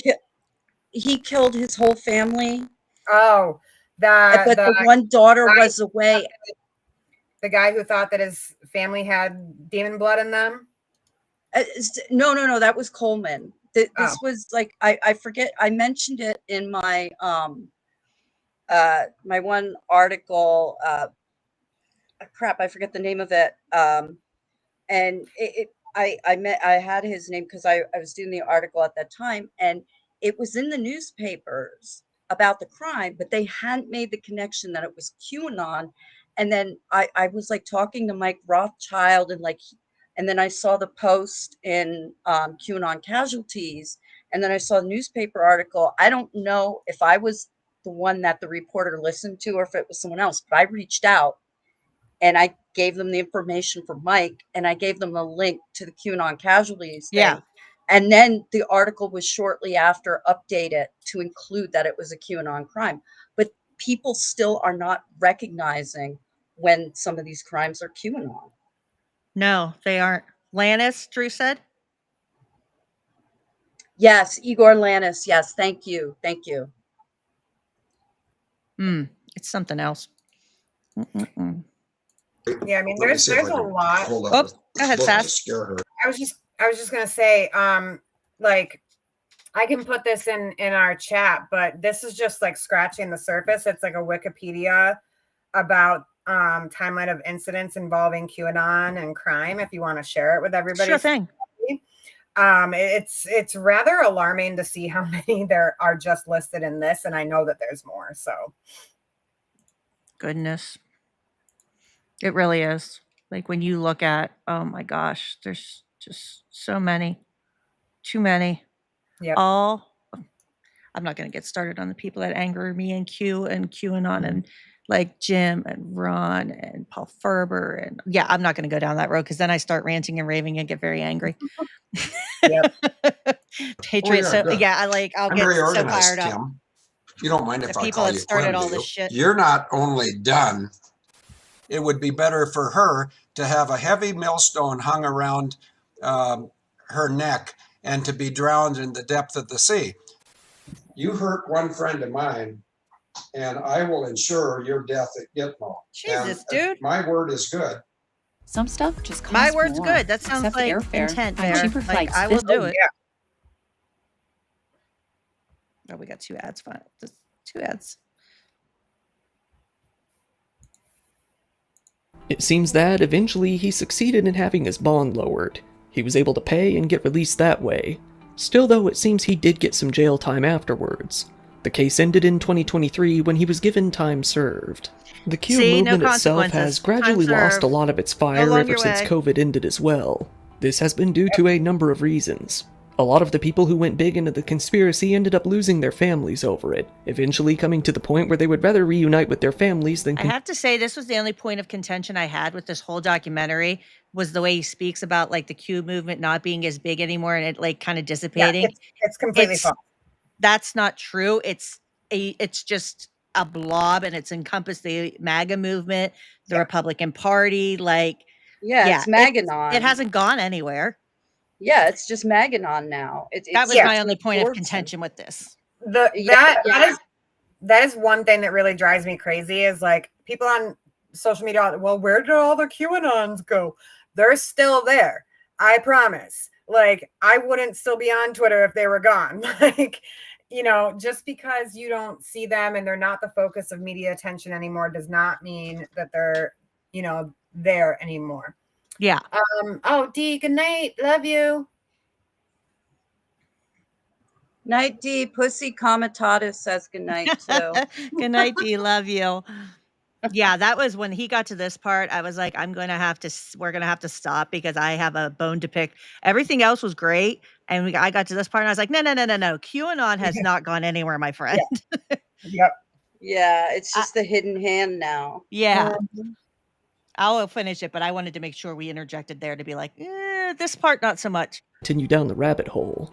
A lot of other people lost faith in the beliefs after, time and time again, Q's predictions came to be wildly inaccurate and completely untrue. After the goalposts were moved dozens of times, a lot of the people were forced to admit that maybe it was a sham all along.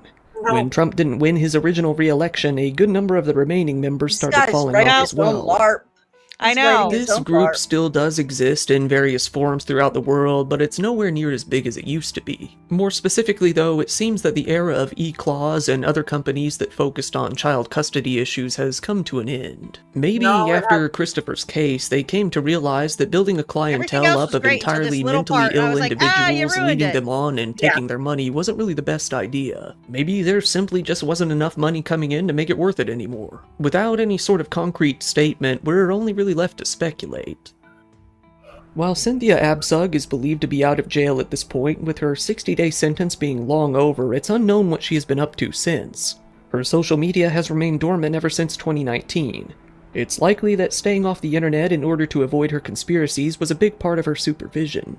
It's possible that during these— Let me check the date, Sandy, real quick. It was made 3 months ago, April 13th, 2025.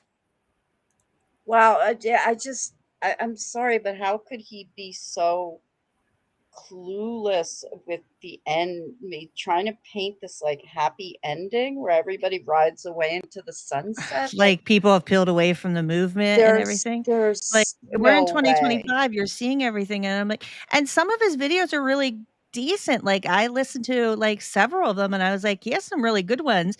And it's like, I think any content that you take in though, right? Like not everything's going to be 100%. Even some podcasts that I really, really love and admire, right? Sometimes I hear something and I'm like, and I'm sure people listen to ours and go, I don't know about that, right? Like I think you'll find that but this is a big bone of contention because QAnon. This is a pretty big one. This is like someone who studied QAnon for a few hours and decided they had it solved, like a certain 3 days. person. Yeah, like 3 days. Like Jim Stewartson. It's just it really it's such a normie. The dude is. It really just is like a surface level knowledge of it. Like it's not even like they. Like I do like this guy. I do subscribe to his YouTube channel, and I have seen several of his videos that he puts out. And normally he's pretty on the ball, but really this just seems to me like he's got like a surface level knowledge of QAnon, and because it faded from the headlines and nobody's really talking about it because it's, kind of mainstream conservative now. And QAnon, they're pretty much one and the same. It's not getting that acknowledgement of it still being around that it needs. And do I think that it's going to continue this way while Trump's in office? Absolutely. Like the media is not going to touch this with a 10-foot pole. Like, and that's too bad. Because right now, what I'm personally seeing is just such distrust with the Trump administration and just such anger that this would be the time to start capitalizing on that and just pushing so much truth like out there about, their peaceful research movement and really just kind of hitting them while they're vulnerable. But that's not going to happen. It's going to be up to little tiny accounts to go in and, be empathetic and have an open mind and, have that energy to do that. Yeah, and most people would rather take the Midas route, and maybe they call themselves Midas touch because everything they touch turns to shit. But I guess the fucking libs would rather sit and, you know, listen to Midas say about, and fucking Ron, I stole everybody's work, Filipkowski, saying shit like, oh, all those kids in Texas deserve to die because their parents voted for Trump. Yeah, that shit pissed You me know, off so bad. those are the only people who are ever like able to get a platform when these moments come up, and they destroy it. They absolutely destroy it. The shit libs. Thank you, libs. Yep. Ugh. Yep. Shit libs strike again every damn The shit time. libs strike back.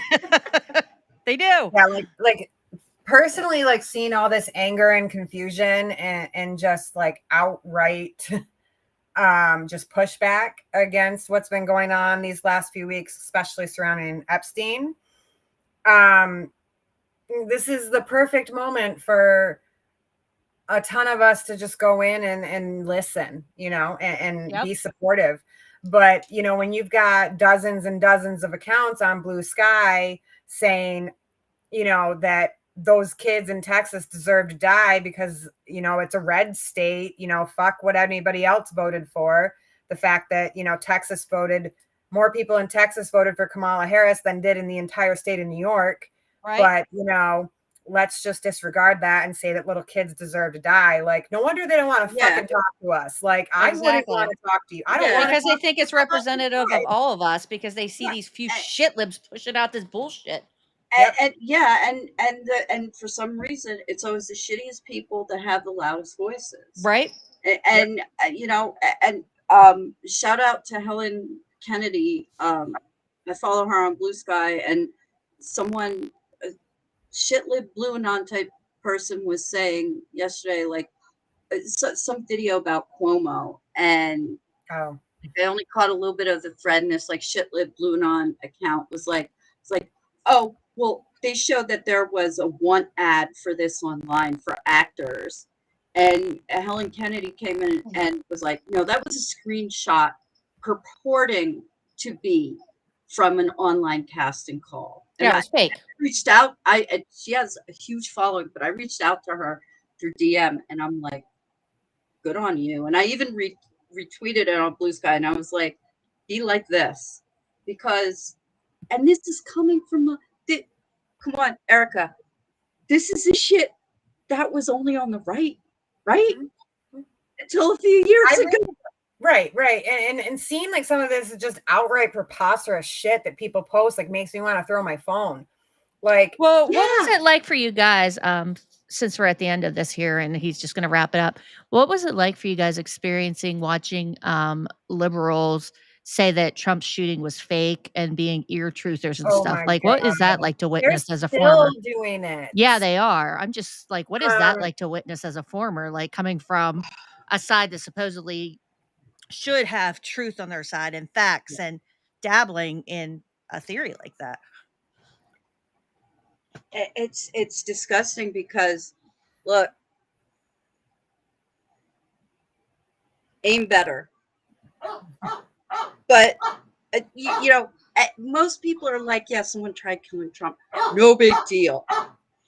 But the shooter himself is dead at the age of 20. That gave his life. Sorry, my dog's fighting my cat. But dead. Okay. And firefighter, innocent man. Yeah, he was a Trump supporter. He's dead. So you tell me that pot shot at Trump was fake. Well, then you're telling me that the shooter never lived. And then you're telling me that that firefighter who has a fucking, I don't care how he votes, he's a human being. He might be a shit human being, but now he's a dead human being. So you tell me how saying that firefighter and that shooter never lived is any different than saying 26 people never died at Sandy Hook. And they're not different. They're not. And I know living in that world. And I remember I people knew that I thought some shootings, not all, but some shootings were fake. But I was never out there chasing after parents, I didn't even know any of their names. And, you know, Has to be maddening seeing it come from the liberal side. And it is. So you weren't like Marjorie Taylor Greene following, David around? After, yeah, right. That bitch. I mean, seriously, Marjorie Taylor. and so many of the questions that I had still had about Sandy Hook, like the Robbie Parker thing, all the videos said, Sandy Hook parent says, should I read off the card? He said, should I start?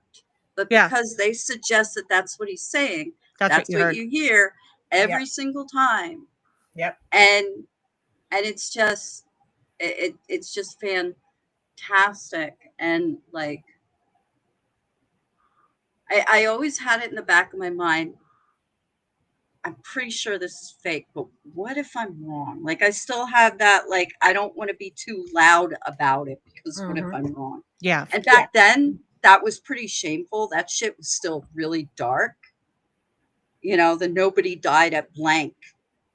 That shit was still pretty dark back then. And now people are like, oh, you're a no-planer? You think the World Trade Center existed? Yeah. It's just it's gotten so much worse. And like, I was in an Uber one time with a guy, and I was telling him a little bit about my story. It's like, oh yeah, Sandy Hook never happened. This was before I was volunteering with Honor. Yeah. But we might have had a car accident. So for me, when I started seeing that, I mean, there's been a lot of things that have happened like over the last couple of years that I just like look at and I'm like, you should hang your head in shame. Right. Like saying all this horrific stuff, one day about people who believe in QAnon's conspiracies or just any conspiracy theories in general. And then you turn around and post some shit like that. Like, you're the same person. Like, it's like why I've, regularly said, StuAnon is QAnon. They're the same thing, just a different political party. And it's like when you look at people who write that his shooting was staged on the left or the liberals, those are also the same people who are telling us that the 2024 election was rigged. And guess what? We just spent 4 years battling on the other side. The election was rigged, right? It was stolen. Yeah. Like, why are we doing this? Like, we literally watched how it came to fruition with a violent attack on the Capitol when they didn't get our way. Is that what's in our future? Like, and it's just like, it's maddening. And it doesn't matter to them either how much, you refute it, because it's the same thing. It's just a different political belief. And I spend days and days and days away from Blue Sky specifically, because that's where I predominantly see that type of content now, because I just have no tolerance for it. Like, no, I block them. And if you're a shit lib pushing that stuff on Blue Sky, like, you're blocked. Like, I have no tolerance for it. It's worse coming from the quote unquote left too. Get it? Yeah. Because when it's coming from the quote unquote other side, like, it's easier to process. When the calls are coming from inside the house, and you realize, well, that's a house that you have a room in too, or adjacent to, and that shit's all over the house. Now you're dirty too by association. They're gonna burn down my room too. Yeah, and it's just like, they don't. I was like that. I was a shit lib for a little while. I mean, Quacks helped guide me out of that. Karma helped guide me out of the shit libbery around like 2021. I was kind of starting to finally get away from that. And I learned from podcasts, from documentary, from articles, from friends. I learned a better way to be, and it's not it's just so and like I checked out that No Kings rally, because there was one right down the street from my house, and there was an Asian woman holding a sign that said deport fascists, and there was someone else there holding a sign that said deport Elon. Hey, guess what? If you support that, then you support all the other deportations. So sit the fuck down. Yeah. Not No, I literally, was though. kind of a Not shit lib literally. myself after Trump got elected. I felt like I told you, I followed a lot of people now that are blue and on that I thought had some good. I think everybody was looking for hope right after the 2016 election. Well, at least Yeah. if you were like on, you know, I the left or liberal I side. was like that I was for lost. I like was like, what's happening in our country? How did we elect this man? Like he made my sister's handicapped.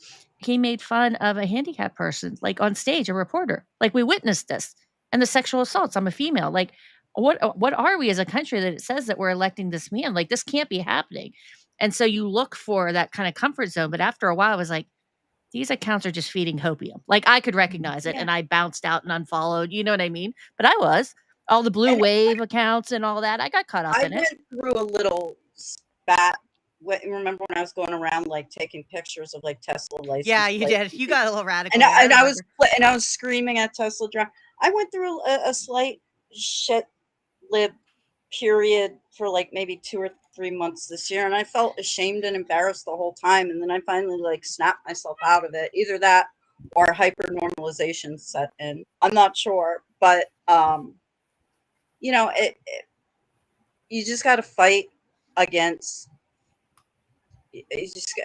We all have evil, not evil, but we all have hate to some extent inside of ourselves, even if it's, oh, I hate the color of paint on that wall. Like there's Yeah. something, and we all just have to kind of fight the impulse as Yeah. much as we can. It's hard sometimes, and I do agree to a certain extent that with all the suffering that people are doing right now, I'm not saying I wish suffering upon them, but I think a lot of these Trump voters need to experience some of it to kind of understand before I they agree. can kind of come out.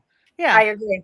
Yeah. And we'll help you, but we get to you last. Right. Like I've said that for several months now, that a lot of their minds are not going to change until it starts to personally affect them. And 100%.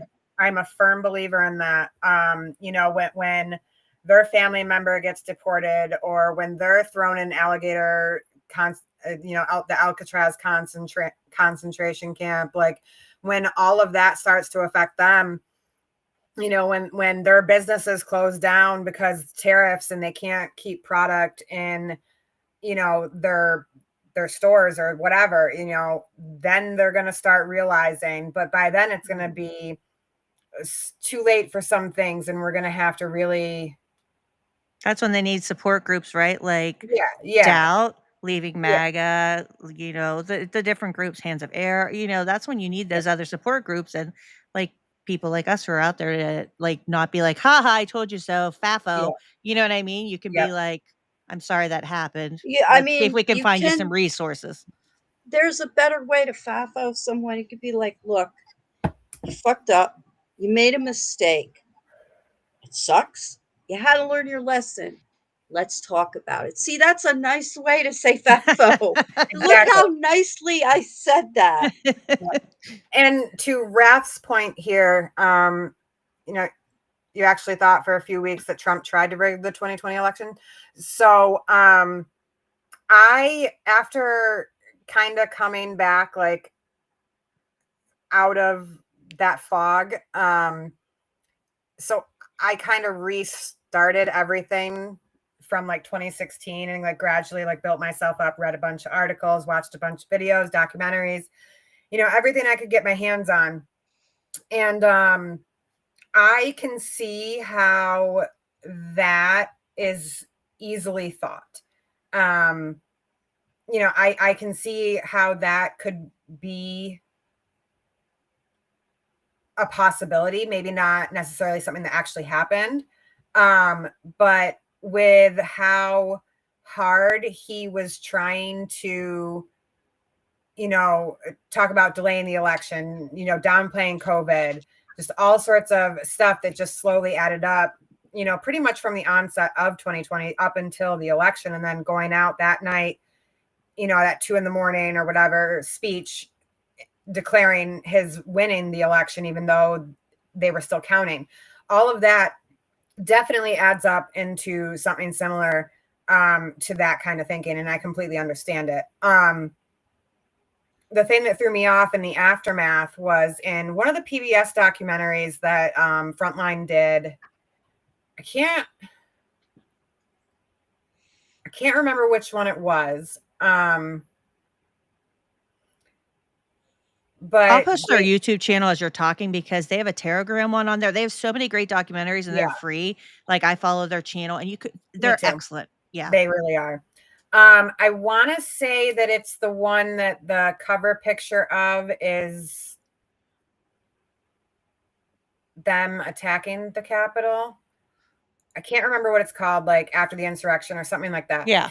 Anyways, in that one, or no, maybe it was the one before that, because they were discussing like how they stoked all of this stuff, like, and Trump intentionally, stroked this information, and Steve Bannon had come out and, had said that he had told Trump to claim victory before victory was even, announced, and things like that. So I can definitely see how that's a thought process. I don't think that that's a conspiracy theory, though. I think that that's just certainly understandable given everything that had happened in that crazy year. Yeah, I think so too. Okay, I'm going to press play so we can finish the part- last 2 minutes. Oh, go ahead, Part of Steph. it, what is, and I've heard, I've heard them say this on QAA and Knowledge Fight too, and I think it's kind of like a commonly like accepted thing, but we don't talk about it as much as we should have. The media really, and I'm not, like, oh, the media, but they really made it feel like we had a chance with Kamala. Mm-hmm. They really made it feel, and I think that sense that, this was too horrible to have happen. It can't happen here. And the media kind of bought into that and pumped it out. I'm not saying, the media was like trying to do something, but I don't think they were being responsible. Because everyone that I talked to was scared, but they were certain Kamala would win. And when something like that happens, it kind of shatters you. And that's where a lot of it came, I think. Yeah, it can. I agree. No, 100%. 2 years of supervision, she chose to call it quits on that part of her life. Neely Petrie Blanchard's fate is much more concrete. She is still in prison, and in all likelihood will remain there forever. Once again, everyone, thank you for watching my video. We're done. If you found it interesting, please give it a like. It really helps me out in the algorithm, and feel free to subscribe if you want to see more content like this. Just recently, I've opened up a merch store. All right. Thank you for that documentary. I'm going to pull up while she is going to the restroom here the thread that we are going to talk about last before we close up tonight that drew my attention to this story. Okay. Here we go. Exactly, Sandy. Yeah, that we were sold that there was no way Trump could win the first time too. Right? And I wanted to open this so we can watch this when it comes. Get through the ads. Skip. Okay. It's a 12-minute video. I came upon this thread from Sebastian Shemirani, and it said, please watch and support my brother Gabriel's interview on This Morning. We are fighting to expose the conspiracy theory influencers that killed our sister. And I was like, I must have missed this story. Like I hadn't been following the news or, whatever. And I also had come across from clicking on his page, he has an article I'm going to put down in the chat there. It's from the BBC. Our sister died of cancer because our mom's conspiracy theories from June 23rd of 2025. And it's by Mariana Spring. I called her Springer before. I couldn't remember if it was Spring or Springer. I apologize for that. I'm too, I wouldn't be able to get through that, would I? If I tried listening. To what? The podcast episodes. They're really short and she does a really good job. I listened to her podcast before these episodes. And she does another series too, where she I follow it too. She did another series. What's it called? She had Why Did You Hate Me? And then Why Do You Hate Me? And then there was one about like a lot of that's She Knows Brand. She had followed Yeah. me on Twitter a while back because of Brand. I just saw the description of this season of her podcast about the family who It's lost really their. it's done well, and I know, they but speak of so I much love about just her. Maybe it's, if you're not when you're in a yeah. very good place, Yes, to take in yes. the material. But the way they talk about her, the sister and her boyfriend, how much they loved her, and about her life and how they're living for her now, and um, that a little different in the UK, and I didn't realize this, that when they do the autopsies and they're doing the medical findings and stuff, they can also do recommendations to make sure when they look at, everything that happened with her, that that doesn't happen again in the future. So if they find that there were any faults in, like, maybe I don't know whether it's treatments or whatever, things, or this, that, or the other contributed, they can make recommendations so that a death like hers doesn't occur again in the future, which is very different than what we have in the US. So like her stories, like the whole story is kind of, it's sad. Don't get me wrong. It's absolutely heartbreaking, but there's some inspirations and some touching things that come out of it. I think in the way the brothers speak about her and her boyfriend and her friends and how much they loved her. So, And how good of them. I would if my mom had died because one of the doctors treating her believed in some bizarre conspiracy theory or some shit like that, I'd be in prison. And good on them for not giving in to the anger. I mean, I'm sure they are angry, but good on them for, yeah, and the one brother speaks about that, and if you listen to the series, he says, sometimes, oh, Australia does that too, Sandy. Oh, that's interesting. I didn't realize that. Yeah, I wish we had something like that in the US. That would be great. I would, wouldn't it? So just one real quick thing about Kate Shemirani. Oh yeah, if you want to explain Kate Shemirani before we watch this clip about the mom, Yeah. because Paloma's the daughter we're speaking about. Yeah. If you want to explain the mom, and then we can explain maybe a little bit about what happened with Paloma. Yeah, Sassy. for Go sure. ahead. So Kate, she is a pretty well-known former nurse in the kind of like COVID, scamdemic, pandemic world. She lost her license to practice medicine in 2020 for misconduct. She is best known for the conspiracy theories that she spreads about COVID-19 vaccines and, big shock 5G technology. So during COVID, she would regularly call it like the pandemic or scandemic, and that there was no evidence that she could see that there was a pandemic happening. She believed that it was a conspiracy to control the masses, with the vaccine for COVID to be used as a tool to change people's DNA. She kind of promoted that, the monkeypox, measles, now we're going to die of COVID, that type of thing, kind of lumping all of these diseases into each other and making it so that people distrusted what they were saying.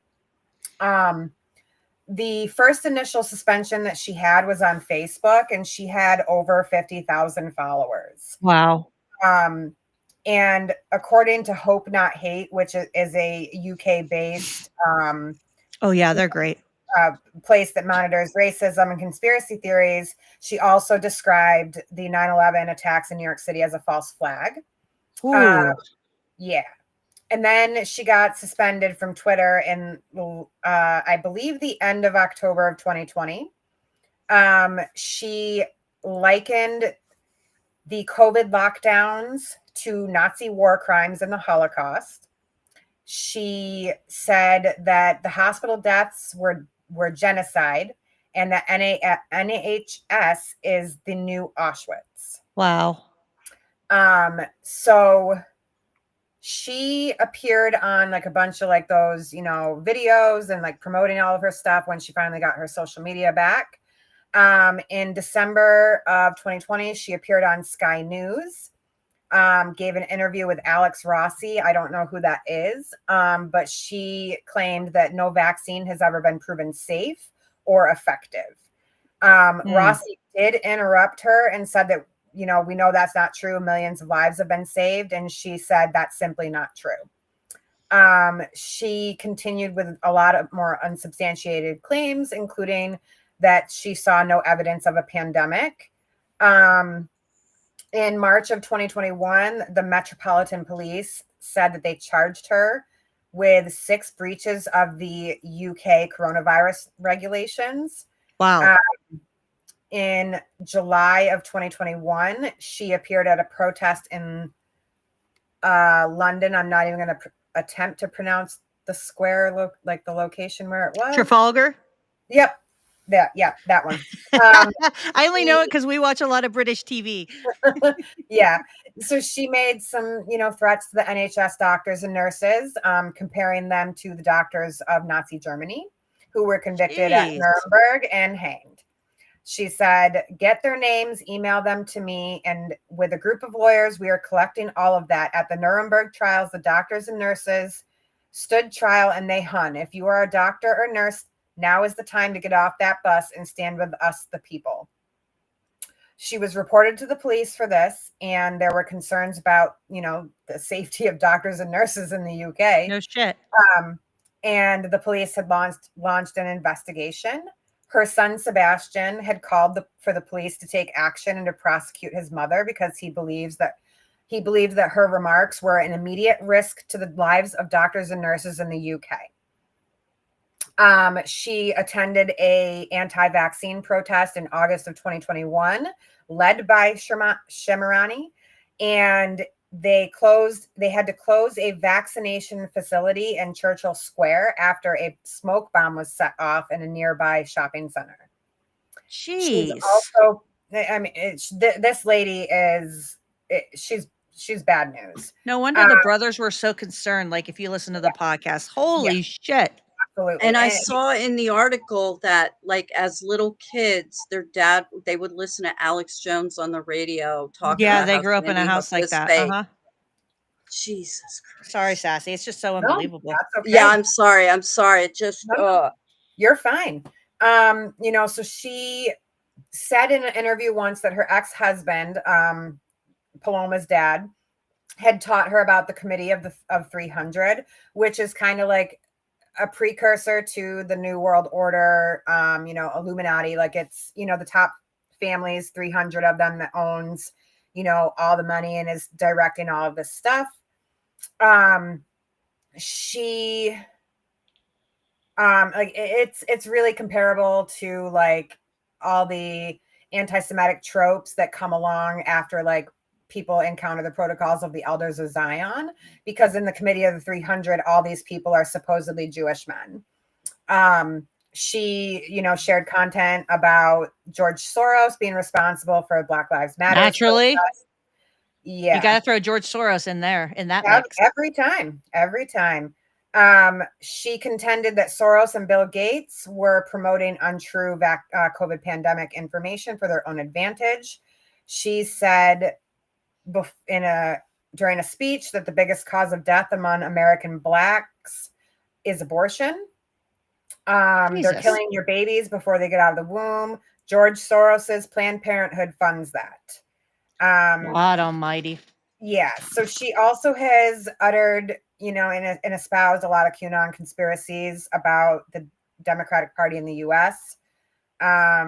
She believes that universal religious persecution against Christians exist, and that the global elite is perpetrating abuse of children. So she's got it all, huh? Yeah. So there's she was interviewed, I don't know why, but she was interviewed for an American health website called Vibe, and was discussing the marriage of Imran Khan and Jemima Goldsmith. I don't know who they are. I don't know either. Imran Khan, I think that name sounds familiar. It does now that you're saying it a little bit. I've probably seen it around somewhere. It sounds like somebody I should probably be aware of. He's a philanthropist. That's how I know him. Okay. So she claimed that this man accepted a lot of money from Bill Gates and that he is using that money to create polio vaccines, that Goldsmith's father is one of the Illuminati, and that they're like, we need to stand up to these people. We far outnumber them. She's linked satanic cults, like the existence of satanic cults, to conspiracy theories surrounding COVID-19. She says that Christians are being persecuted all over the world, and that, and she's also uttered a lot of horrific anti-trans stuff that I won't repeat. Of course she has. In June of 2020, she had an interim suspension of her nursing license for 18 months. Good. They said that the reason for this suspension was to avoid the risk of public harm for promoting anti-vaccination and 5G network conspiracy theories and claiming that the pandemic was a scam. Her and this other conspiracy theorist, Mark Steele, criticized the hearings for not listening to them about their claims about 5G and vaccination, which, big shock that they're not going to listen. And then in May of 2021, they decided to remove Shemirani from the register. Gosh, it took that long after all. How much stuff did she need to do? Right. After 5 years, so next year, she'll be able to appeal the decision, but that doesn't mean that. Oh, Lord help us. I hope not. Right. So then it goes like a little bit into like her personal life. But Sebastian had told BBC Radio 4 in June of 2021 that his mother is very dangerous. He obviously called for the police to prosecute her. But he stated, quote unquote, because it's only a matter of time before somebody acts on the bad advice she's giving the country. My mother is beyond help, and the problem is that she is so arrogant in her worldview and really truly believes that she is a conduit for truth on a spiritual level, not just a scientific level. That's so sad. And he was just like warning everyone. Yep. And then he later told British radio presenter during an interview on LBC that after he told his mother he was getting a COVID vaccine, she sent him text messages claiming that his DNA is going to be changed and that the enzyme is created by the devil himself. God almighty. These poor kids. And then it really doesn't go into a lot more in-depth information until, the sons, Gabriel and Sebastian, came out and said that their mother was responsible for the death of Paloma. But obviously we can get into that a little bit more in depth. Thank you for the background on her. That was great. Like, that really gives an overall picture of what they were living with and what we're about to watch, like this interview that her twin brother does. Yeah. But he's a twin. Yeah. And Paloma was his twin. Yeah. You also need to keep in mind that the father, the ex-husband, is this way too. He's, conspiratorial. Towards the end of this, I will share something that I found when I was doing some of my research today. That's kind of like, I don't know, something that that their parents wrote, and it's rather disgusting after the death of Hey, Sass, if you're never busy on Wednesdays, you're always welcome to come back here, because boy, you were all over this. I was just like, hey, you're coming. She's like, hey, Shelby, I've got this and this. And I was like, wow, you're pretty freaking amazing. Like, she's already she's been doing conspiracy hodgepodge since the beginning. She's like ready to go. Yeah. No, but you are really knowledgeable, and I appreciate that. And I think formers have this unique ability, both you and Steph, because of the world you have immersed yourselves in and how good you are at finding things that other people can't and the research that you do. So I do value that about both of you. I'm just really impressed, Sassy, and I wanted to tell you that. Like, you really are incredibly knowledgeable and you you move. I ran the gamut. I hope I don't want to yap over you too much. I hope I didn't talk too much, or but I think this has been you. amazing. I'm having a great time. I mean, I was getting a little. I almost broke down, like full on broke down a few times, and you know, man, and I was reading the article and listening to you and like kind of switching back and forth, and to kill your own child like that. Yeah, man. Mm-hmm. About tonight, I had told my boys, because I've just got the boys home tonight. I told them, I was like, I'm going to go on this stream for a couple hours. I was like, not going to be on there the whole time. And then, like, as soon as I got into it, I'm like, oh, this is awesome. Like, this is cool. Like, I told my husband the same thing. I was like, it probably isn't going to be a long stream. And I was like, we're just watching this thing and Sassy sharing her story, and I was like, it probably won't be long, probably like one of our shorter ones, because the last one was like, 5 hours or whatever. And I was like, probably shouldn't say that as I was walking up the steps, and he laughed at me. And I was like, because once we get going, and I haven't talked for Sassy in a while, it might go a little longer. I guess I was right, because this is great. And I mean, and when we did Poker's 24-hour thing, I'm like, how are we going to fill that? Now I'm like, we could fill that on just one topic, right? I would love to have you back. You have open doors, Sassy, anytime. You're welcome back anytime. Yeah, you give me a subject topic, and I'll go to task on it. So. Well, we know you love sinking your teeth into stuff, right? Do very much. Oh, thank you, Sandy. Me, it's just so. I tell the viewers this all the time. I don't know how many people are watching. I don't, whatever, I care for your sake, but I mean, I tell them this all the time. This is every week. This is like a therapy for me. And, and I tell my co-hosts at Hell World that too, like, cause I had thought, without knowing enough knowledge, I was like, is this fight between Trump and Musk really real? But I didn't say it. I didn't put it out there because I knew I wasn't informed enough. And I spoke to Poker about that, and Poker explained to me how I was wrong. So this every week, I get at least one, sometimes two opportunities to learn from people who are better than me at things, and to absorb that. And it's therapy.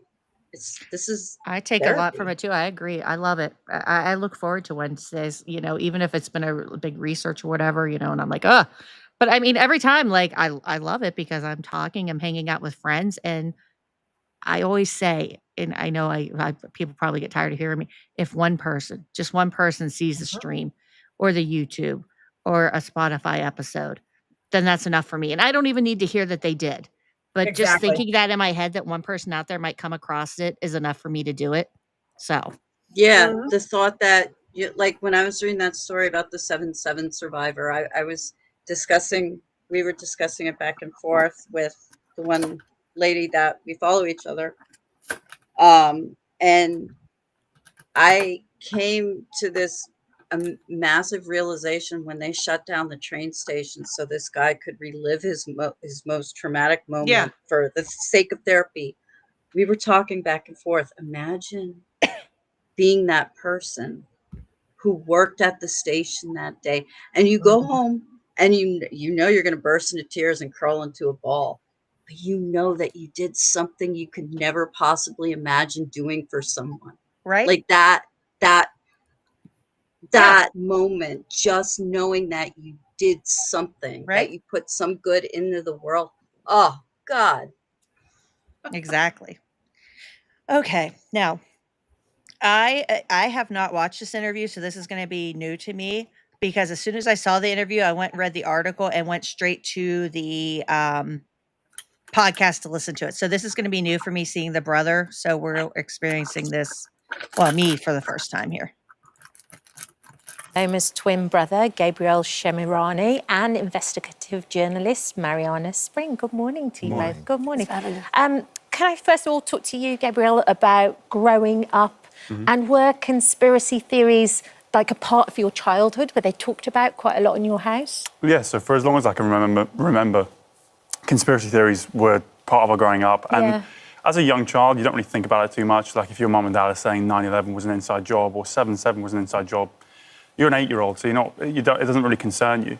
So it only gets to when you're about 10, 11, 12 that it starts sort of shaping your worldview and your approach to politics. So, we say in the documentary that me and my brother, up until the age of 13, believed that the royal family was shape-shifting lizards.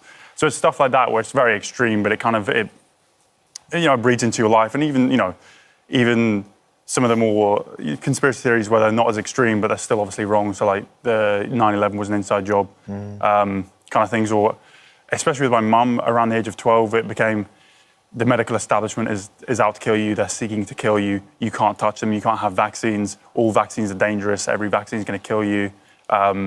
She really forced the idea of, for example, like the MMR vaccine causing autism. And yeah, so we covered that. I think she got cancer herself, didn't she, your mum, in 2012? So my mum got cancer in 2012, and too. she had conventional diagnosis, conventional surgery, and the surgery essentially was what cured her. I think I read some statistic with her cancer and with a double mastectomy that she had like a 78% chance of survival anyway. So after the mastectomy, so she had the conventional I know this because she treatment spreads that lies actually about saved this. her Never life. mind, I knew exactly, and It's in the cured podcast. or got rid of the cancer. Yes, and yet post that experience, her interest in the medical misinformation and the medical conspiracies, that sort of accelerated. Yeah, so completely. So I think if you're familiar with Mel Gibson or Jess Ainscough in Apple Cider Vinegar, I think my mum saw this as her opportunity to mould herself as one of these wellness influencers. So she did the Gerson therapy after her cancer had been removed. And I think part of it, she believes some of it because she's a very distrusting, paranoid person. But I think she also was using it as an opportunity. So it comes, she does it, and it comes around 2016, 2017, and she starts trying to build an online following, talking at, other alternative health seminars. But it wasn't until COVID that she really realized that this is my chance. This is this mainstreaming of anti-science narratives and this general public fear about health. And, as with a lot of things, she was able to take advantage of that fear to place herself in the middle. And that's kind of what skyrocketed her presence in the alternative wellness there. Spend less time thinking about. He's so incredibly well-spoken, and I'm assuming that's because he has to so much. But I can't imagine speaking on a topic after, he lost his twin sister and all the pain and your family and everything. Like, just incredible strength. I just wanted to say that. Like, it's remarkable. And then your sister, Paloma, was diagnosed with cancer. Yeah, so my mum and sister, as we all did, had like a very, very difficult relationship with my mother. So my sister started getting pains in her chest and her back around October 2023. Yeah. And she was estranged from my mum at this point. So again, my sister had a conventional diagnosis, got a biopsy, was engaging with doctors, had scans. And unfortunately, on the 22nd of December, she got told in the hospital that she had non-Hodgkin lymphoma, which for a girl of her age, with her prognosis, very high survival rate. Like 80%, right? Exactly. So, I remember thinking, she'll do chemotherapy and she'll be fine. And she was engaging with the doctors and she was actively weighing up her options. But it was when she told my mum I've got cancer, that's when the control and the coercion started. And before I knew it, my sister had gone from not speaking to my mum to now she's removed from the hospital. Doctors are stopped from contacting her and she's, been coerced into doing this alternative therapy that my mum was advocating. So she was given no conventional medical help whatsoever because she chose not to? Not at all. My mum, no conventional medical help because my mum pressured her into not doing my mother and father pressured her into not doing chemotherapy. Either it was some of their associates feeding my sister misinformation regarding chemotherapy, saying it will kill you, or the survival rate isn't true, it's false, or they were saying our treatment's going to leave you fertile and it's a 100% chance of survival. So it was kind of from sort of both aspects of the coercion, but also just feeding her outright lies, outright falsities. Gabriel, this is your twin sister. That must have been, for you and your brother, this must have been terrifying to think and to see her getting more and more ill when there is an opportunity for her to have been treated conventionally that could well have saved her life. Well, so when I heard, so I actually heard on Christmas Eve through my sister's boyfriend, that she'd been discharged from the hospital, and she was going to not do conventional treatment. I remember at that moment thinking, oh God, my sister's going to die if I don't do something as soon as possible. I know my brother had a similar feeling as well. And the most difficult part of it is, obviously, because me and my brother made our disagreement with our mum's treatment plan for our sister very apparent. My mum actually stopped me from seeing my sister for the final 7 months of her life. So the last time I actually saw her was when I tried to visit on early morning Christmas Day. And I didn't get to see her until she died. And Gabriel, how do you feel about your mum now in respect to your sister Paloma? I mean, it's my opinion that she sacrificed my sister on the altar of her ideology for her own, for her own benefit, for her own public exposure. I have no feelings towards her. I think she should face justice, and I'm determined for her to face justice. Right. Do I have any love? Is there any love lost between me and my mum? No, not at all. Mariana, it's a heartbreaking story and an investigation that you've I think he's channeled looked his pain into. It must into have been extraordinary a righteous to uncover what is going on with all this medical like, I'm going to get misinformation. her. Yeah, when Gabriel and Sebastian first contacted me, I interviewed Sebastian actually about his mum during the pandemic and his concerns about medical misinformation she was sharing and the impact it could have on the public. And then when I heard about what had happened to Paloma, obviously it's just incredibly sad for all of you and for everyone who loved and cared about her. And I think that, we tried to speak to Kate Shemirani and also to your dad, Faramaz Shemirani, her ex-husband. They didn't get back to us, but they've continued to promote a range of unproven theories about what happened to your sister, including suggesting that she was somehow harmed by medical staff and that there's been a cover-up taking place. I wrote to them with lots of allegations, and they came back to say that they believed Paloma had died from medical interventions given without lawful consent or without kind of proper diagnosis. I've not seen any evidence to support those ideas. And I think speaking to, you and your brother, Gabriel, and then also some of Paloma's best friends, the people who cared about her, you guys had a really unusual childhood, perhaps is the right way of putting it. And you grew up surrounded by conspiracy theory beliefs. And so to some extent, it makes sense that there were some of those beliefs that Paloma or you guys at various points took on. But it did seem like the evidence suggests Paloma was moving away from those thoughts. And while this might seem like an extraordinary family story, which it is, it also actually does reflect this wider context in which this is happening. I mean, off the back of the investigation, I've had so many messages from patients, doctors, medical staff, talking about the impact of these kinds of conspiracy theory tactics that can be used, particularly when someone is understandably really worried, they've just been diagnosed with cancer. Vulnerable, Yes, they are. And, the tactics that your sister experienced were things that seemed to be unfolding at home for her, whereas a lot of people are getting this on, or at least it started there, a lot of people are getting this on their social media feeds. Yes. It's being recommended to them by the algorithms, the systems. I ran these dummy accounts as part of the investigation just to see what people can be pushed. Typing in cancer treatments, there was a whole range of stuff that just wasn't true.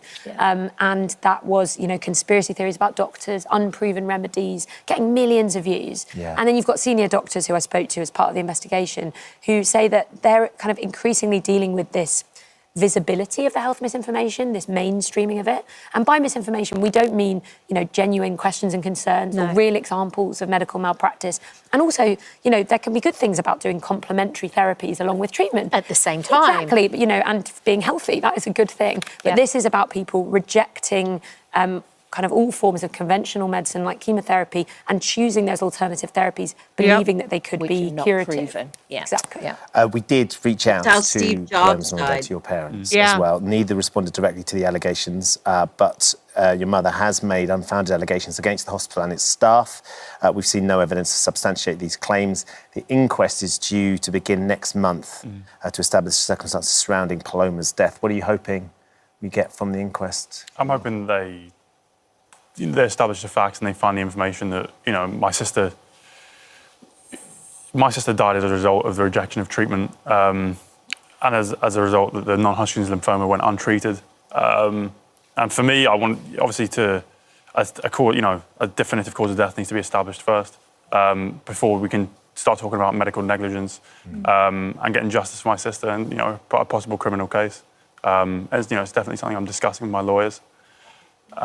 He is going But I balls think to the for wall me, with this one. kind He of is not even playing in a around. broader sense, is I think when you have a family member that dies, the worst thing is that you worry that they're going to be one in a long line of people that die this way, because they're so special to you that you want everything about them to remain unique. And I didn't have the time to save, I couldn't save my sister in time, but I feel there's still enough time to save so many other people. And as Mariana said, so many people have got in contact since the documentary went out. I find there's a real pattern of a lot of young women, especially, are susceptible to this kind of stuff, because the alternative health industry sort of leverages these worries that women have about fertility, about femininity, about detoxing yourself, about cleansing yourself. And, you know, obviously a lot of women have issues with eating, and they leverage this, and they coerce women into doing these kind of treatments and rejecting treatments like chemotherapy, which, does impact your fertility and doesn't impact your, how you look. So I think for me, what's important is preventing and educating people so they don't fall into that trap. But then also, seeing if we can get the law changed to, to acknowledge medical coercion better, or Protect people better, essentially. Or with the online bill that's going through. Online safety bill. Exactly, with more, right now legal but harmful is still allowed, and I don't think that should be the case. Legal but harmful is still allowed. That's about content on social media. And I think it's worth saying, like, the courage it takes for Gabriel and Sebastian to kind of speak up about something that is so deeply personal but clearly has impacted so many people, I think is really remarkable. Like, as a journalist who investigates this stuff, I've found it remarkable, and I'm sure that lots of people listening. The documentary is available to watch still on iPlayer, and is really, well worth seeing. powerful. Mariana, thank you for coming in. Wait, what's the documentary? I have ITV. I'm going to have to look for it. I didn't know there was a documentary too. I'm going to have to watch that. So that was that. I always, even in the podcast, when he says that he didn't get to, it tears me up that he didn't get, like, for 7 months, like, he got to talk to her that last time and he didn't get to see her. His twin sister. I mean, even like just your, any sibling or whatever, but twins have that special bond, and he didn't get to see her until she was dead. You know what I mean? Like, that was taken. It breaks my heart. So before we get into really any more of the article, I wanted to discuss what her parents put out in a press release. I think it's important to highlight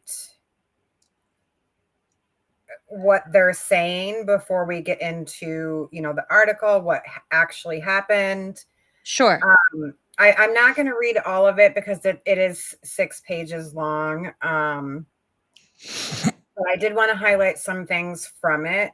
This is the first link that I sent you earlier, Shelby. Let me open up my Discord here, our messages, so I can post it for people. If anybody wants to go back in and read it, that's perfectly fine. Oh, there we go. But so I'm going to skip the first couple. Are we talking? Did you send it to me in Discord? Oh, there it is. I found it. Never mind. I found it. Yeah. Of course, it was 6 pages, because no conspiracy theorist can ever just say something plainly. Are we talking about the Covey leaks one? Is that the one you're talking about? Okay. Yeah. So, hang on one second. And this is from who is this from? This is from the Pro, like, they killed her, and this is all Time for the Truth, right? Right. So it says, urgent press release: homicide, medical malpractice, fraud, perjury, and perverting the course of justice. The homicide of our beautiful, talented daughter, Paloma, a 23-year-old Cambridge graduate. Then it says, a national scandal, a continuous cover-up of medical homicide. So it goes in again about she's a 23-year-old Cambridge graduate, some details about her. Has tragically lost her life under deeply suspicious circumstances, a high-achieving student who had graced the front pages of major news outlets for her academic brilliance and civic contributions. She had a promising future cut short. Now, instead of transparency, her death is being covered up through conspiratorial connivance, perjury, perverting the course of justice, and institutional obstruction perpetrated by the judicial system, law enforcement, and medical staff across 2 NHS trusts. The circumstances of her death point to a fatal medical intervention, with her petite frame subjected to excessive dosing, highly suggestive of an unregulated drug trial that caused irreversible brain damage. The inquest process has been deliberately manipulated to suppress critical evidence and deny justice to a bereft family fighting for the truth. This is not just a case of medical negligence, it is an orchestrated cover-up of homicide at the hands of the very institutions meant to protect lives. So then it goes into how this is a national crisis. The NHS is doing this every single day. But then on the third page, it says, forthcoming inquest and coroner misconduct. Despite no completed inquest, authorities have prematurely, precipitously, and erroneously declared a precise cause of death as fact. However, an independent pathologist examination of the autopsy report found no evidence to substantiate this claim. Blah, blah, blah. Then it goes to no forensic or toxicology scrutiny. Shockingly, no toxicology or forensic analysis was performed as part of the autopsy. There was absolutely no attempt to investigate potential drug interactions, overdose, or external factors that could have contributed to the victim's death. This entire post-mortem examination was fundamentally flawed, failing to meet even the most basic forensic standards required in cases of sudden or unexplained death. And then the next paragraph goes into discussing the coroner handling the case. And then on the fourth page, it says, this case is not part of the 105 suspicious deaths currently involved in a massive police investigation, but represents yet another instance of preventable loss of life at Brighton ICU. The victim suffered a collapse at home and received excessive adrenaline administration. At the time, the Warwick University Paramedic 3 drug trial was running in the area, raising serious questions about Oh my whether goodness. subjected to an unauthorized experimental drug regimen. The lack of toxicology testing makes it impossible to determine whether unapproved medications played a role in her decline.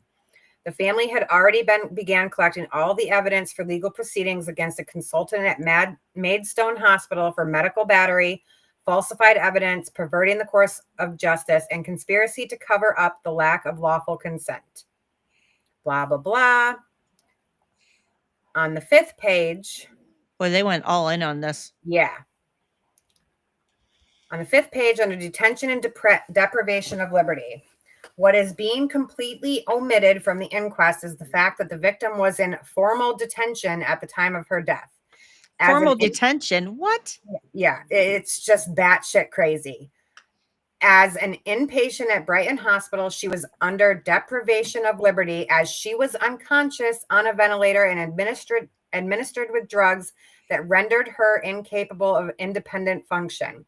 The inquest has intentionally avoided any discussion of the events leading to the paramedics' intervention, the administration of multiple doses of excessive adrenaline, and the sequence of medical decisions that ultimately led to the removal of life support. Wow.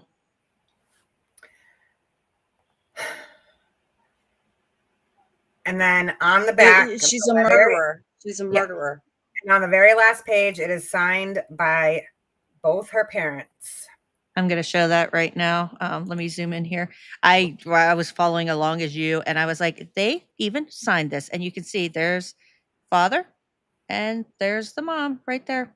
Yep. I don't know how he, woo. Mm-hmm. Oh, they're murderers. They're killers. And they're grifting off of it. Yeah. I mean, oh yeah, I've got that too. I was going to show.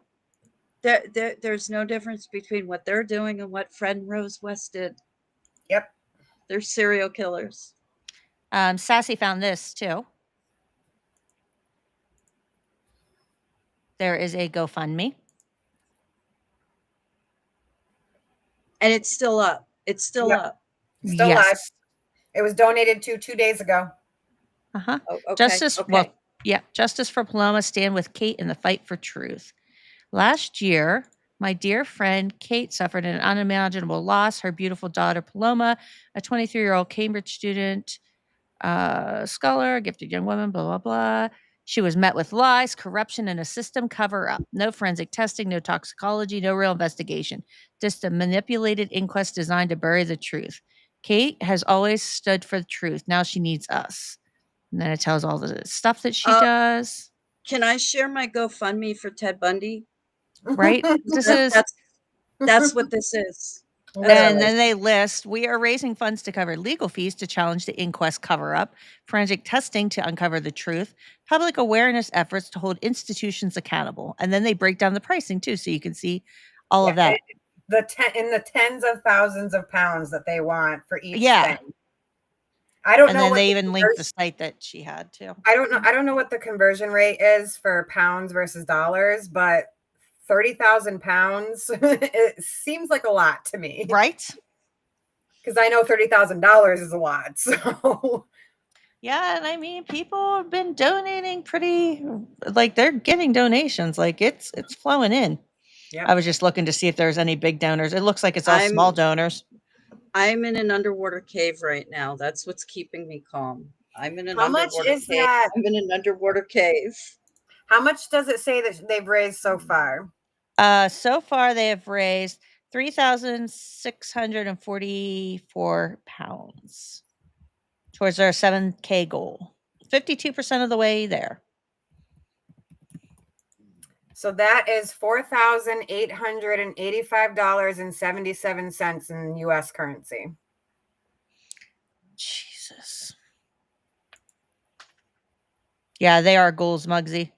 Like, I will become a believer in God and in heaven and hell, just so I know there's a place where these people can go. And she was so beautiful and so full of life. And honestly, like the podcast has really done really well. I'm going to watch the documentary here when Hunter and I lay down. Because I'm like to watch that just all put together. But the way they talk about her and how full of life she was, and her boyfriend speaking about she's the love of his life and how long they were together and stuff, like by all accounts, like she was just this wonderful human being. And through that control and coercion by her parents, you know, because she was primed for that, right? Because she grew up in a conspiratorial home, even though she had no contact with her mom. Like, you're sick, you want your parents, right? You're scared, you know, and she went to her mother for help, and this is where we are. Yeah, a tragic end. And one of the common themes that's been running throughout the whole night is parents that kill or hurt their children. Yeah, it's awful. And these are also the same parents who will get upset over abortion. Or hashtag save the children. Or they put that out. Save the children. There's tunnels, they're trafficking, and they're doing so much harm. You know, I honestly, if you gave me a choice of getting in a gold Volkswagen Bug with a man who claimed to have a broken arm, or getting into a Rolls Royce with an anti-vaxxer, I'm getting in a car with Bundy. I'll be right back. I gotta go find my dog. Serial killers are terrifying, but they scare me a lot less than people who put this kind of shit out into the world.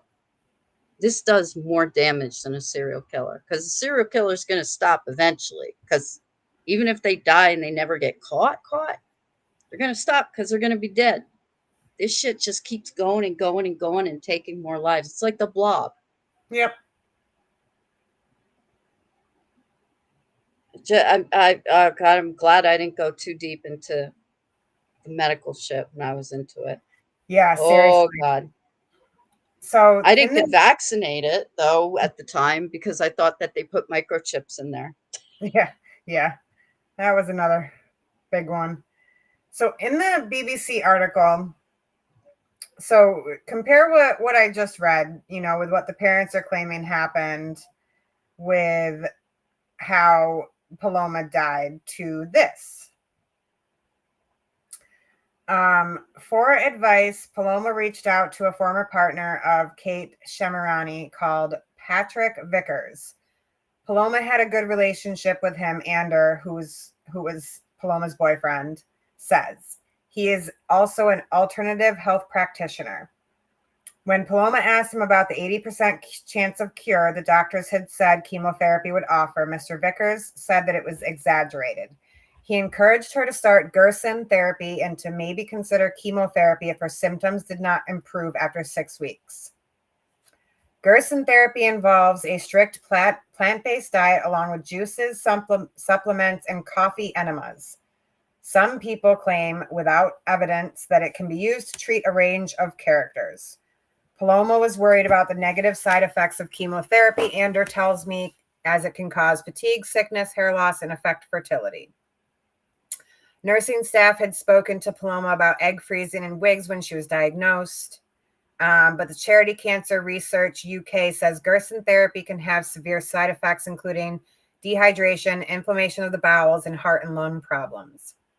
At some point during the 2 days in the hospital, Ander says Paloma had made up her mind and she decided not to pursue chemotherapy, at least for the time being, and would try Gerson therapy to start.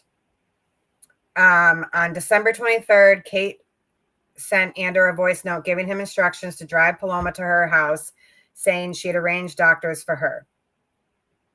She suggested Paloma's time with a friend she wanted to see should be limited on Christmas Day, and said that in the message they could see her for maybe half an hour or whatever, and they can do it on FaceTime. Ander says he felt like he couldn't argue, blah, blah, blah. Then it goes into, some background on Kate. And then it says, Paloma continued on Gerson therapy. Some of her friends noticed how she became more and more unwell. On one video call, Chantel says Paloma said she had a new lump in her armpit, and her mother had told her it meant that the cancer was going out of her body. Oh, gosh. Yeah. I knew she was really struggling, she says, adding that Paloma had told her she had lost control of her bodily functions. She says Paloma said she felt pressured by doctors and friends to reconsider her decision to pursue alternative therapies on her own. And Chantel says she did not argue with the alternative therapy because she wanted to be there for her friend. Paloma had mentioned other people trying to change her mind and discussed cutting them off. I thought, I don't want to be cut off, especially when she's struggling like this.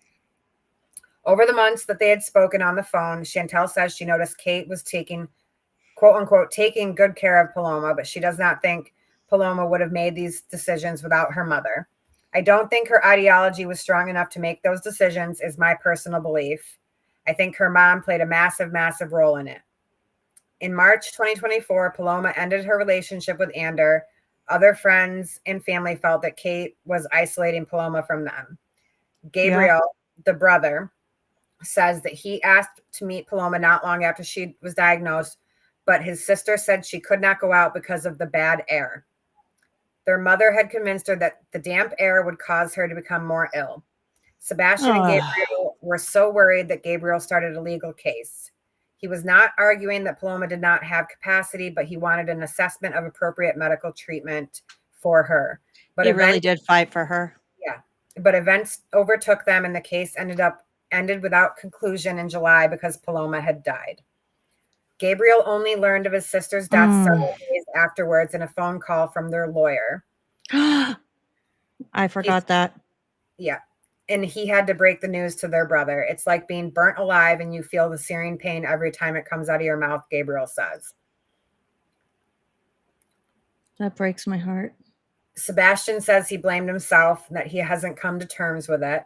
When Ander heard, he said he broke. I was just like screaming and crying at the top of my lungs. Paloma had suffered a heart attack caused by her tumor. She was taken to the hospital, but after several days, her life support was switched off. Like, it's just absolutely heartbreaking. Like, I can feel like it hurts reading that. Oh gosh. And I remember reading the whole article when it first came out and just being devastated. Me too. I forget because you read stuff and then you move on to the next subject, right? And I listen to the podcast. Yeah, there's so much happening, and like when you revisit stuff, like your heart's broken all over again. Like it's just devastating. Yeah. They've been showing so much strength, the brothers, like to be out there and a force and to be her voice, because she doesn't have a voice anymore, right? Yeah. Yep. Oh, One thing that really sucks is like you see this type of stuff being promoted everywhere now. Like it's not necessarily like plant-based diet and coffee enemas. It's fenbendazole and ivermectin is going to cure your cancer. Like, and it's like hearing it, reading it, and like thinking about how all these people are going to cause such issues within their own body and potentially lead to their own deaths is just awful. yeah, we discussed this last week. I think it was last week. It was at our 4th of July party. A group of friends and stuff were talking about their relatives taking, I'm not sure what it is, but whatever it is, like it just makes you shit your brains out or whatever. And like the linings of their intestines and everything's starting to come out, and they think that slime's good, that they're ridding their bodies of toxins. And like my one friend's husband happens to be a nurse, and he's like, stop that. Like You're gonna you are kill you. really taking the good stuff out of your body when you, but people think they see this stuff online and it's promoted and it's all natural, right? This isn't going to do anything to me. It's not coming from big pharma. Like I'm safe, but that stuff doesn't have any regulations from the FDA or, you know, it's not tested. It's not regulated. And I mentioned this earlier, like there are precedents for this. Steve Jobs was the biggest name internationally known, and he died. Number one, he gave himself the cancer from his shitty diet and hygiene habits. Whatever he was doing some fucked up shit to his body with the way he was eating and stuff. And I'm not saying bad hygiene gives you cancer. You know what I'm trying to say. Like Like lifestyle choices. yeah, and then He went when he went out and picked himself up some of that cancer because he wasn't brushing his teeth right. And then he I knew what you decided, meant. hey, you know what I'm going to do? I'm the richest dumbass on the face of the planet, setting the way for the rest of how Silicon Valley will be. They're so dumb. And he didn't get any treatment. By the time he was ready to get treatment, guess what? It was too late. Dummies, idiots. It reminds me of that Telegram group. Can't remember his last name, but his first name was Danny, and he was encouraging all of his followers to take ivermectin every day. They did like ivermectin paste, they did ivermectin eye drops, and then Danny died of an enlarged heart. Goodness. And like they were and still are doing these things to children, like to their children. I remember that now that you're saying, I remember hearing stories about that happening. Yeah, Wrath actually posted a pretty significant thread about it on Twitter when he died. She monitored it pretty well. And then there's a QAnon guy who promotes ivermectin from some foreign drugstore or something. Jordan Sather used to promote that that miracle bleach stuff. Oh, the MMS or whatever. Yeah. Jordan Sather, he still does. But more slick now. It's in dropper form. It's not in the big ugly bottle. It looks cute and yoga momish now. Look, it's just a little dropper. Yeah, because ingesting horse dewormer and bleach is such a good idea. Like it just hurts my head, like thinking about it. Well, and that was we covered Guru Jagat, and she was handing out ivermectin like at parties and places she would go, like it was like a tic tac. Like here, just have a little side of ivermectin. You get some ivermectin. You can't do this stuff. Like that is a prescribed medication, first of all, and it's not for what she was just. You can't just like take a medicine just because you feel like it, like ivermectin. Like, I'm sorry, do you have malaria? Like, do you have something going on with you, like that, or whatever ivermectin's for? Is that malaria? Whatever it's supposed to. A horse or a worm in your body. It's a horse dewormer. Yeah, but I mean, if you don't have worms or anything in your body, like ivermectin's not going to help you. Well, now they've twisted it to say that ivermectin gets rid of all parasites in your body, so everybody needs to take it because everybody has parasites. Well, what if you already drank your chili juice? Huh? Oh God, chili juice. Oh, for God's sake. And that was another example of harmful stuff. And what was it, like 2017 or 2016, something like that? there had been like an Ebola outbreak, as there almost always is every so often, and Mike Adams was on one of his 200 Is that the Health websites. Ranger? Yeah, and Ugh. he was telling people that they need to get some Ebola. Number one, where the fuck are you going to be getting that from unless you have biohazard level 4 clearance at USAMRIID? You know, you're not. He's telling people that they needed to like dilute Ebola and drink it.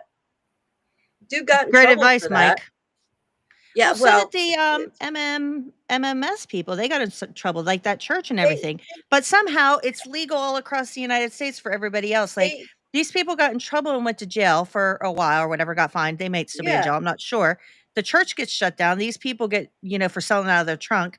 But you have P guy, I can't think of his name right now. The things you wear in your head sometimes as a joke stuff. Oh, That Chris guy. Key, Him, vaccine and then you police. have Jordan Sather and all these other people pushing this bullshit. Like, it's just so infuriating because it can do real harm to people who really need to get like real medical proven treatments. Well, I mean, thank God we have RFK in a position of power now.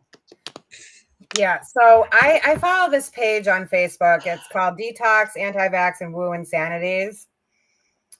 And there's some pretty horrific shit that gets posted on this page that like it's they're not promoting it, they're like trying to debunk it and stuff. This one that because this type of stuff, not only like this woo medicine, but it also leads to cascading detrimental things like what I'm about to read to you. It's a few pages long because there's some comments, but it's in this group that the group is called the Vaccine Free Child. But so the post says, can someone make me feel better about the fact that I have to give my almost 4-month-old Tylenol every 6 hours, probably for the next month? I hate giving her this much meds, but it's kind of necessary to keep her from being miserable. Is there anything better I can give her? She has a broken femur bone. Edit to add, we were on a hike and her dad was holding her and twisted his ankle and they both went down. Everyone keeps saying give Motrin ibuprofen instead, but that's not what's recommended from doctors or even Google. Not that Google is correct, but can you explain to me why you feel like this? And the comments are rough. Arnica, Montana. Bone salts, look into those. My mom broke an ankle and practically shattered the other one at the same time. She healed up so fast. Doc said she needed surgery and was so surprised, but she never needed surgery. And then it says, baby will be okay. If you want to try natural homeopathic remedies first, go for it. But if essential oils aren't cutting it, don't commit child neglect and let that baby be in pain. Remember, uncontrolled pain can cause trauma. There needs to be a balance. And then it says, the baby shouldn't need that much pain medicine. Believe it or not, healing bones don't hurt. When it broke, it hurt. But it actually goes numb after the initial shock. The only reason I needed pain relievers was because they did surgery. Did she have surgery? If not, then she doesn't need pain meds. Use Arnica instead of Tylenol for pain. You can buy it from Amazon. They are little white pellets that baby can suck on and dissolve.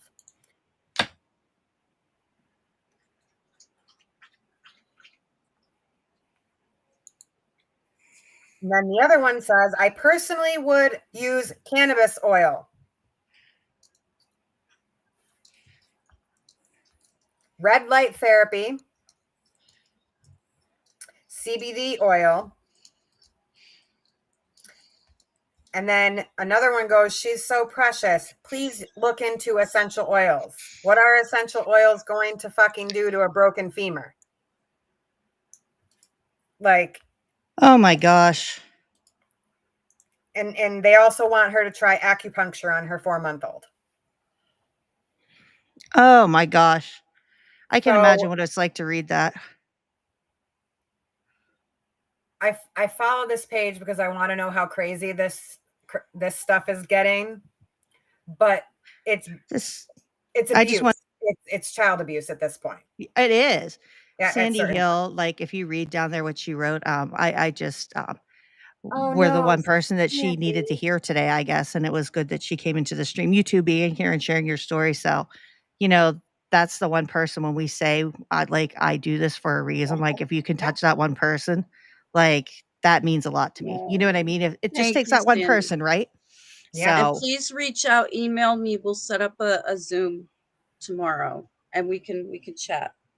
and stuff's not going to put any pressure on you either, Sandy. If you like want to do it in a week or if it's a month, Yes, But and I'm Steph's right very there though. If you flexible. need it tomorrow, she'll do it tomorrow Yep. for you. Yep.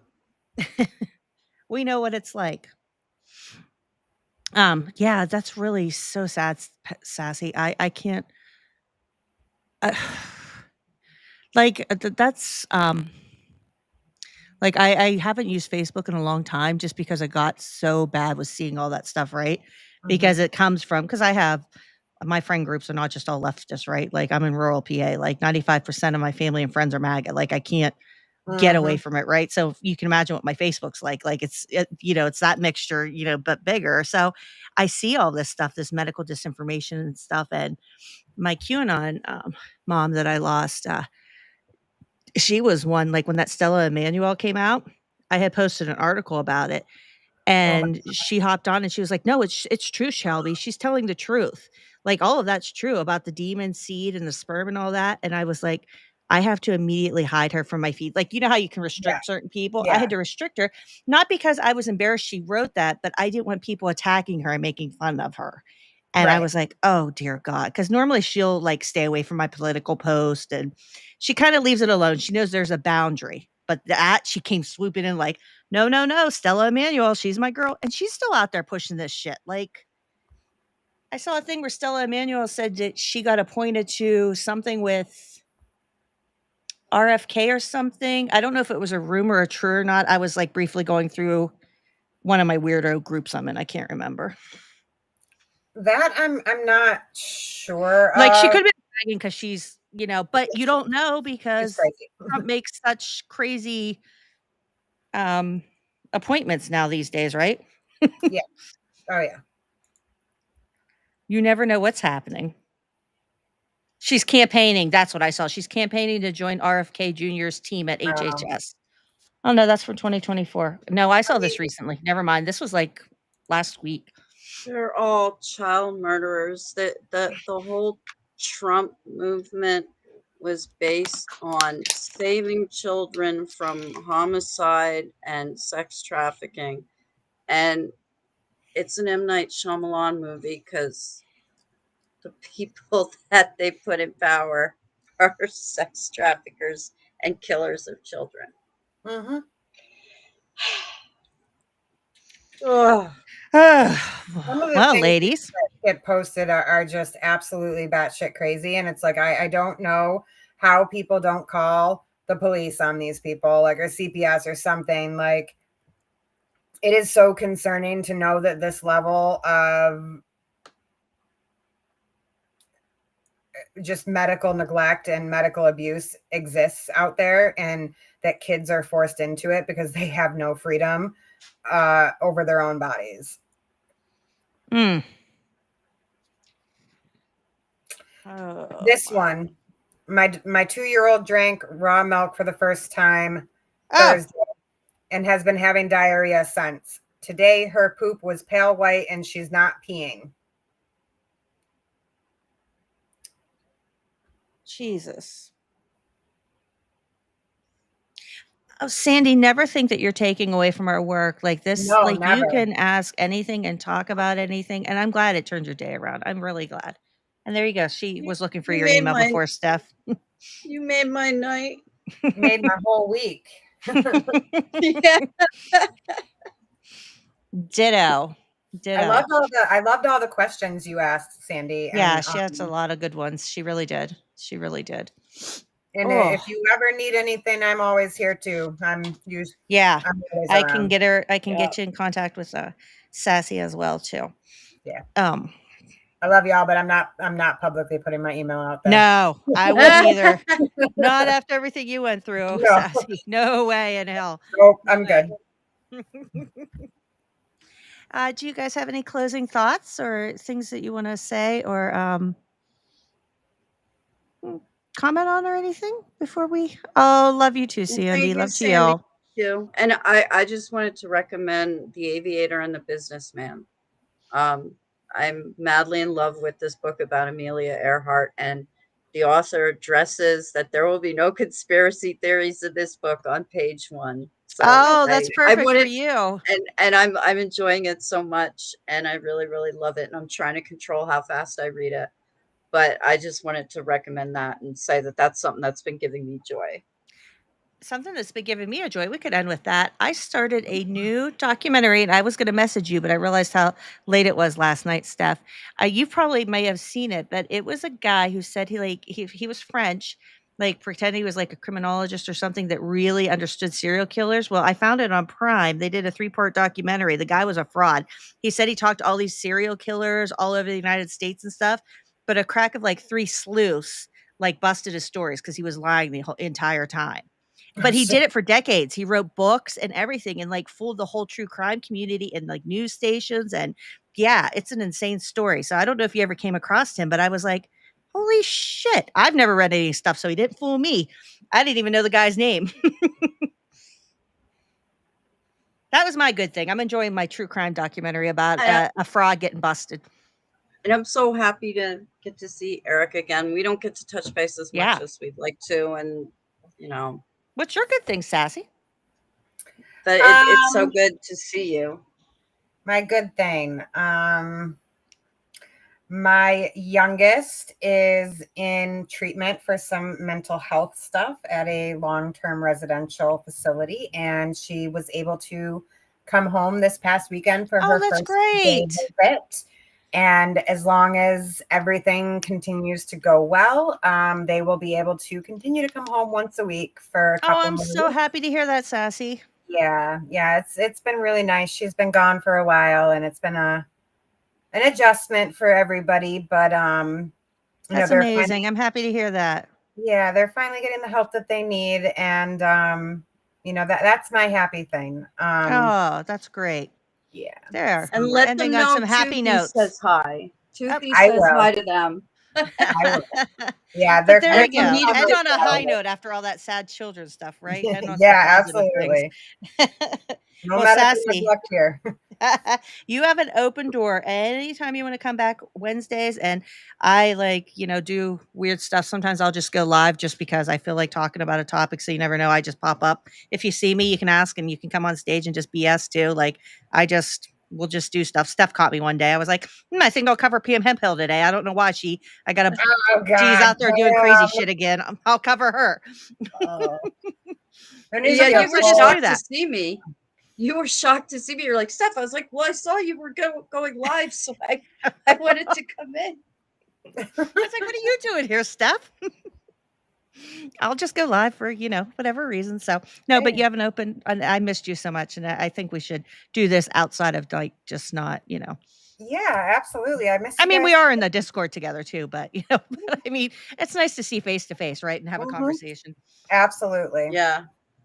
All right. Thank you, everybody who came tonight. Sandy, you really had some excellent questions. I just really Thank you. appreciate you. And everybody that came tonight, the mods who are in here, Mac and Cheese and Myrrh, thank you guys for keeping it safe for everybody that's in the chat and everybody that showed up tonight and that will watch the restream. I love you, girls. Love you. Oh, and you guys can stay in here if you wanted to Love chat you. real quick before we go to bed. I'll end the live, wait for it to end, and then we can say goodnight to each other without the world seeing. Sounds good.